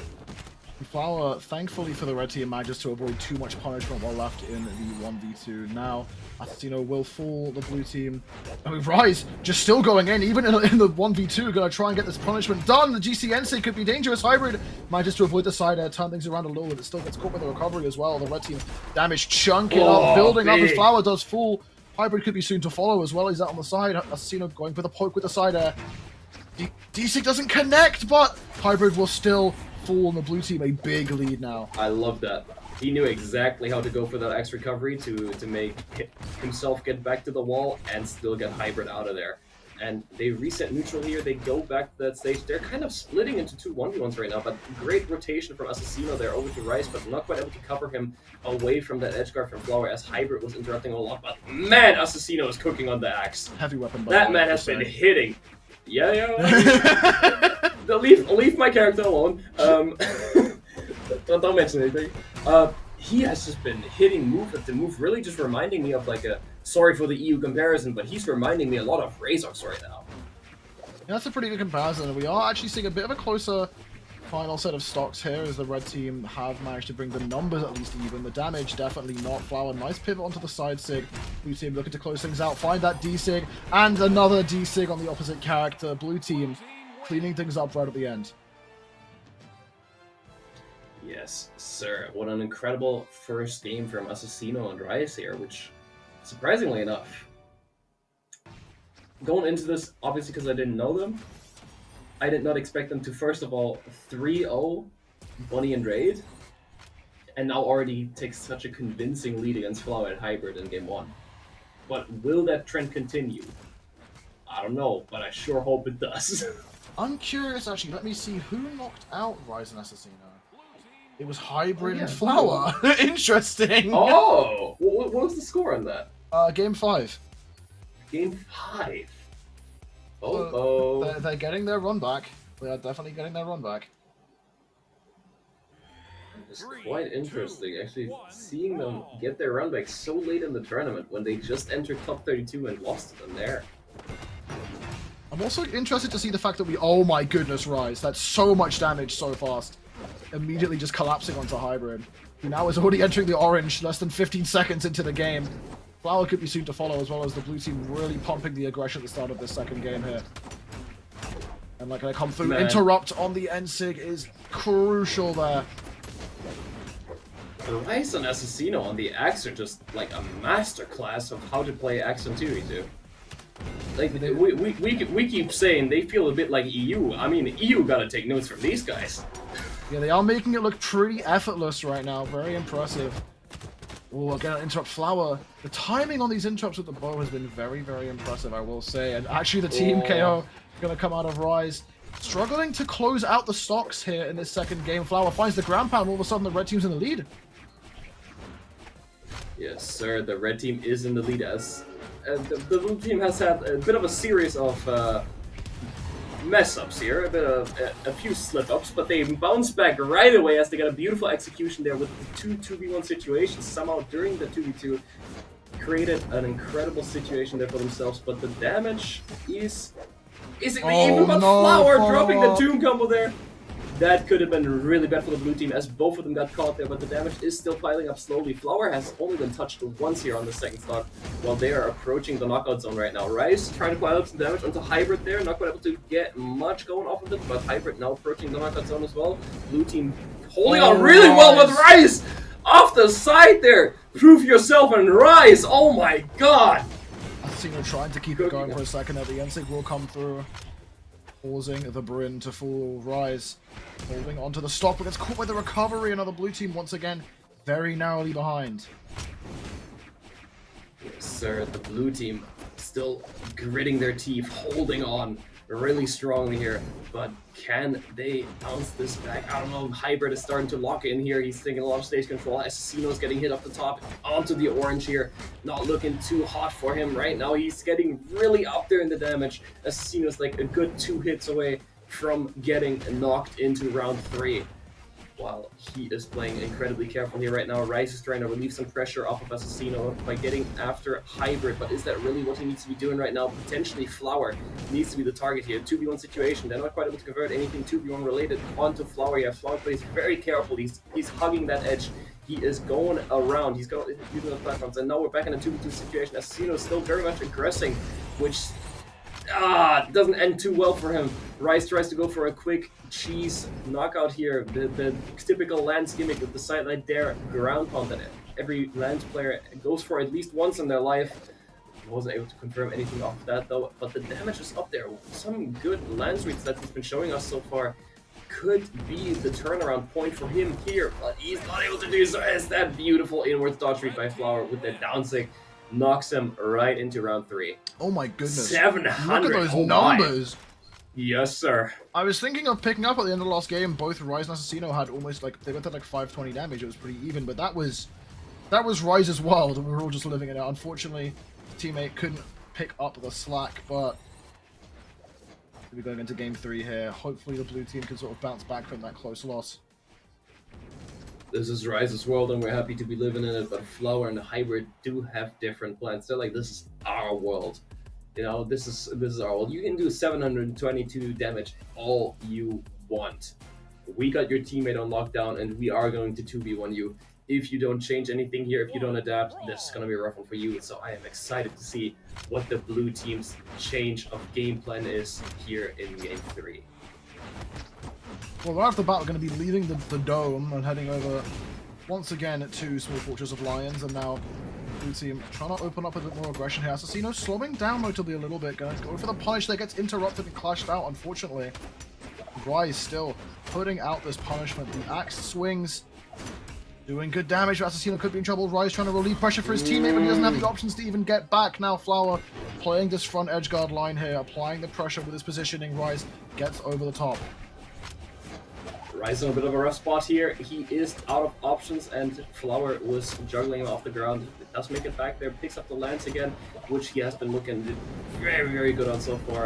Not quite able to convert any hits though. Down air connects, side air connects, building up massive damage. Assassino going a bit risky there with the down sig, but it does pay off as Rise gets an amazing punish. And what a follow-up! Rise putting it in perfect position for Assassino, who's already up in the air, to get a cider follow-up there. Now Assassino trying to play it as careful as possible, fully avoids getting hit there by Flower. Beautiful stuff on the movement, trying to get around it even more. He connects the Nair there, playing very, very careful. Was in position for that follow-up on the sideline Nair. Rise 7 dropping it, but gets another sideline Nair right away after, but Assassino a little bit out of position. Now collapsing onto the blue team here. Red team having better Dude, the position amount there. of lance nairs I'm hearing, bro! Welcome to not Europe. Yeah, welcome to North America, apparently. Flower. Yeah. They're trying to get that 1v1 with Rise up the side of the stage. Both teams now collapsing once again into the same position. No follow-up on that sideline there. Both teams pretty damaged here on these second stocks. Flower the healthiest finds the sidelight. Well, D-Light Sarah, rather. That's going to be on KO. Side take out of Rise. Everyone's falling one after another. Can Assassino clean things up? No. Hybrid going to cling to life for a little bit longer. Cling of life a little bit longer, but you might have called it here as he's just, oh my, he's still holding on. He's on that barbecue color. He's got that barbecue grill going. As he is now onto his last stock. With the blue team is pretty much even in damage here. They're only slightly damaged. They're all in the yellow themselves, but this has very much been a question of positioning here so far. As Rise does get that follow-up, but Flower's in position to punish immediately. I feel like these two teams are just fighting for the zenith right now. They're fighting for the peak. They're always like fighting for positioning. That's why so much movement is happening. They're just trying to get around each other, get in position for the fall-off, and that is where the blue team ground pound shines. Beautiful stuff. And oh, another ground pound comes out. Rise just really juggling the red team here as Assassino tries to get a hit in too, but sadly connects on the NSIG but comes an through NSIG with and the side sig, yes!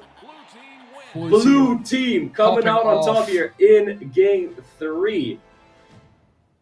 And in this case, I mean, Rise still putting out pretty crazy damage, 650, but Assassino is still over 400, pretty respectable numbers for a 2v2 game. Going to be moving on to the next match, in which case, I'm curious. Oh, we're going to be seeing the exact same legend picks. This has mostly been a set about adaptation, fighting for the right positioning, and just getting the upper hand on the other team to get those team combos going. Which at this point, if you were to character switch, and they're probably thinking the same thing, a character switch at this point would probably just throw them off so hard. They would either have a very positive result, or just go very, very negatively on that character switch. So it's more like a gamble at this point, which if you can rely on your pure ability and skill, which might be the case here for the red team. What the play! What a start for the red team, and another follow-up right away. They have full control.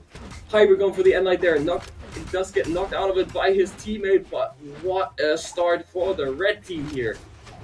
As I was saying, if you can rely on your pure skill and don't need character switches, do it, because this is what happens.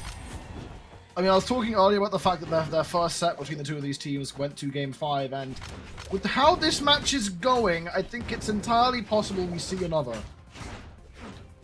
I am fully in agreement with that. We might be looking at a Game 5. The way the red team is playing right now, I think they're going crazy by the blue team. They're just going after Rise. Rise has no room to breathe, and Assassino is not able to relieve that pressure off him just yet, which he's now finally able to do. Rise now getting back to the stage. They're bouncing back just a little bit here. Are they going to commit to Hybrid here? Yes, they are.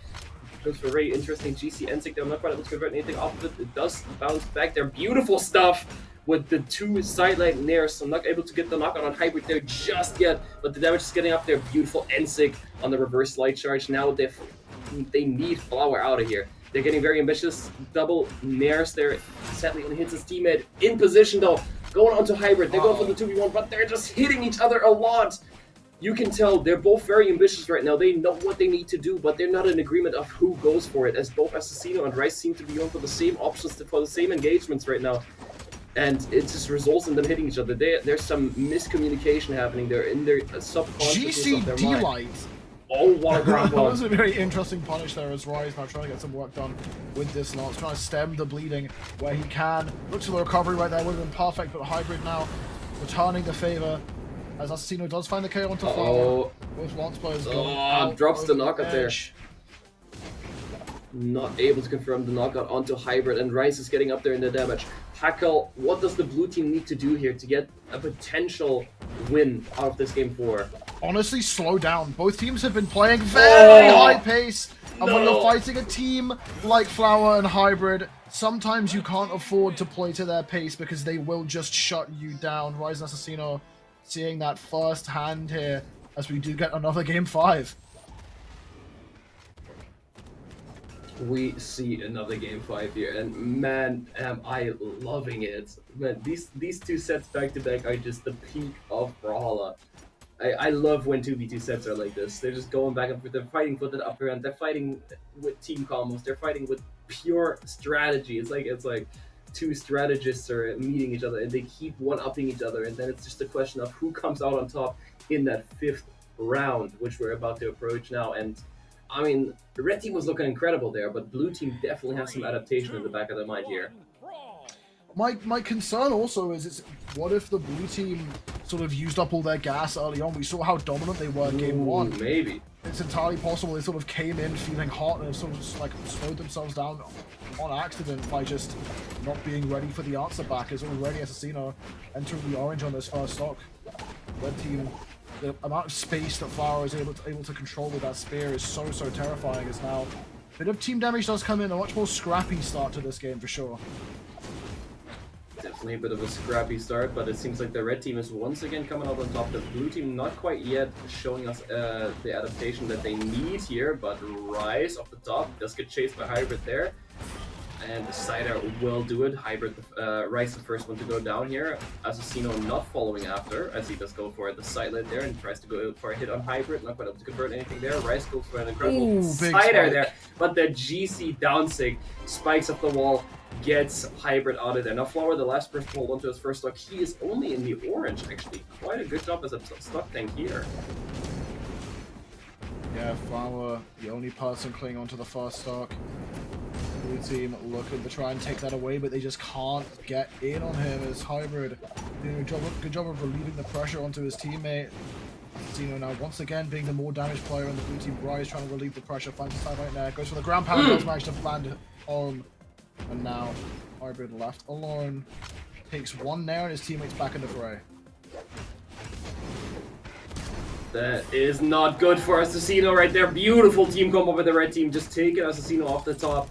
And the down sig lands there as well. Isolating Assassino into 2v1 situation. Not quite able to convert anything off there. Only an end light on the bow. And beautiful. What a follow-up by Flower there. That end light had to be pure reaction. No prediction happening there, but Hybrid looking like he might be taken off the side here with Rise really ambitious on the ground, but they're not going to get the knockout on Hybrid just yet. But Assassino is looking like he's going to get targeted out here ever so slightly, which the red team is really looking for him. The red team is looking for him very, very much as he's now approaching the orange, which is doing an incredible job of playing careful here. But with how bad the red team wants him, he's not going to be able to hold on for much longer. Rise needs to be doing something here. Because if he doesn't, then yes, that's exactly what he needs to be doing. That beautiful pressure relief onto the red team there. Now Assassino doesn't get the follow-up there. That could have been very big potentially to get a knockout onto Flower there. Beautiful weapon throw by Flower to interrupt that team combo as well. That could have been really bad for the red team. Really, really great attempts by the blue team here right now to turn this back in their favor, but not quite able to convert anything just yet as the red team is really interrupting a lot. Now Flower following pursuit onto the last stock. This is everyone on tournament stock right now.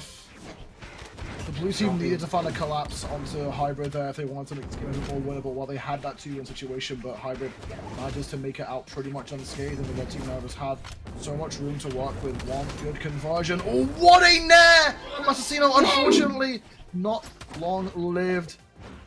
As now left alone, the falling Cider against the wall will be more than enough, and the red team take home their second Game 5 victory over Assassino and Rise. miraculous play by Assassino there at the end, but sadly it came a little bit too late. As wow, that was just Hybrid and Flower pulling through in game 5. Beautiful stuff. Man, Hackle, I am loving these sets. I am loving how they have been going here so far. But I believe if we are going according to plan, I am done for today, right?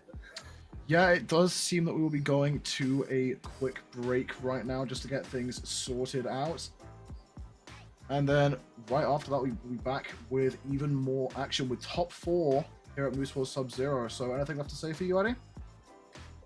Just the same as usual. Thank you, AJ. Thank you, Sandwick, and everyone else on the staff for letting me cast. And actually letting me have the opportunity to cast with Hackle again. Because I have... Oh, Hackle over there. I have really been wanting to cast with this man ever since the last time I casted with him. Because, man, let me tell you guys, this Hackle guy is really amazing. I can't take the glows. Amazing. I can't take the... Go to break. Go to break. Go to break.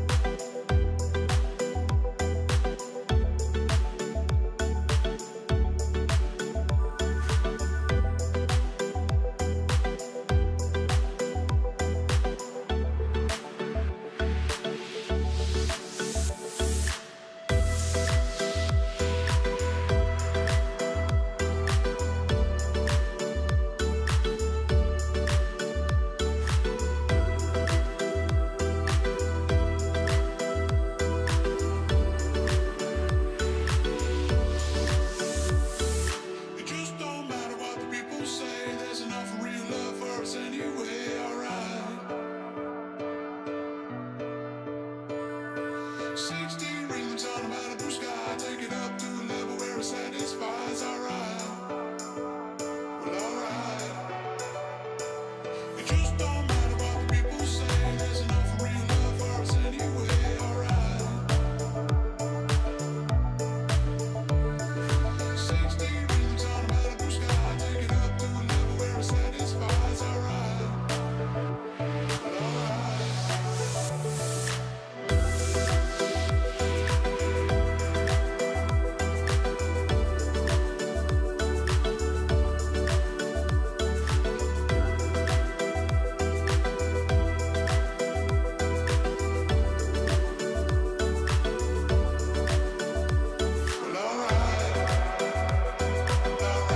there satisfies. Alright,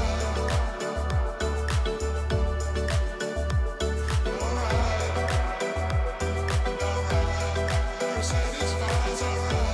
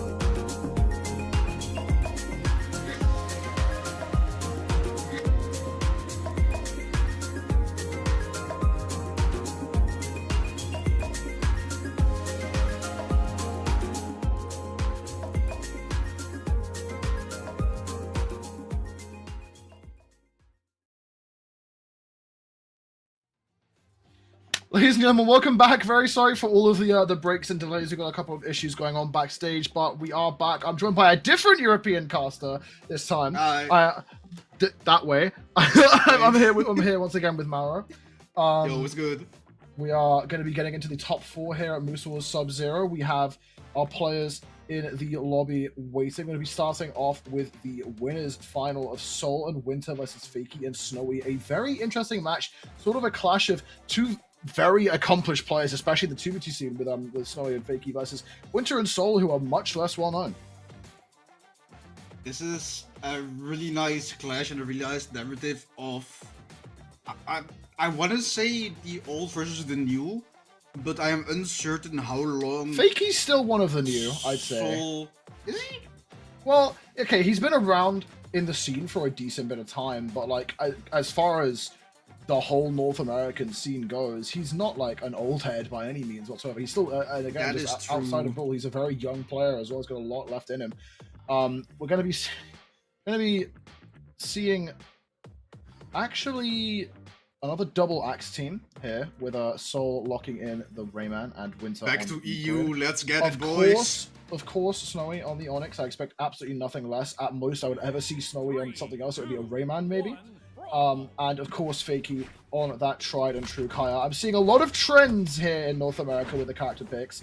I would have thought that Europe is the region with sort of the most samey issues with the same characters picked. But we're seeing a lot of Kaya, a lot of Onyx, and a lot of Axe. Oh, that's a big the start with DI saving them. Okay, right off the bat, though, the red team making a very large amount of headway with a lot of damage. And I mean, we would expect the red team to be the bigger player here, having more experience. But once again, these double axe teams really chunking up the damage incredibly efficiently. That recovery is crazy! And another follow-up! This team is lethal, dude. That is 40 seconds in, and the red team is already making a massive impact onto Winter and Soul. I almost said Snowy because it's like both S and the O in the name. I almost confused them. But yeah, you're playing Kaya and Onyx, so they're gonna live for quite a while. NC coming through, Snowy is being sent away. Soul getting a bit mixed up there, finds his down like nothing. Oh, dude, Fakey! The Fakey, bro! What am I watching? No. Okay, big save, but that's still a lot of damage. That's Winter in the red. Fakey, yeah, I mean, that's so much value out of still being on that third stock, and both Fakey and Snowy are still fresh.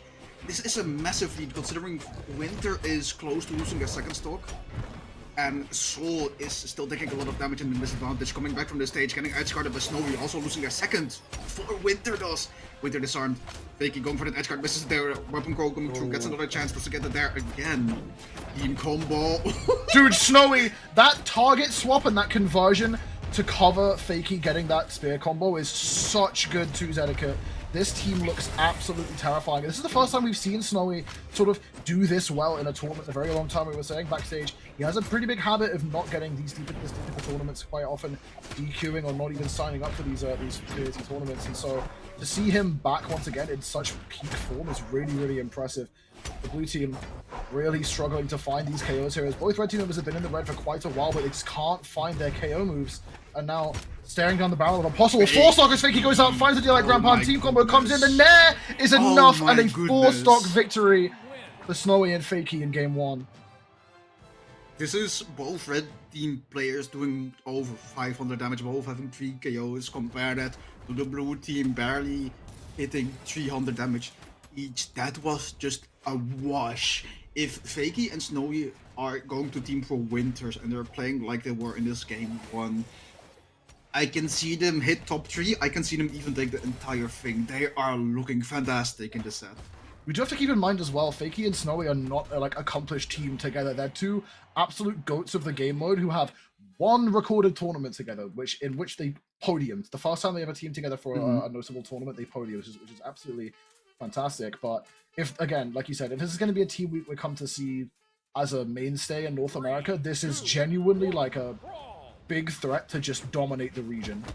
Just a really big contender for being the best 2's team in NA.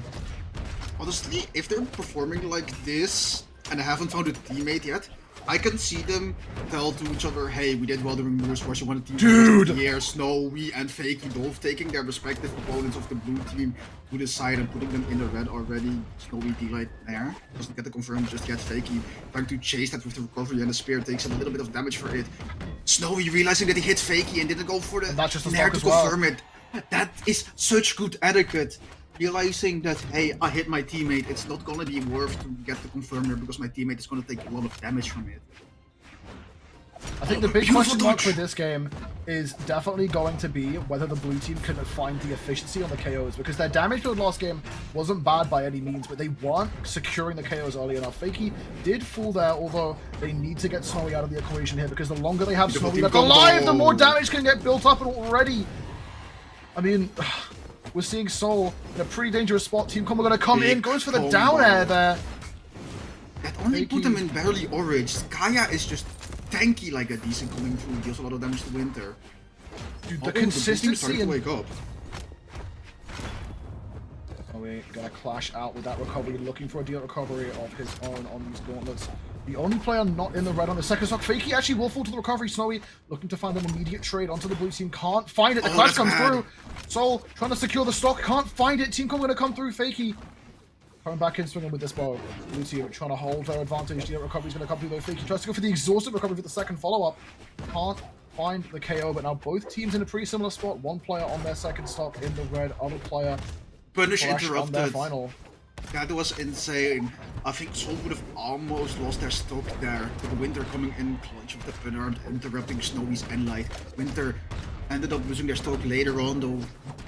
And now Snowy the only one left with 2 stocks left. But look at their damage, they have like 250. Yeah, Enlight coming through. Fakey too late with the intro, which is really unfortunate. And now the entire squad is on 1 stock each. This is looking tight. Here we go. The double axe team combo. That's so much damage. Snowy in trouble already. The red team now looking a lot less good for wear. Snowy and Fakey both on the opposite sides of the map can't cover each other.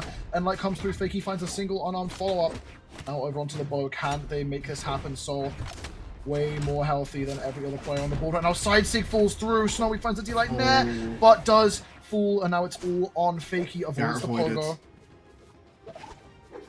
You've seen crazy reversals today, so I wouldn't be surprised if Fakey clutches it. That's just going to be it. Good on the blue team of Winter and Soul for managing to bounce back from such. That was a pretty devastating first game for them, and to bounce back that hard with a character swap. I'm also glad.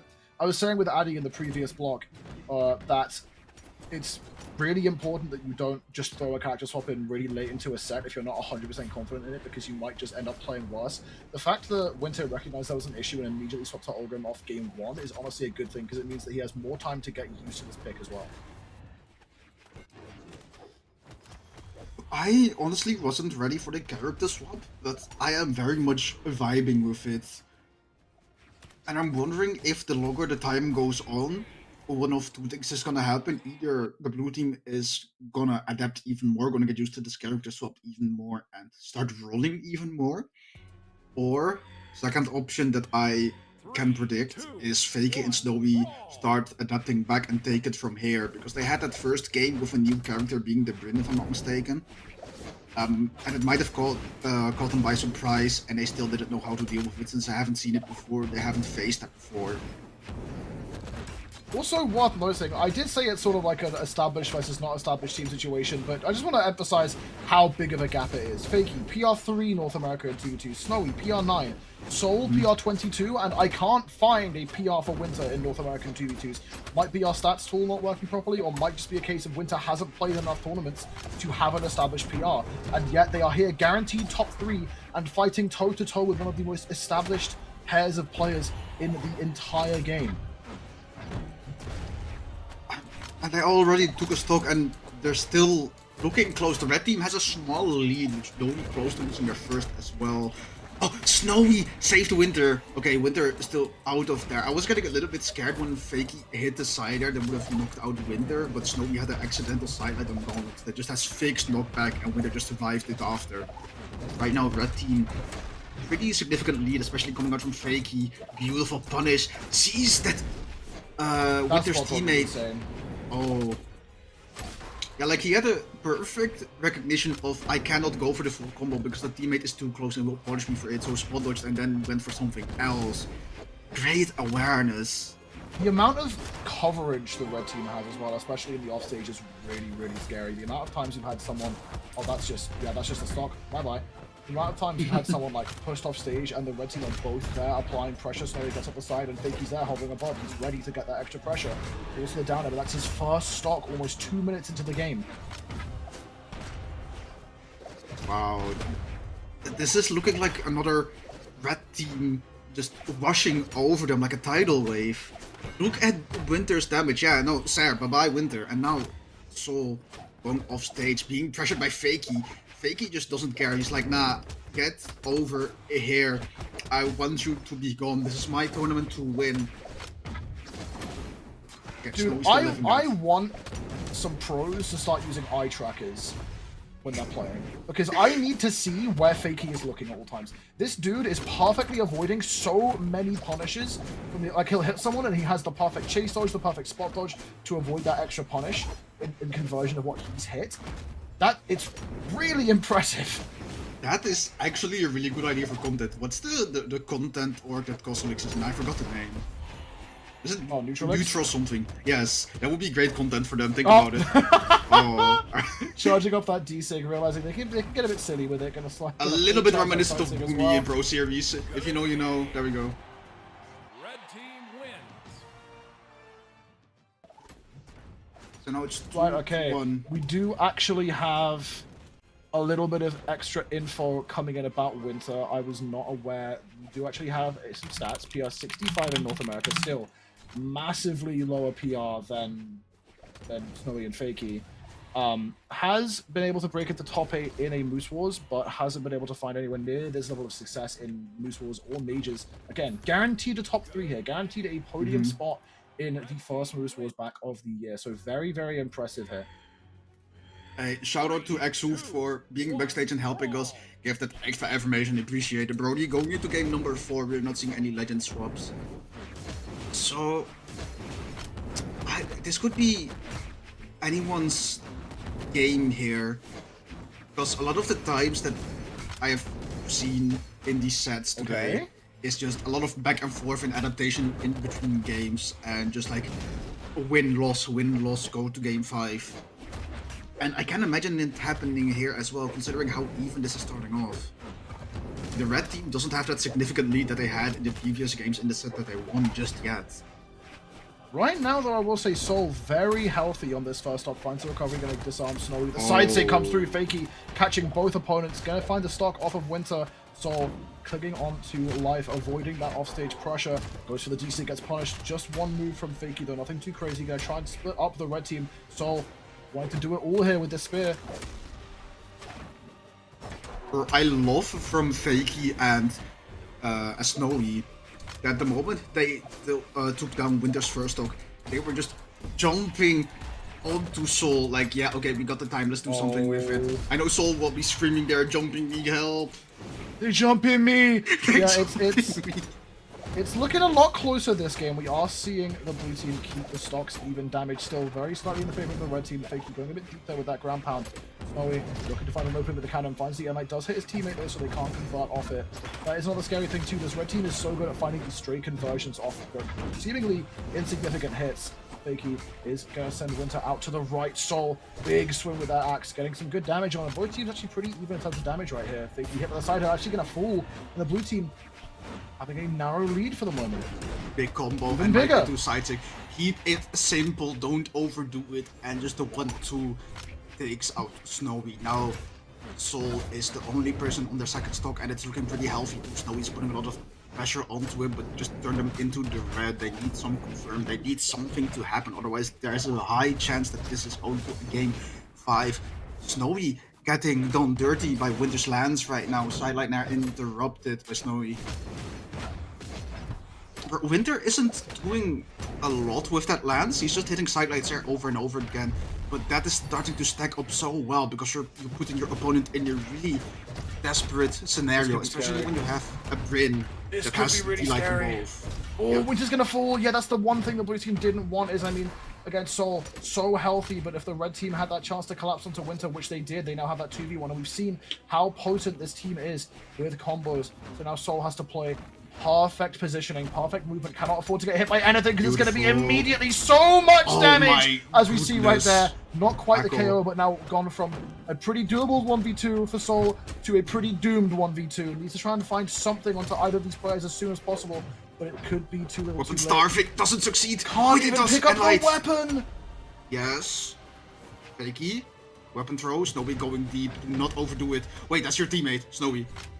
Don't throw this. Now they're both unarmed and Soul has the weapon. Snowy survives that. Recovery! So now actually in Onyx got some control. meat Red on team her. not getting too close How together. is he alive? How That's is he Onyx, though. alive? That's Onyx defense right there. One recovery from the gauntlets could be The enough. clash! In a way, What are we it's your doing? teammate. Fakey, what are we doing? Bro, this ain't no free for all, man. Oh, the side no. air! There's no way, there's Snowy no way, there's no needs way. one recovery. Soul and Sing. Soul needs And one Sing his ass. set. One axe and light. Doesn't No, wait, punish! Goes to the Oh, way wait, sideline. fuck off, Snowy clashed out. Get him. Dodges through the This is pogo with the recovery! Oh, baby! Soul keeping the dream alive. 700 damage, 4 KOs. What?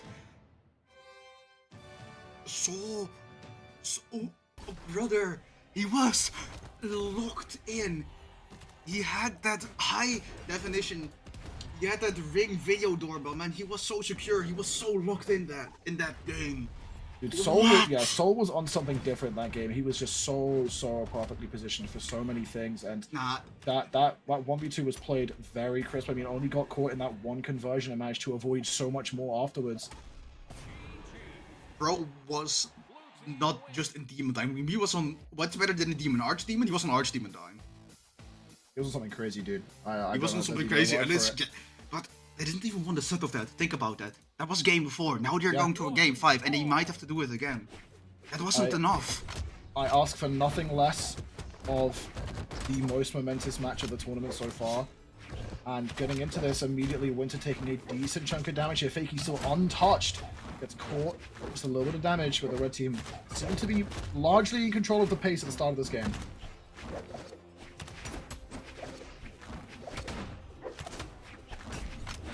Winter using the weapon throws perfectly to their advantage to disrupt their opponents. They're coming through. Blue team has a slight bit of damage disadvantage, but they're trying their best to fight back. It's becoming pretty even beautiful dodge, avoiding that GC and sequence Snowy Sonics. Fakey trying to get Winter off the side of the stage, interrupted by Soul. And now Soul, okay, they're both on the side of the stage. Blue team has a little bit of an advantage here, but it's taken away as Snowy and Fakey can regroup. Oh, what an interruption! Getting in the way and saving his teammate's life in the process. Winter keeping Soul alive. Now Fakey gonna have to try and do the most work here to get rid of these fast stocks of the blue team. Snowy taking a little bit of punishment here already. The blue team knowing their target. Fakey does fall, and now Snowy left alone. Finds the net, actually gonna KO even from underneath the lip of the stage.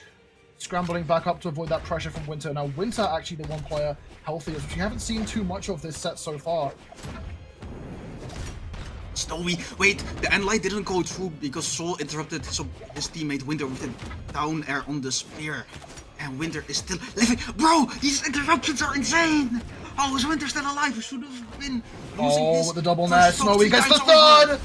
Weapon throw down, but the recovery does connect. Soul manages to make it back to the wall. Winter charging recovery down at the bottom. Both blue team members are alive, but Soul will fall. Now we have a very interesting situation where the stocks are so disjointed. Red team once again take the lead as Winter falls onto his second stock. I don't know where Snowy's going off the right there for a moment, but this could be dangerous. The blue team needs to get Snowy onto this final as soon as possible if they want to have a hope of getting into grand finals on the winner's side.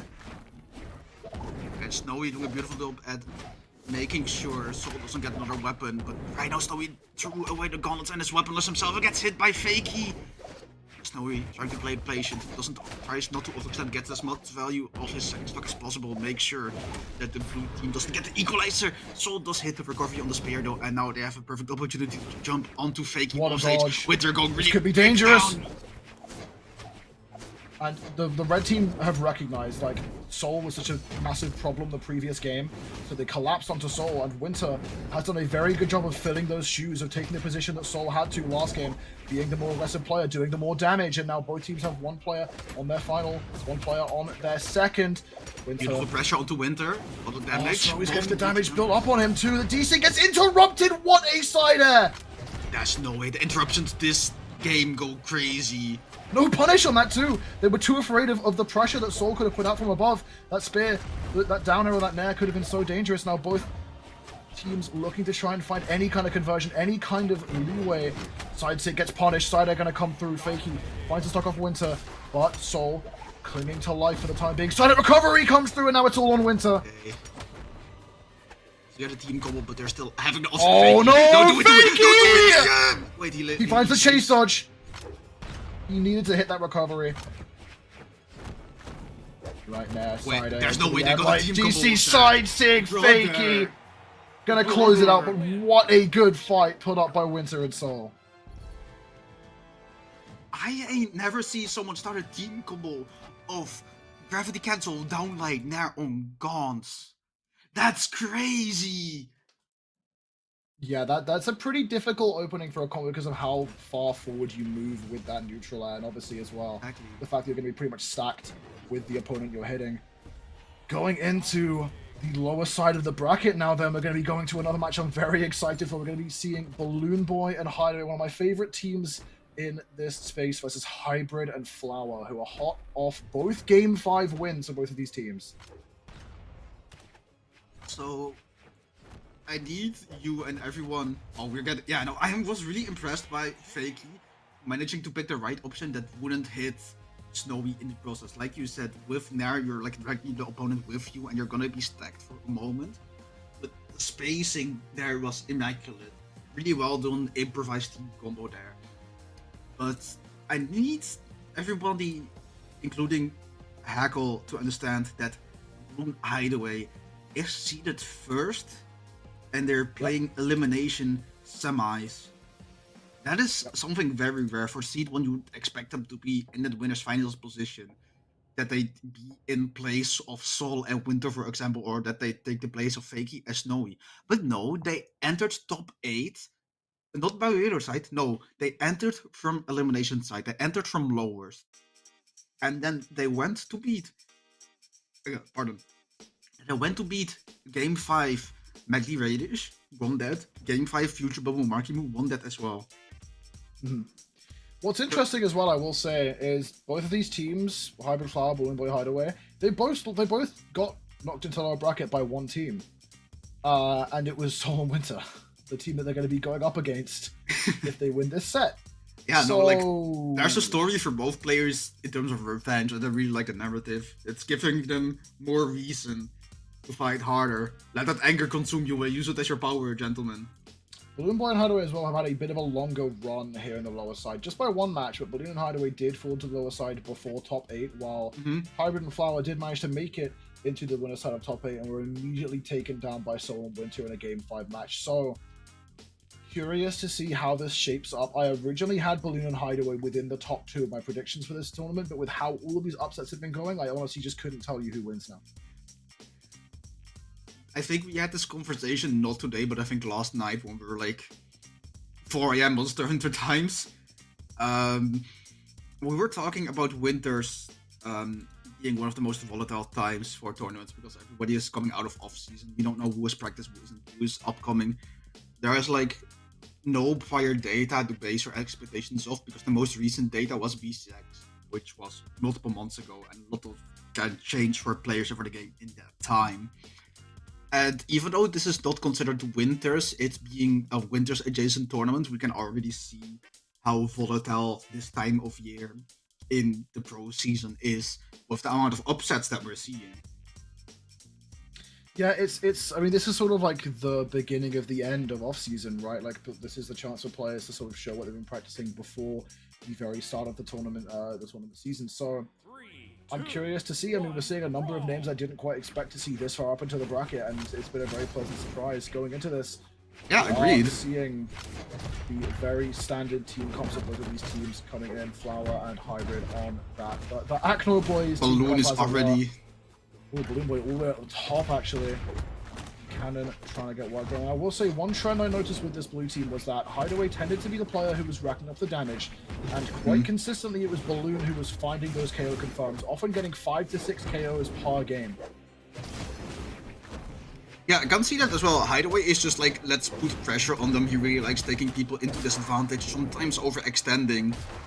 And Balloon is like, I'm just gonna sit on stage, I'm just gonna do my thing until a Hideaway does the damage, or until he sends them to me, or they happen to get in one of my signatures because I'm Wu Shang, baby, I can do stuff like that. And it's been working out really well. I mean, that's why they got this far. That's a double KO. That's triple, actually. Balloon getting both of the first KOs, going to secure those. Going to be the last player left on this first stock. Now he's surviving that neutral. Another neutral not going to be enough. Looking for just any conversions he can find to put some extra value out of still being on this stock. The side comes through and he does fall. That is one thing as well with the 2v2 space is sometimes it's worth letting your stock end as slightly earlier than you possibly could if it means you spend more time actually being able to get into the fight and help your teammate. Because if you're just sitting in the deep red on a stock and you're not really able to engage too much for fear of losing your stock, you're just doing less, even while you have the bigger number. I mean, in the meantime, while I'm talking, the blue team are just dismantling Flower and Hybrid right now. Yeah, but I get what you're saying. You're not contributing anything to the fight other than just being there, and you're kind of like an obstacle. You're like bonus points, but you're not the main game at that point, because the team can just decide to ignore you because they realize you don't want to play the game. Okay, we're gonna collapse on your teammate that is playing. Okay, right now the blue team has an insane lead. Hybrid and Flower are both approaching red on their final stocks, but not before they get the team combo off on BalloonBoy that's still living. Doesn't go for D-Light into anything there, but gets the side signature on Gaia Bow in order to take out BalloonBoy. Hideaway follows up, getting knocked out by the D-Light on X. This is... Oh, that would have been a wasn't huge in opportunity position for a conversion, but he was slipping off the edge of the stage. Blue team are struggling to land their hits here, need to find their KO moves as soon as possible, otherwise the bleeding may get a bit too bad. And like, not gonna go through, the BalloonBoy finds the side, and not quite gonna be enough. Where the red team wins this, but I don't know if it's the world that we're living in, Heckle. Yeah, I'm not certain either right now, as Flower left alone. D-Light side are gonna clean it up, and Balloon Hideaway. Slightly scary end to their first game, but still a relatively convincing victory. I think this can be attributed all to the red team doing too little too late.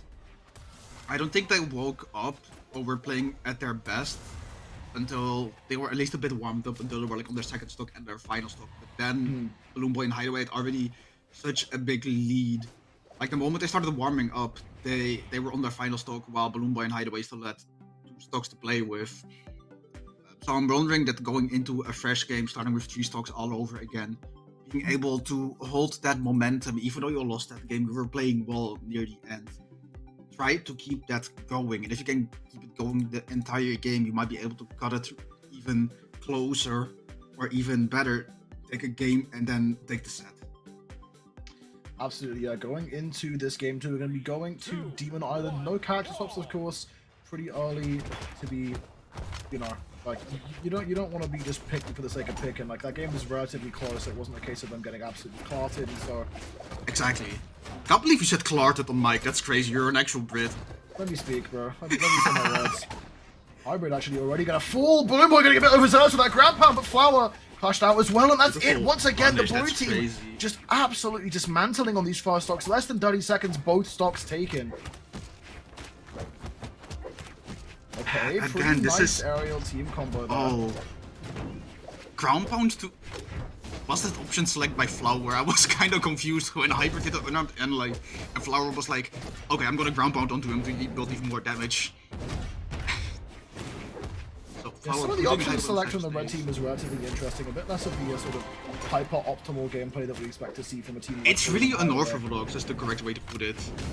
Not in the sense, because it's not bad option selection, it's something that you don't see often. It is like non-tutorial options. Oh, grab out into recovery. Yeah, no, like I Coming said, out of unorthodox. By the way, gonna find that side. Blue team still relatively comfortably ahead, but can't afford to get too comfortable here as the red team are trying to find an answer back.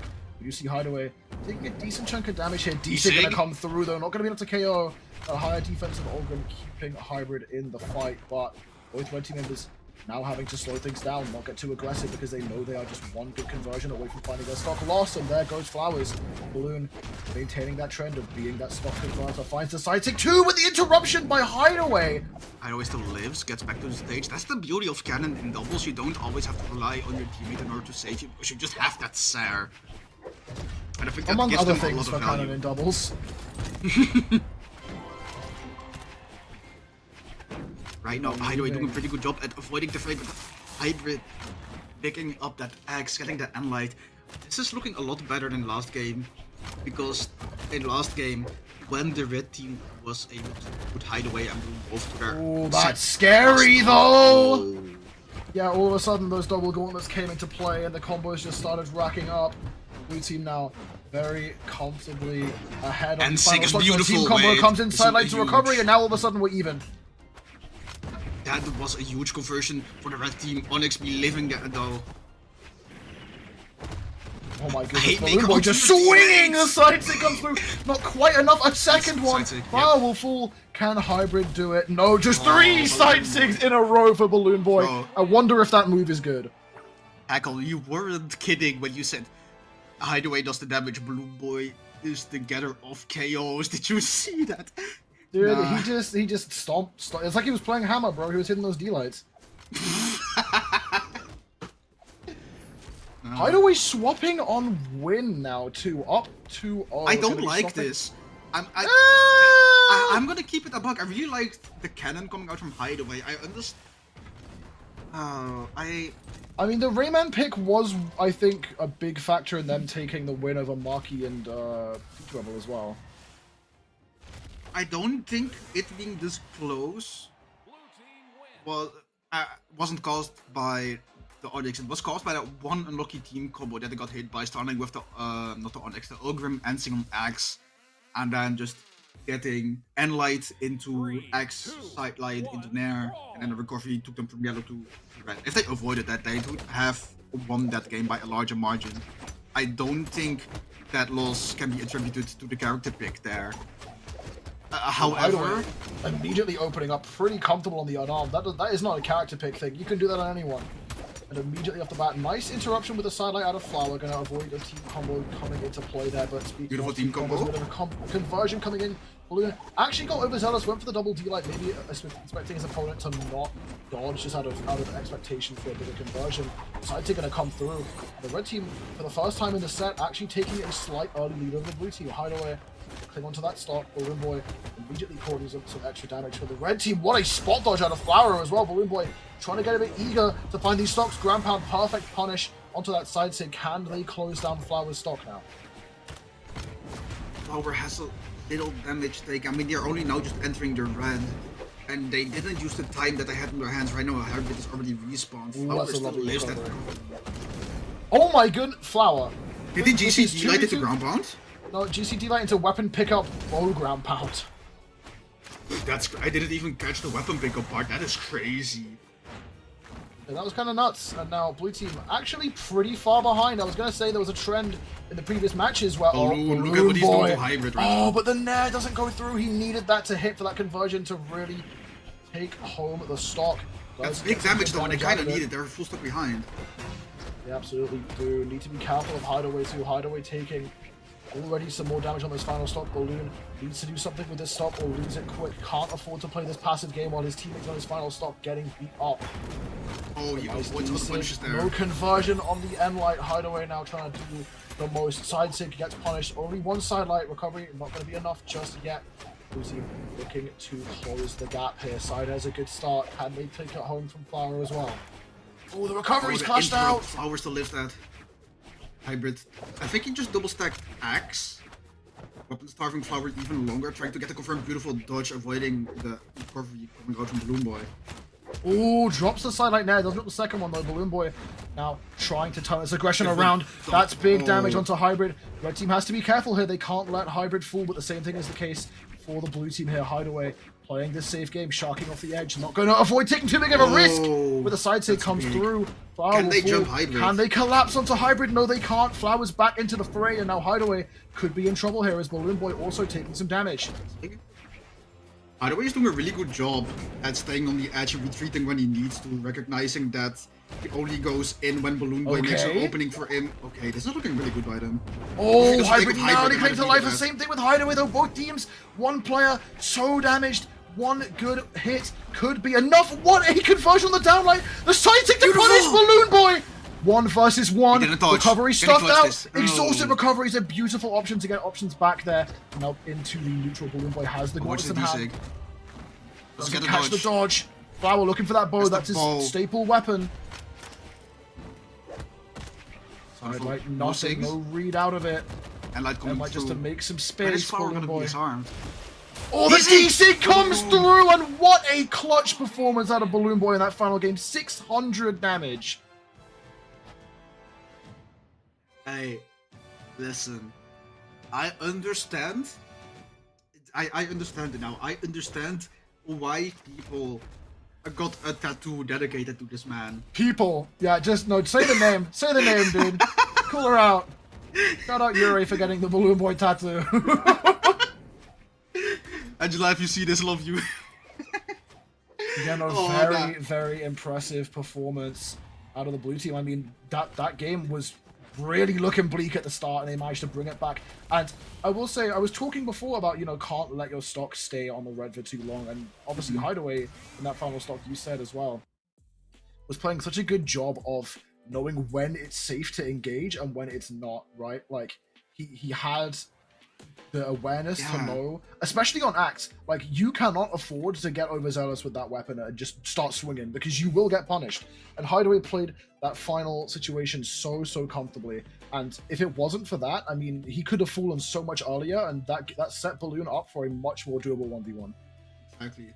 I think Hideaway playing it really well is attributed to not just him, but also to BalloonBoy, considering BalloonBoy was doing a really good job at pressuring the red team in a way where they had to swap their attention off from Hideaway. BalloonBoy was making a lot of space for Hideaway to come back to stage, and Hideaway was doing a really good job at recognizing BalloonBoy. Oh my goodness! We're going straight into the next game. Balloon and Hideaway coming hot off that 3-0 victory and going up against Winter and Soul, the team that eliminated them from the winner's side.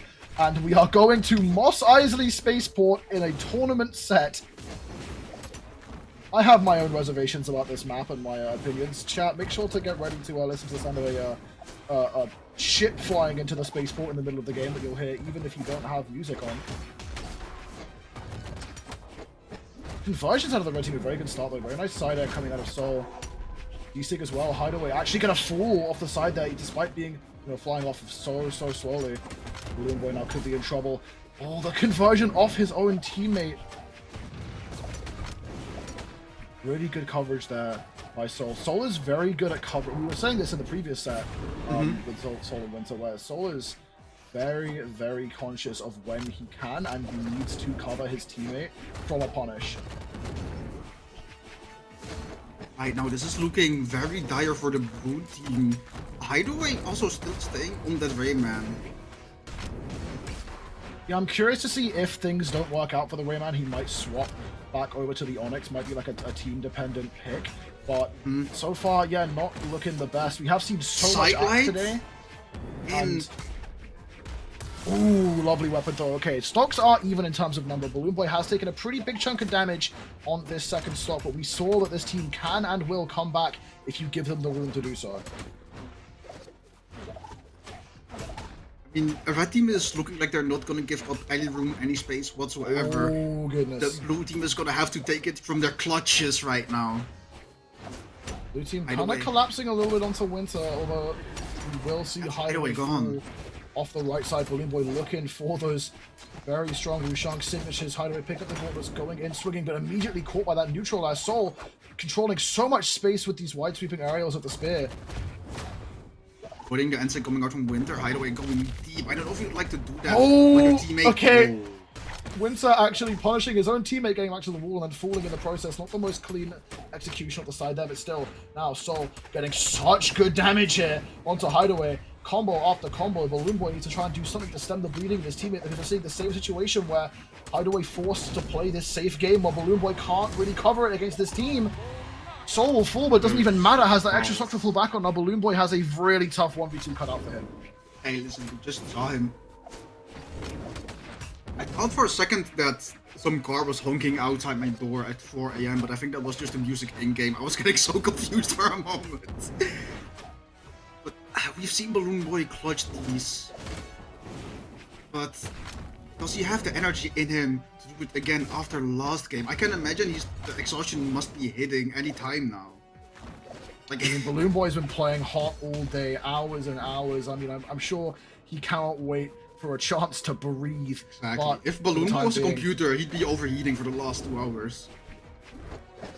Time being, keeping this 1v2 relatively close, playing to his advantage very well. The side air will come through, but that's not even close to KOing quite yet. BalloonBoy makes it up the wall, back onto the stage. Gonna go for the down air, goes unpunished though. Neutral air dodges through the recovery. Just looking for something, finds the second recovery. That could have been absolutely perfect, but of course it's Mos Eisley and the ceiling is relatively high. BalloonBoy going in, avoiding the recovery. Red team is doing a great job at trying to weapon starve. In the moment BalloonBoy loses these guns, it's very difficult for them to Oh, pick up good something coverage. else. Watch the side are coming through Oh, and that's Sig. just... I That's love curtains. that play. 700. 7-6-1. Soul might be the GOAT. Soul might be the GOAT. I didn't expect this to be the outcome of today's tournament, but like 761 damage. And yeah, okay, I called it. Hideaway immediately swapping back onto the Onyx, not taking a chance on the Rayman. Actually going to be banning out every map they can with fewer than 2 platforms besides Mos Eisley. So clearly they want to go here. They left open the options of Mishima Dojo, Terminus, and Mos Eisley. So we're going to firstly here, but I'm curious.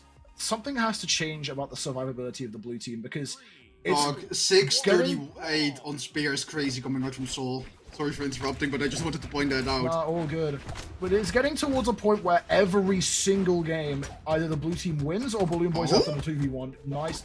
Okay, A bit Kind of suboptimal, but it's still a expecting decent lead, and it's keep on going. Like, I think a big factor in the blue team's success, or rather the lack of success on that Rayman, isn't even due to Hideaway playing not as good on Rayman. Oh! I think it's due to Hideaway playing a character that just has more raw defense, because you have like one stock tank, and Hideaway can take like 250 damage per stock before being knocked out, especially on a stage like this.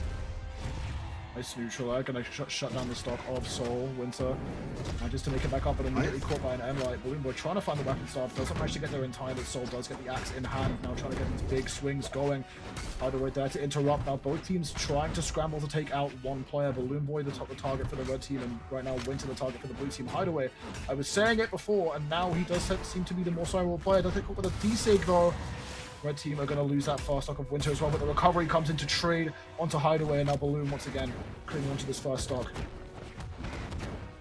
Okay, got a little bit of damage onto Soul, not enough though since Balloon had to do Oh, all the by clash, the himself. neutral air. Hideaway. BalloonBoy Oh. second there, and the side air. He's Oh. going all the way in GG's. for the drop GG's. pad out of Hideaway.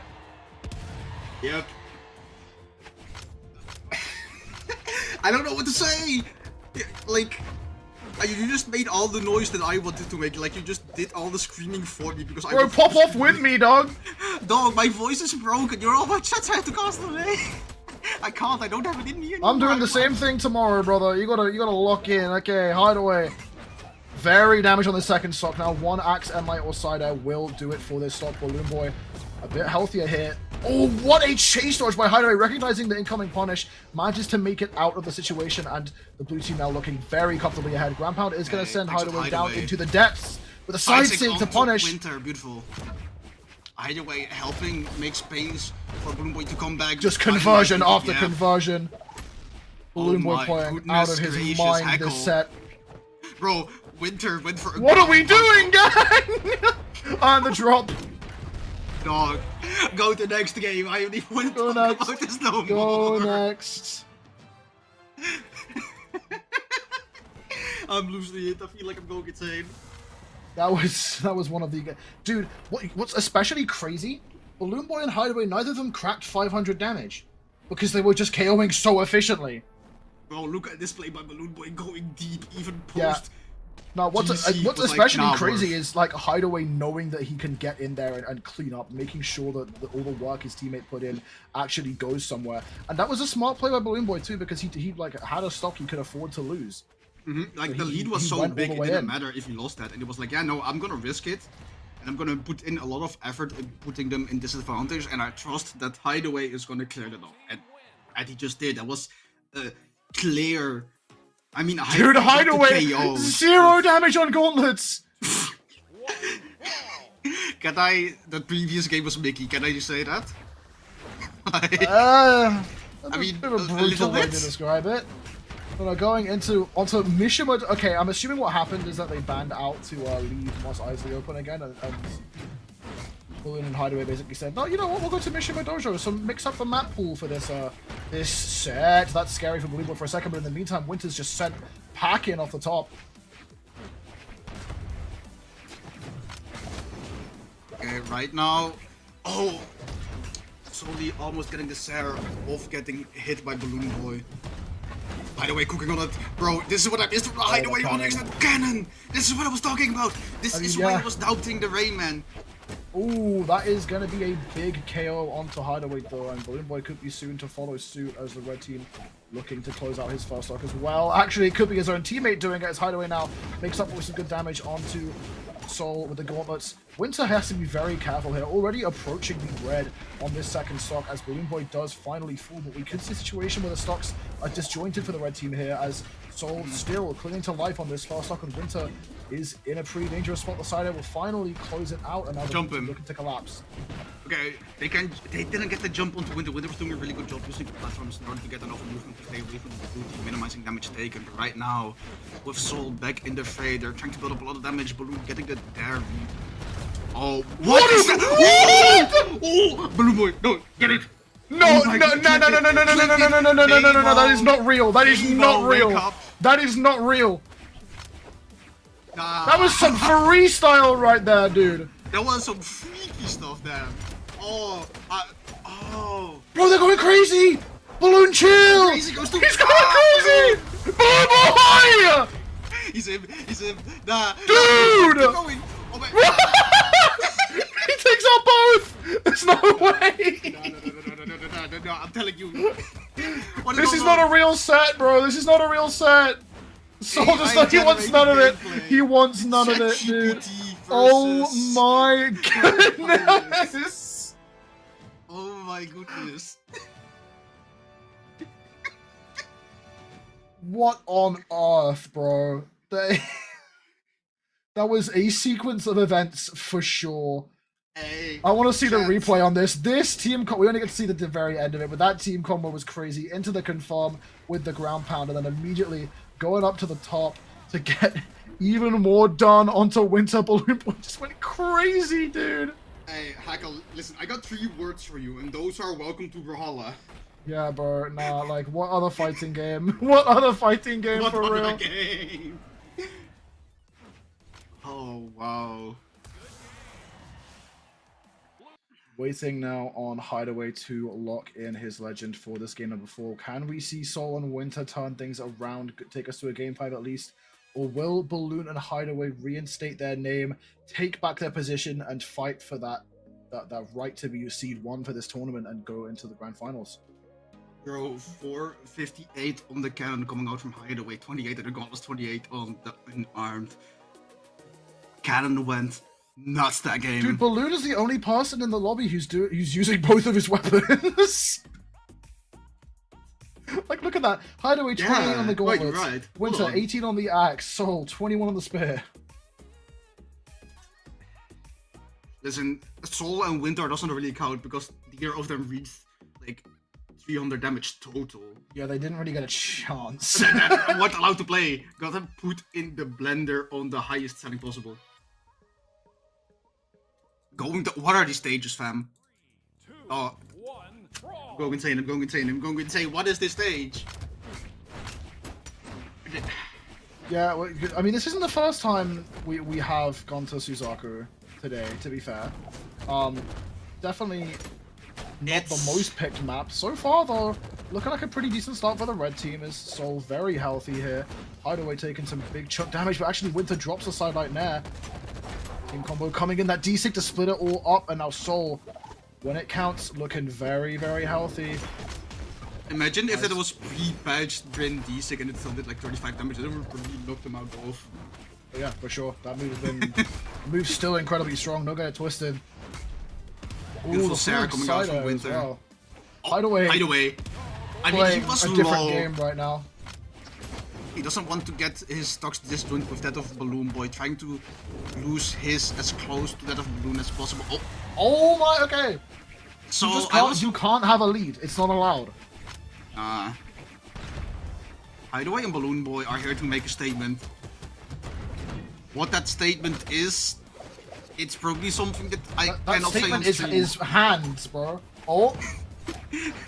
The double spear juggle happening at the top for a second there. Now both teams getting very scrappy, looking for any damage they can find. Am I going to come through the push Winter off the side, trying to collapse onto Soul for a second, but they can't get it done. Now both teams have one player, much more damage than the other. That side would have been brutal if it connected, but BalloonBoy clinging on to life. Oh, recovery catches both players, but what a beautiful delay into the recovery. Gonna clean up BalloonBoy now. Hideaway clinging on to life on this second stock. Finds the oh my goodness, Beautiful dude. break They're so good at cleaning up these stocks. Okay, BalloonBoy Reed managed to comes stake up the through top though. Okay, Hideaway losing that cannon. And he wants the game. This is like the closest that we have seen the red team so far, I think, with them. Okay, team combo interrupted by the X weapon throw, but now Soul weaponless. Hideaway looking for something to get started, doesn't get knocked out. Okay, there it is. Honestly, good. Yo, Like, how he is Soul needed to alive? fall. I have no idea, dude. Burrow's playing Brim like it's Queen 9. Never Side mind. light on unarmed, almost knocked him out. Let that sink in. Deep that real quick. But that's sink in, bro, yeah. Okay. Finally, Soul will fall, and now Winter could be in trouble here. Manages to avoid. Oh my goodness, that's really well placed movement. Manages to avoid the pressure of the blue team. Does clash out the recovery with that sidelight there. Doesn't manage to find the stock though. Punish? They need to either get out one of the blue team members or let Soul take that front seat. Team combo gonna come in, not too much damage. Side Winter sent away. Do they almost get the gonna be jump enough. onto Soul? They do. Gets the dodge. He's going deep. Winter with the It's nair. so close, dude. Hideaway taking some big axe hits. Beautiful. Ensig falls That's a through, Sayer, and the yeah. side air comes through as well. Now it's all on Soul. Recovery's gonna do it, and BalloonBoy and Hideaway crawl their way back up. Dog, what is it with these damage? Number 669 coming out from Hideaway and Balloon again. We talked about this before. BalloonBoy being the stock taker and Hideaway the role as the damager, and like it's just showing again, and it's working so well. Every game, it's a really defined dynamic, and when that dynamic comes through at like how they want it, it's such a potent team setup. So we have arrived at the pinnacle of gaming. We have arrived at the peak of Moose Horse. We have hit the grand finals. These Mies can in fact warm. I'm waiting for our final Mies right now as we have BalloonBoy and Hideaway on the lower side of the bracket coming up to face the reigning kings of this bracket, Fakey and Snowy. Excited to see how this shapes up. I mean, BalloonBoy and Hideaway started out with a pretty shaky start to the day in the bracket, all things considered, but managed to crawl their way back up, and now they are looking on a really hot form. Bro, I'm gonna repeat this again. I'm gonna double check something. I wanna see from what point onward Balloon Hideaway have been playing from elimination side. Let me check. So, do you remember who the people were that knocked out BalloonBoy Hideaway? It was Or Soul at and least- Winter. That was their run It was Soul and Winter. This was the run back, and one dominant one it was. This happened in pools. Let's see. Yeah, so the past 5 sets, BalloonBoy and Hideaway were playing from elimination side, and they made it all the way to grand finals. That is one impressive. It's the run, baby. It's the run. And also got to keep in mind these two teams. I mean, Balloon and Hideaway have been teaming for a while. They're a very established team. Have that gold medal under their belt. Snowy and Fakey again have one tournament together, but during that one tournament, these two teams did play, and both of these teams made it onto the podium. However, one of them won the tournament. One of them got third. The winners of the whole tournament were BalloonBoy and Hideaway, who got a 3-1 victory over Snowy and Fakey, who then made it into third place. So this is a matchup that has happened before, and it went in favor of Balloon and Hideaway, admittedly on probably their hottest tournament performance to date, but they also have the buff of the fact that they had been playing, they had been gaming, they've been going. I mean, we are now 2 sets in a row of them playing with a 1 set gap before their previous set as well. So out of the past 5 sets we've seen, 3 of them were Balloon and Hideaway. And Snowy and Fakey have had to wait. They've been on the winner's side. That's one thing I mentioned earlier as well, is some pro players say they genuinely prefer how it feels to come into Grants from the lower side because you're coming in hot. You're ready to keep playing. You haven't, I mean, sure, you like while you're waiting, you can go and hit the ranked queue, you can go to the trading, you can spar in customs, but it's not quite the same level of intensity that you have in a actual tournament set. Anyone who's played in a tournament can attest that when you're in a set, you're playing the game, you need to be and tend to be as locked in as you can possibly be, and keeping that intensity up for such a long time is exhausting. But it's a discipline that these players have to learn. I think that's something that I struggle with personally as well. I don't have the condition yet. I get exhausted at a certain point in majors where I just start playing worse because my focus just isn't there anymore and I wasted too much energy. These guys are better than me in that sense. They are They're better than you in a few other trapping. senses as well, I think. Just Okay, thanks a lot. That's my teammate, by the way. Getting flagged by my teammate one. Yeah, opening up for a pretty scrappy start here. Hideaway taking the brunt of the damage. Both red team members, though, are entering that deeper phase of the orange. BalloonBoy kind of running the show at the start of this game. The most healthy for the time being. The red team now could be in trouble as Fakey is disarmed. Snowy is going to join him in that as well. Does get the bow in hand for Fakey. Misses the down air. Blue team looking to try and convert onto these KOs. Finds the end sig. Oh, doesn't catch the side air. Might have been a miss input, but BalloonBoy is there and ready That's once again. lead. Finding the KO is a big, good start for the blue team here. Balloon is so healthy. I mean, so is Hideaway when you're on Onyx like that. Okay, they're getting knocked out. Balloon realizes it's not worth going for the save there, so they're just trying to go back to the stage. Oh, the clash. clashes. Hideaway coming in clutch, relieving the pressure, immediately sees his teammate in trouble, and now he's just going in with the unarmed. Onyx Good versus Onyx support doesn't coming need a from weapon. Hideaway. Oh, BalloonBoy goes deep with the ground boat, saved by Hideaway. What a again. weapon throw! What the snipe out of Oh. BalloonBoy. It's so amazing how much this game mode has evolved over the years. Like, this is just ridiculous compared to the kind of gameplay I saw when I first started playing this game. A BalloonBoy still, well, okay, caster's curse. He was still clinging onto the stock, but Hideaway now managing to avoid too much punishment while he's left alone. BalloonBoy coming back in, swinging. Fakey finds the individual punish, but nothing too much. The red team really haven't had a chance to find these big conversions we've seen them getting so far against other teams. And whether that's because of their own Punish them to displays Hideaway. or the positioning of the blue team. This is not looking Remains to good be for seen, BalloonBoy. but now speaking of the conversions, the ground pound to end that combo. Blue team need to try and get the stocks out. Yes. NSYNC gonna come through. Snowy gonna fall. Can they get it off Fakey as well? Right there, yes they can. Yes, Clinging sir. to a small lead still. Bro, the dominance that Balloon Hideaway are showing right now, it's not really dominance if you just look at the stocks, but the way they've been playing this game, it's just like they're in charge of Snowy and Fake, you have to kind of play around them. Think that they were the ones that are coming from the winner's side. They're not. Okay, so Balloon finally being sent towards their last stock of this game one. Being fresh, picking up the guns, trying to help Hideaway, relieve some pressure that the red team is putting onto him. Hideaway slides what a off catch! the stage. Okay. BalloonBoy doing the most with the gauntlets right now, just absolutely swinging. Conversion interrupted by Hideaway. Red team could be in trouble. coming Side air through. comes through. 1v2 Trying to on relieve the Fakey. pressure, or get rid of the pressure from Fakey.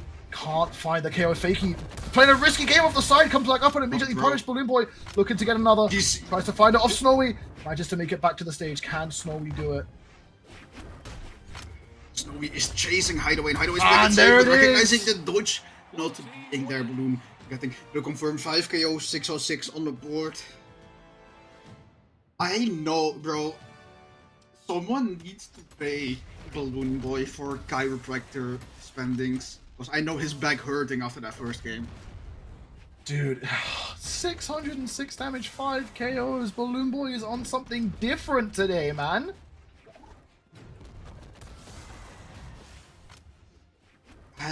I'm just speechless, and I'm not just saying that because I'm tired and it's 4 AM. I'm saying that because these players are leaving me without words.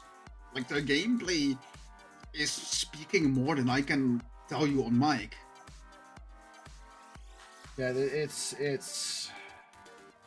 it's kind of crazy, man. And we're going into this. Obviously, BalloonBoy Hideaway do have to fight through 2 sets if they want to win this entire tournament. But with the performance in that first game, if they can keep up that intensity, that'll be perfect. But obviously, it's that kind of that fallacy where you're pushing too hard, you might burn out too soon. And they've been pushing hard for a very long time. The question's going to be if they can maintain that intensity for this entirety of this set. So far, pretty even start to this game. Fakey going to be the most healthy for the time being, but a nice gauntlet string from Hideaway's going to turn that around. Snowy into the red already. That Onyx defense keeping him alive. I love how, and this is something that both teams have. Ooh, If someone... big oh. catch. This is something that like we saw in the past 30 seconds of this game too a lot. If someone goes for a read and doesn't go for the right dodge catch option, you have like their teammate standing directly behind them being like, nah, I got you, fam. And then covering for the dodge read that they didn't account for. Right now, Blue Team is fighting back really hard, getting a 2-for-1 edge guard onto Fakey. Oh, dude, Fakey has no fear off the side with that bow, dude. It's kind of impressive and also kind of terrifying. Fakey is inhumane with a weapon in hand. Yeah, some big pressure coming up from the red team now with a pretty sizable lead as the blue team struggling to break them apart right now. The conversions are actually coming through in their favor. A lot of good interrupts for the red team as well. BalloonBoy getting some good vertical play with the gauntlets, but gets turned around by Fakey, and now Hideaway falls as well. The blue team need to clutch up. This is a terrible position to be in if you're in the blue team. Hideaway doesn't even get the weapon, just has to wait for the next weapon response. Gets the cannon, doesn't get the edge guard onto Fakey, and BalloonBoy has to make it back out of that scenario on the side of the stage. BalloonBoy, oh, he's going deep for Snowy. He wants it to be over, and Hideaway seems to follow. Doesn't get it, but it is a sign of what they want to do here. Crazy. They want to face. They want to end gets it. the chase dodge of his teammate as well. Fakey there to provide the options. Snowy with the weapon though still has the options to get back. Hideaway not gonna overextend to try and fight it. The NSYNC nerf's gonna save Fakey's life.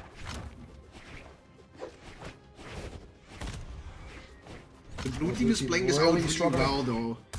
The one thing I've been harping on their strongest asset has been their efficiency with KOs, and the red team really forcing them to slow down, although have managed to stem the bleeding pretty well. Hideaway is relatively damaged, but not in a position where he can't afford to take engagements for the time being, although Fakey, so good at controlling space with that spear, so good at making opportunities.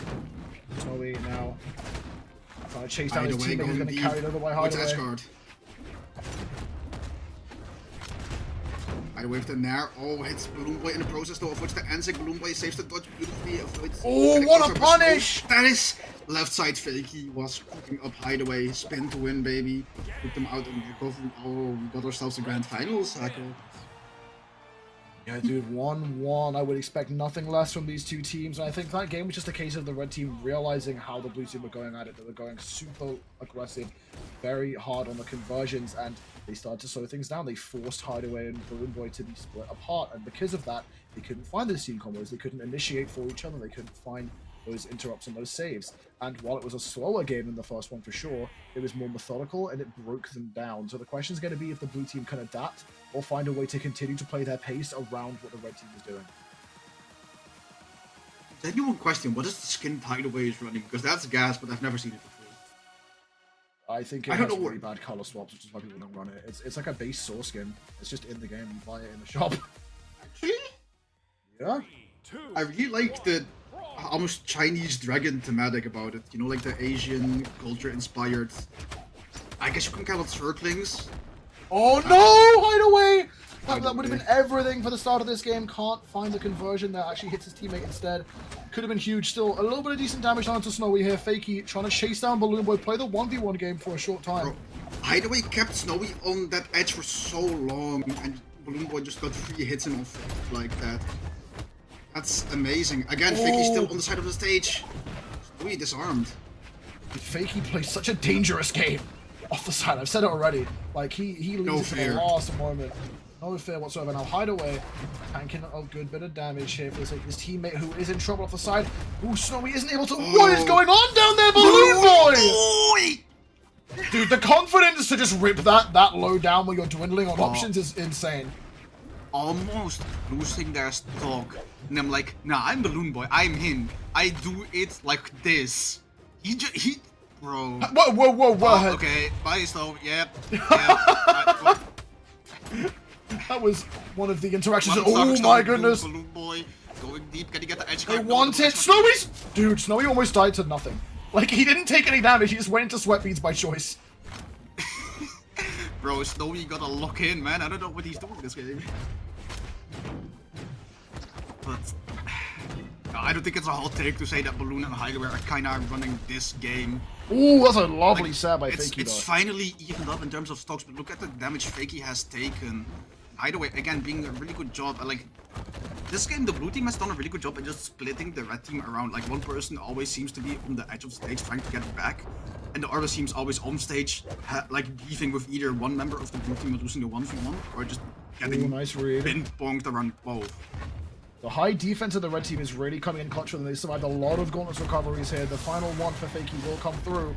BalloonBoy don't care. Out of BalloonBoy just closing out these stocks. BalloonBoy don't care. Defense Lovely. is a psyop made by BMG to sell more high-strength legends. I've seen so many times now where BalloonBoy sort of goes for an extension off the side, maybe a little bit too risky, and Hideaway is so good at relieving the pressure for him. BalloonBoy will fall, but they have done a decent bit of damage to Snowy here. If they can get a bit more value off of this stock of Hideaway before he loses it, that would be absolutely ideal for the blue team here. But Got an extra credit Hideaway. Oh, yeah, it doesn't Hideaway, get punished. we're seeing him go in. He's understanding now that he can't afford to just shark his teammates on his final, and he gets some extra damage. That is what we wanted if you are the blue team. Now, Hideaway spawning back in. Snowy gonna find the end light onto BalloonBoy. The red team trying to split them up, stall out the momentum. BalloonBoy can't find that D-light. Damage trading all over, but the blue team does have the advantage in having damage earlier built up. And so gonna come through, interrupted! Oh, Fakey! Big save, but is it gonna be enough? BalloonBoy still gets the hit, Snowy disarmed. And Sig, the teammate by BalloonBoy. Oh, Fakey. This is a turnaround 2v1. recovery. Okay, yeah, no. NSYNC gonna close out the stock of Hideaway, Weapon actually. throw? That's gonna be enough. BalloonBoy finds the Hopefully recovery. just take it. Not gonna be enough. One Gauntlet recovery definitely will do it. And might, like yeah. might even be enough. And there it is. BalloonBoy closing it out. But what a scuffle towards the end. That came down to the wire. I want to bring up a point that you mentioned earlier, which I think Hideaway did really well in this game. You mentioned earlier that if you're on your final stock, it's better to just give it up and reset because you don't want to have to be sharking all the time. You don't want to have to be out of the fray and let your teammate hit you.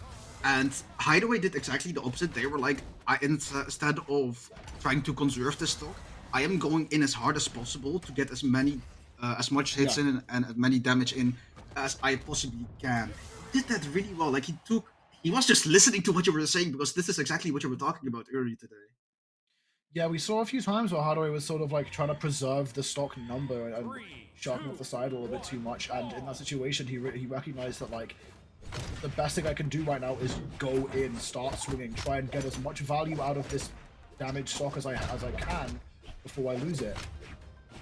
And as a result, they had that extra room to work with, which I think without that, it really would have been a much scarier end to that game. Really close start to the beginning here as both teams are putting out a decent bit of damage.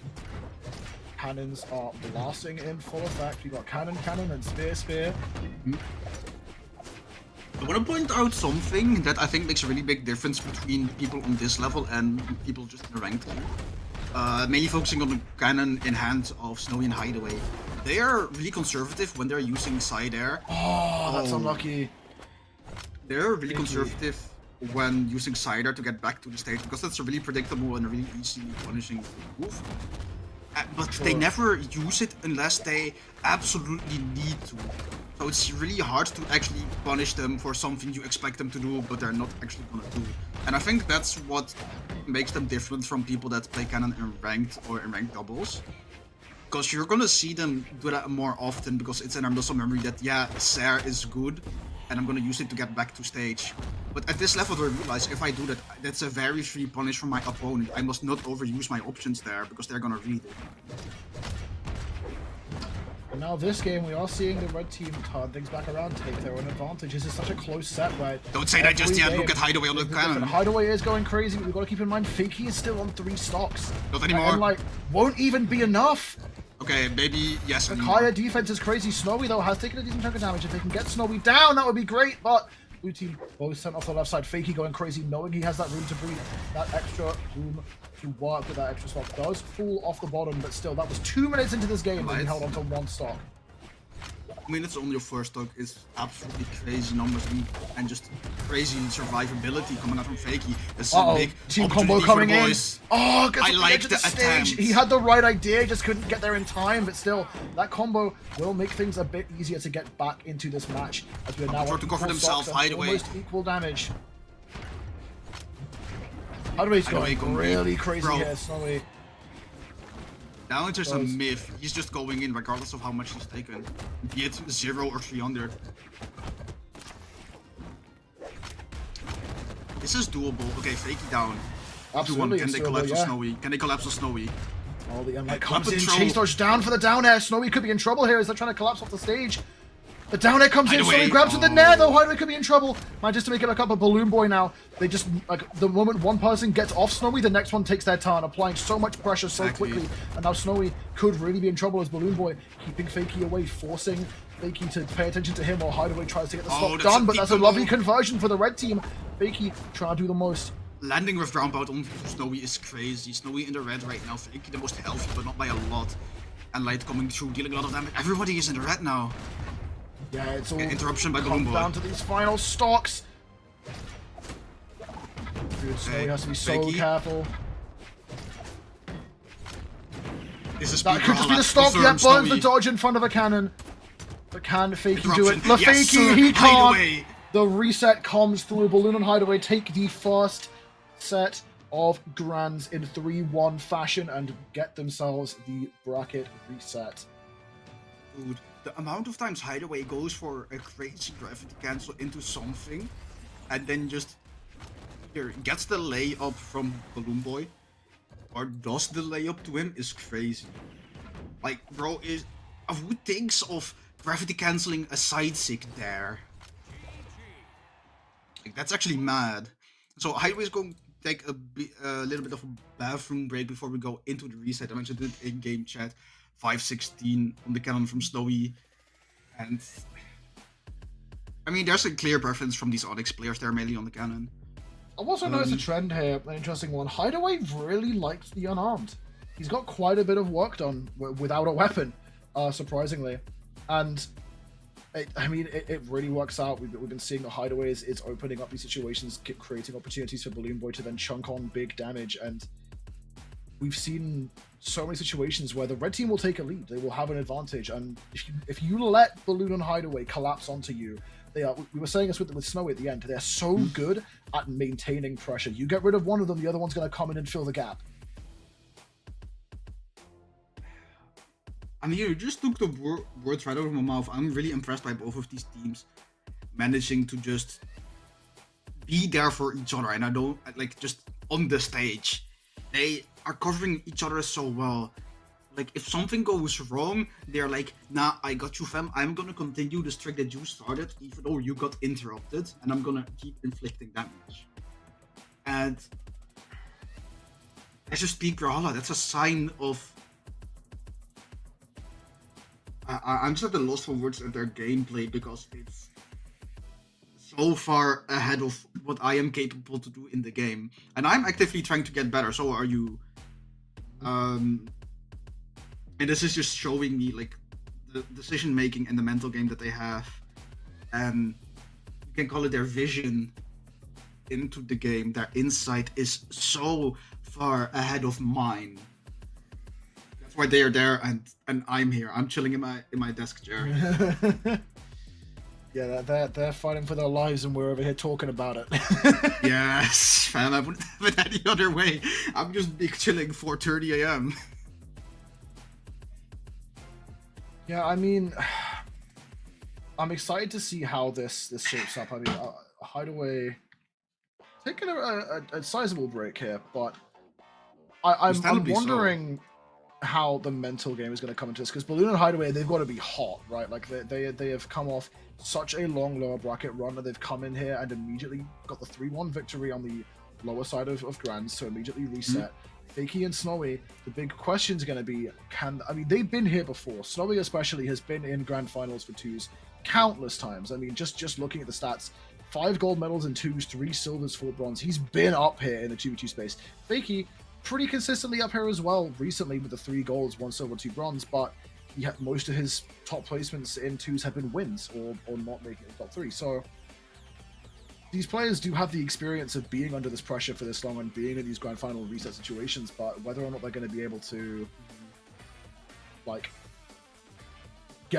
keep it going is really the big question.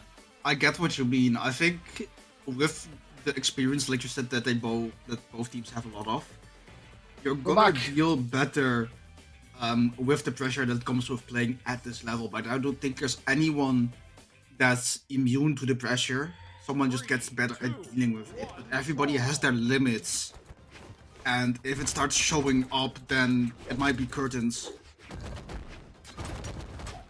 Right off the rip, blue team getting some good work done, collapsing onto Fakey a little bit. Not too crazy in terms of damage, just a few stray hits, but still, decent start.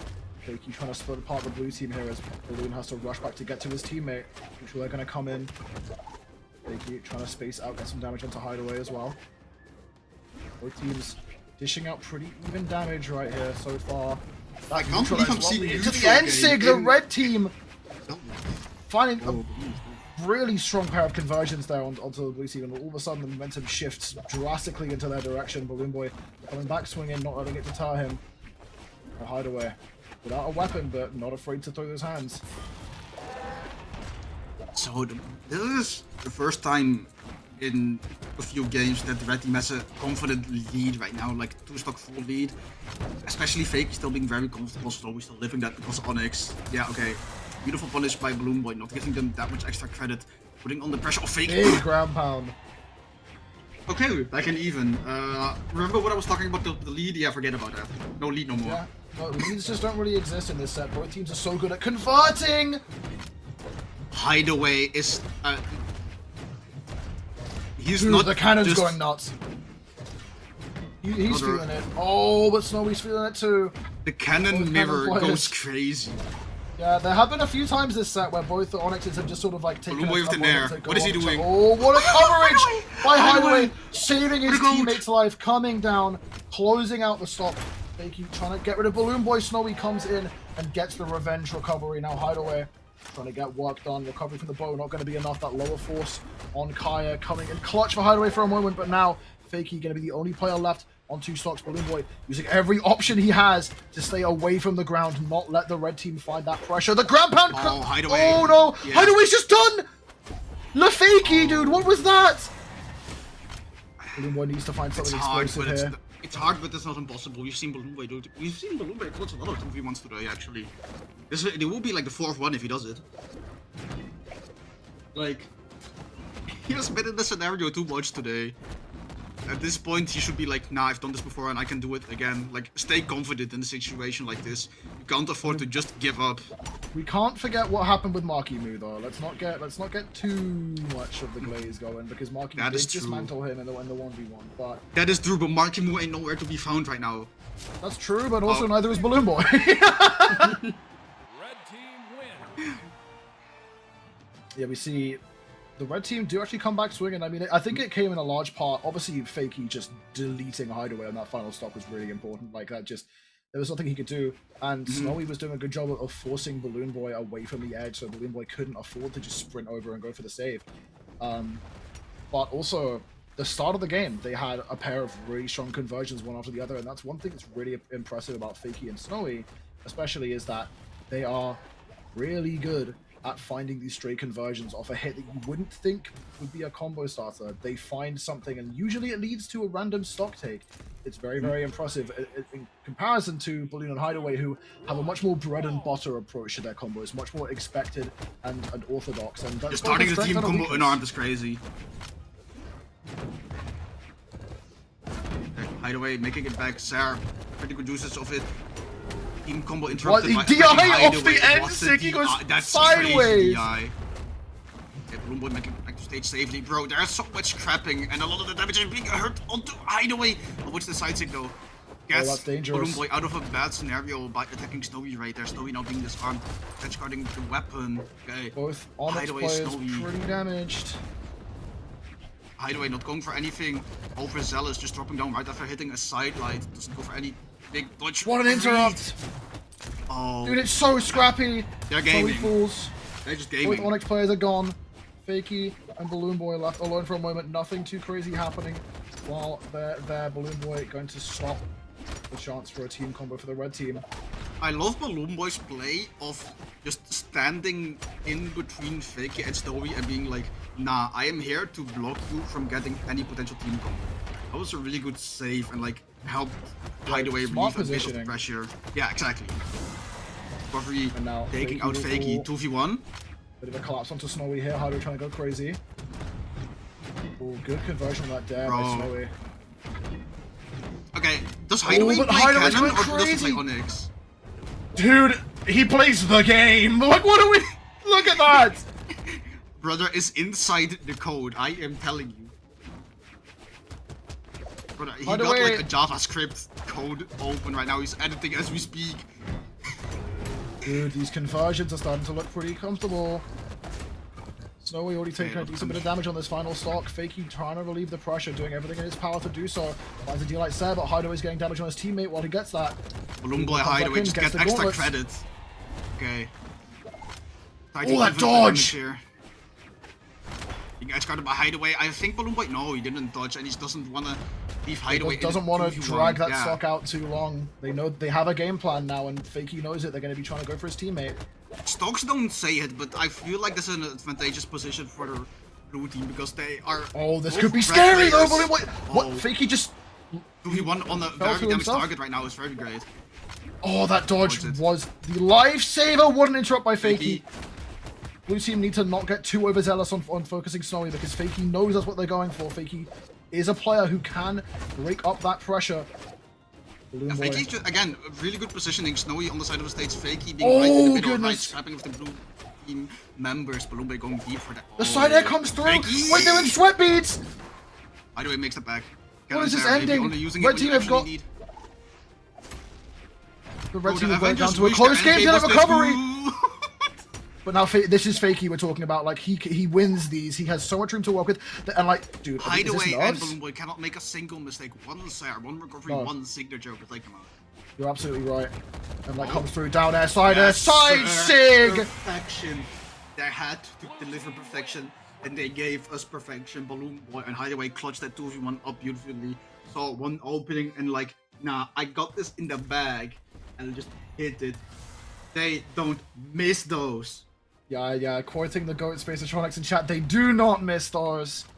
Making sure that this set stays as close and entertaining as possible.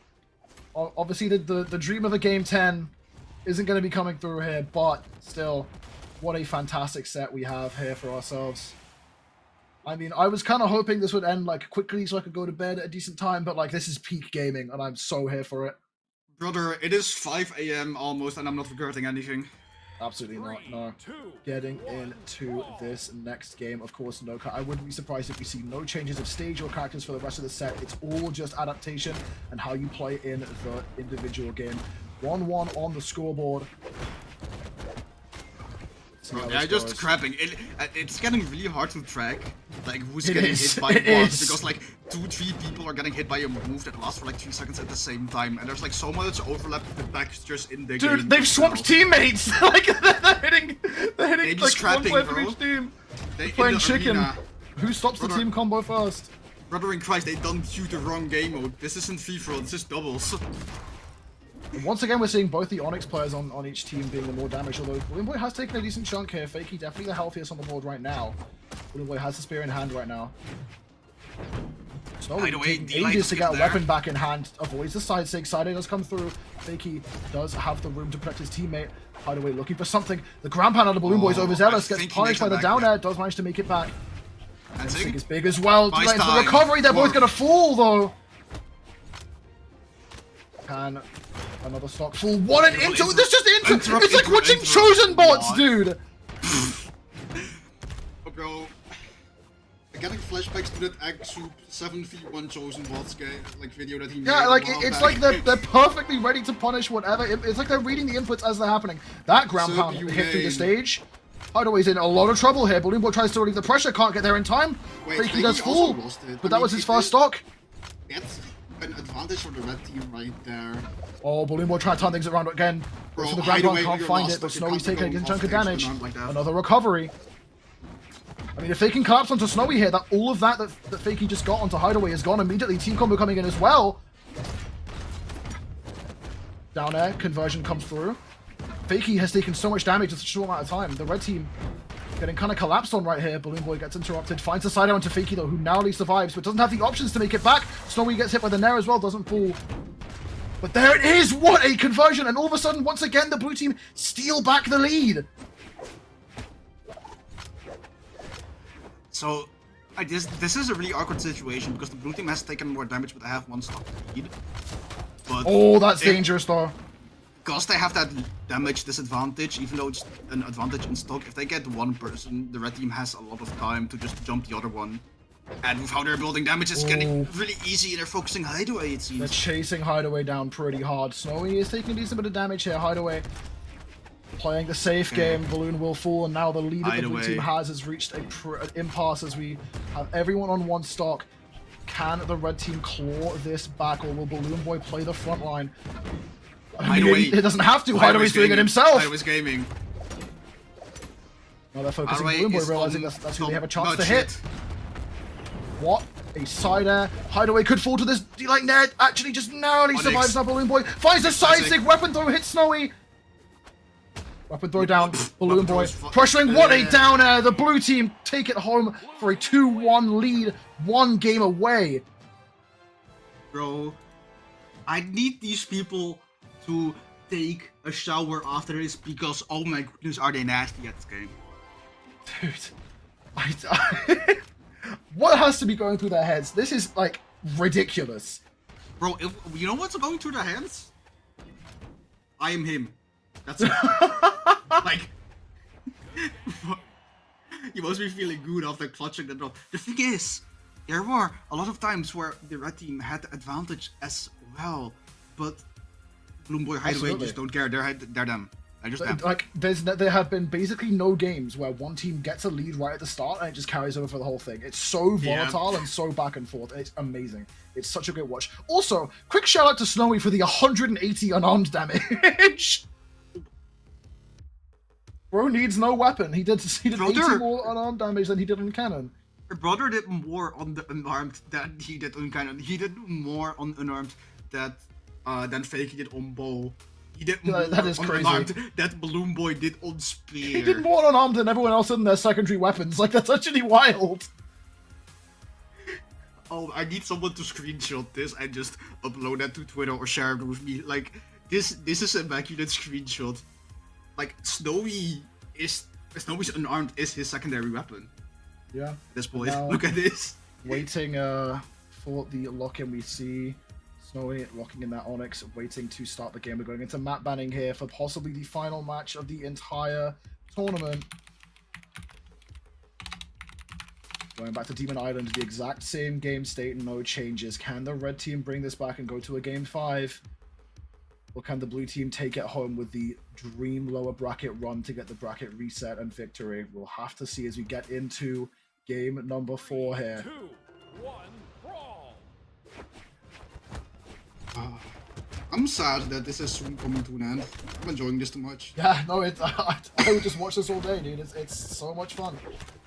Hideaway hasn't grabbed a weapon this whole match so far. Bro. Seconds in. He needs to get something on Unarmed his hands. damage. It's so scrappy to they're start going out. for the Red team goes championship off the unarmed side, damage. could be in This is trouble. Side take doesn't come through. That would have been absolutely diabolical if it did hit, but DC got a Come Fakey. from Is dangerous. BalloonBoy. BalloonBoy sent all the way off the side of the stage. Red team taking the advantage state here at the start of this game. Fakey, once again, starting out the healthiest. Beautiful Combo combo. could come in. Yes, Fakey sir. can't interrupt. What That good doesn't coverage KO. by Hideaway. Okay, The second one definitely will, though, and now Fakey left alone. Downlay doesn't come through. Nair is going to connect with nothing to follow up off it. Yeah, BalloonBoy trying to keep Snowy busy as Hideaway is trying to chase down Fakey. Now that the roles are turned around, I really like the role diversion of the Oh, the blue side team where take. like one person. Oh, who is are we keeping hitting, someone Snowy? busy. That's your teammate, bro. He's fine. Okay. He's fine. Fakey got this. He does make it back, avoids the exhaustive recovery. BalloonBoy was chasing, fiending for that KO, and in the meantime, Hideaway can just exert the pressure onto Snowy. Fakey falls to Beautiful the side knockout air, coming out from and Hideaway. Hideaway's going crazy with the Jump cannon. in, Side air, jump BalloonBoy in, going all the way BalloonBoy. in. He's feeling himself. Yeah, jumped. Okay, not yet. Jumped, but recovered. And now Hideaway's going crazy with the cannon even more, dude. Brother. The blue team. BalloonBoy finally falls to his own teammate, but the damage is pretty good. Hideaway needs to avoid getting pressured here off the side. Snowy flakes out, goes back to the stage. BalloonBoy's out to relieve the pressure, but he gets cashed out by the bow ground pound. That's so much force. Manages to I make know it Red back. Team is playing a horror game right now because they're getting hit and getting scanned by so much stuff. Like, getting sent off stage in like the fraction of a Oh, the second. Nair! Snowy's gonna fall. BalloonBoy's so healthy. Fakey needs to cling on to the stock as soon as possible. Finds the neutral air. Hideaway dodges out. Doesn't fall to that neutral air just yet. BalloonBoy getting a bit afraid to throw out too many moves on the spear. Hideaway's going to do it for him, though. The side take does come through. Takes out Hideaway. Back to an even game here. Can BalloonBoy stay alive? Might just to avoid the neutral air. Good job at avoiding Finds the side down to Fakey. He's going to fall. Jump Snowy. Can they collapse onto Snowy? No, They can't. but they Snowy get him evasive. to retreat and give him stage control. This is a really good opportunity, but now they're off targeting Hideaway, who's going off stage. BalloonBoy, no weapon in hand. Oh, team combo coming in. This is dangerous. Bad. What an interrupt by Beautiful BalloonBoy. save. Beautiful save. BalloonBoy might have clutched him this game. Okay. Yeah, that's entirely possible to be honest at this point. Hideaway needs to try and play as safe as possible. Hideaway. Finds it down onto Snowy. BalloonBoy has now spawned back in. Can't get a weapon, but still putting on the pressure with the unarmed. Oh, that recovery isn't quite going to be enough, but one more might do it for Snowy. Fakey has to play a perfect game here to save his teammate. BalloonBoy But getting BalloonBoy canned going to take right off the now. side. The grab Yes. pound comes through. Hideaway Yes. takes out Snowy. It's all on Fakey, putting pressure out onto BalloonBoy. And Fakey Hideaway can comes do in, this, but he's protecting getting his bombed right teammate. Blue team. I think everybody knows conversion Fakey is in starter. the thick of it right now. He has to play this 2v1 out perfectly, and then they have to take game 5 as The well. ground pound and Hideaway! Hideaway! Balloon and Hideaway close out the tournament and are your Moose Wars Sub-Zero 2v2 champions in what an amazing fashion. Seed 1, Seed 2 Grand Finals was amazing, and Seed 1 clawed all the way back, playing 5 games from elimination side in order to make it to this point. I am at a loss for words. This Dude, that I'm I'm mentally exhausted, bro. Like that was absolutely Same. crazy. The amount of like micro interactions that make up a game like that. I mean, you said it yourself. BalloonBoy very likely saved the game by interrupting that team combo from the red team. Like, we've seen how brutal the team combos this red team has. And given the chance, they could have just taken that final stock of Hideaway. So I think something that we often don't have time for casting are really small micro interactions that happen, because there's just so much happening on the screen when you're having 4 players battle it out together. We just don't get the time to, because there's so much variables going on. There are so many things that can happen. And if I were to watch all of this again, there would probably be things that I didn't even notice the first time seeing it, casting it right now. There just happened a lot for both of these teams in terms of very small plays that put them in an advantage or disadvantage, that made or break certain moments for them. This was just peak Brawlhalla. No, there was. I'm not sure what to tell you, and if this goes on for winters, this might be the best esports year in terms of entertainment that we're ever gonna get. Yeah, I mean, like, I was saying earlier, the amount that this game mode has evolved, just in terms of the efficiency of team combos, the positioning, the understanding of the game mode is absolutely incredible. Because 1's has always been a very developed game mode. There's been a lot of nuance to it.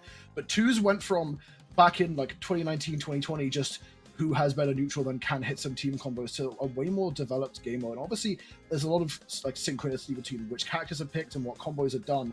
But also at the top level in matches like this, the amount of improvisation and the amount of mental fortitude that is needed to deal with a set like that is incredibly impressive. And I'm so glad I got to cast that. That was an amazing set. A friend of mine that helped me get into the game, and when I was still actively trying to improve, like back in my gold days, he told me a very important thing about the differentiation between a pro player and like someone in diamond, and just the difference between all the ranks. The better you get at Brawlhalla, the less obvious the plays to become better become, and the more minimal certain improvements are. I mean, at this level of play, everyone can hit their combos. Like, it's all mental game, because like beyond 2100, people aren't really like they can input the things for a team combo, but it's the ability to play in a way that sets up these combos, sets up these victories, that differentiates the best from the not. And I mean, this was just day 1. This is just day 1 of Sub-Zero 2v2s. We have 1v1s tomorrow, which I absolutely cannot wait for. I will be here tomorrow, and I absolutely cannot wait. But we're tired. It's 5 for Mauro. It's 4 for me in the morning. Hey, good morning, chat. How you doing? So I don't have anything else left to say. besides being mentally fried. But Hackle, thank you so much. Thank you so much for being here with me. Sorry for the players that it took a little bit long on the back end. We had a little bit of issues that we had to solve. Just thank everyone in the team. AJ himself, Sandwick, Exhoofed, everyone, all the casters, Flaming, AJ himself that was here earlier as well. Who am I forgetting? Eagle Addy. We both casted with him. How can I forget my boy? The goats. Yep. But yeah, thank you everyone for joining us. We're going to be signing off and saying good night for Moose Wars Sub-Zero until tomorrow. So make sure you stick around for tomorrow with the 1v1 portion of the tournament. My name's been Hackle. Thank you very much. Have a good night.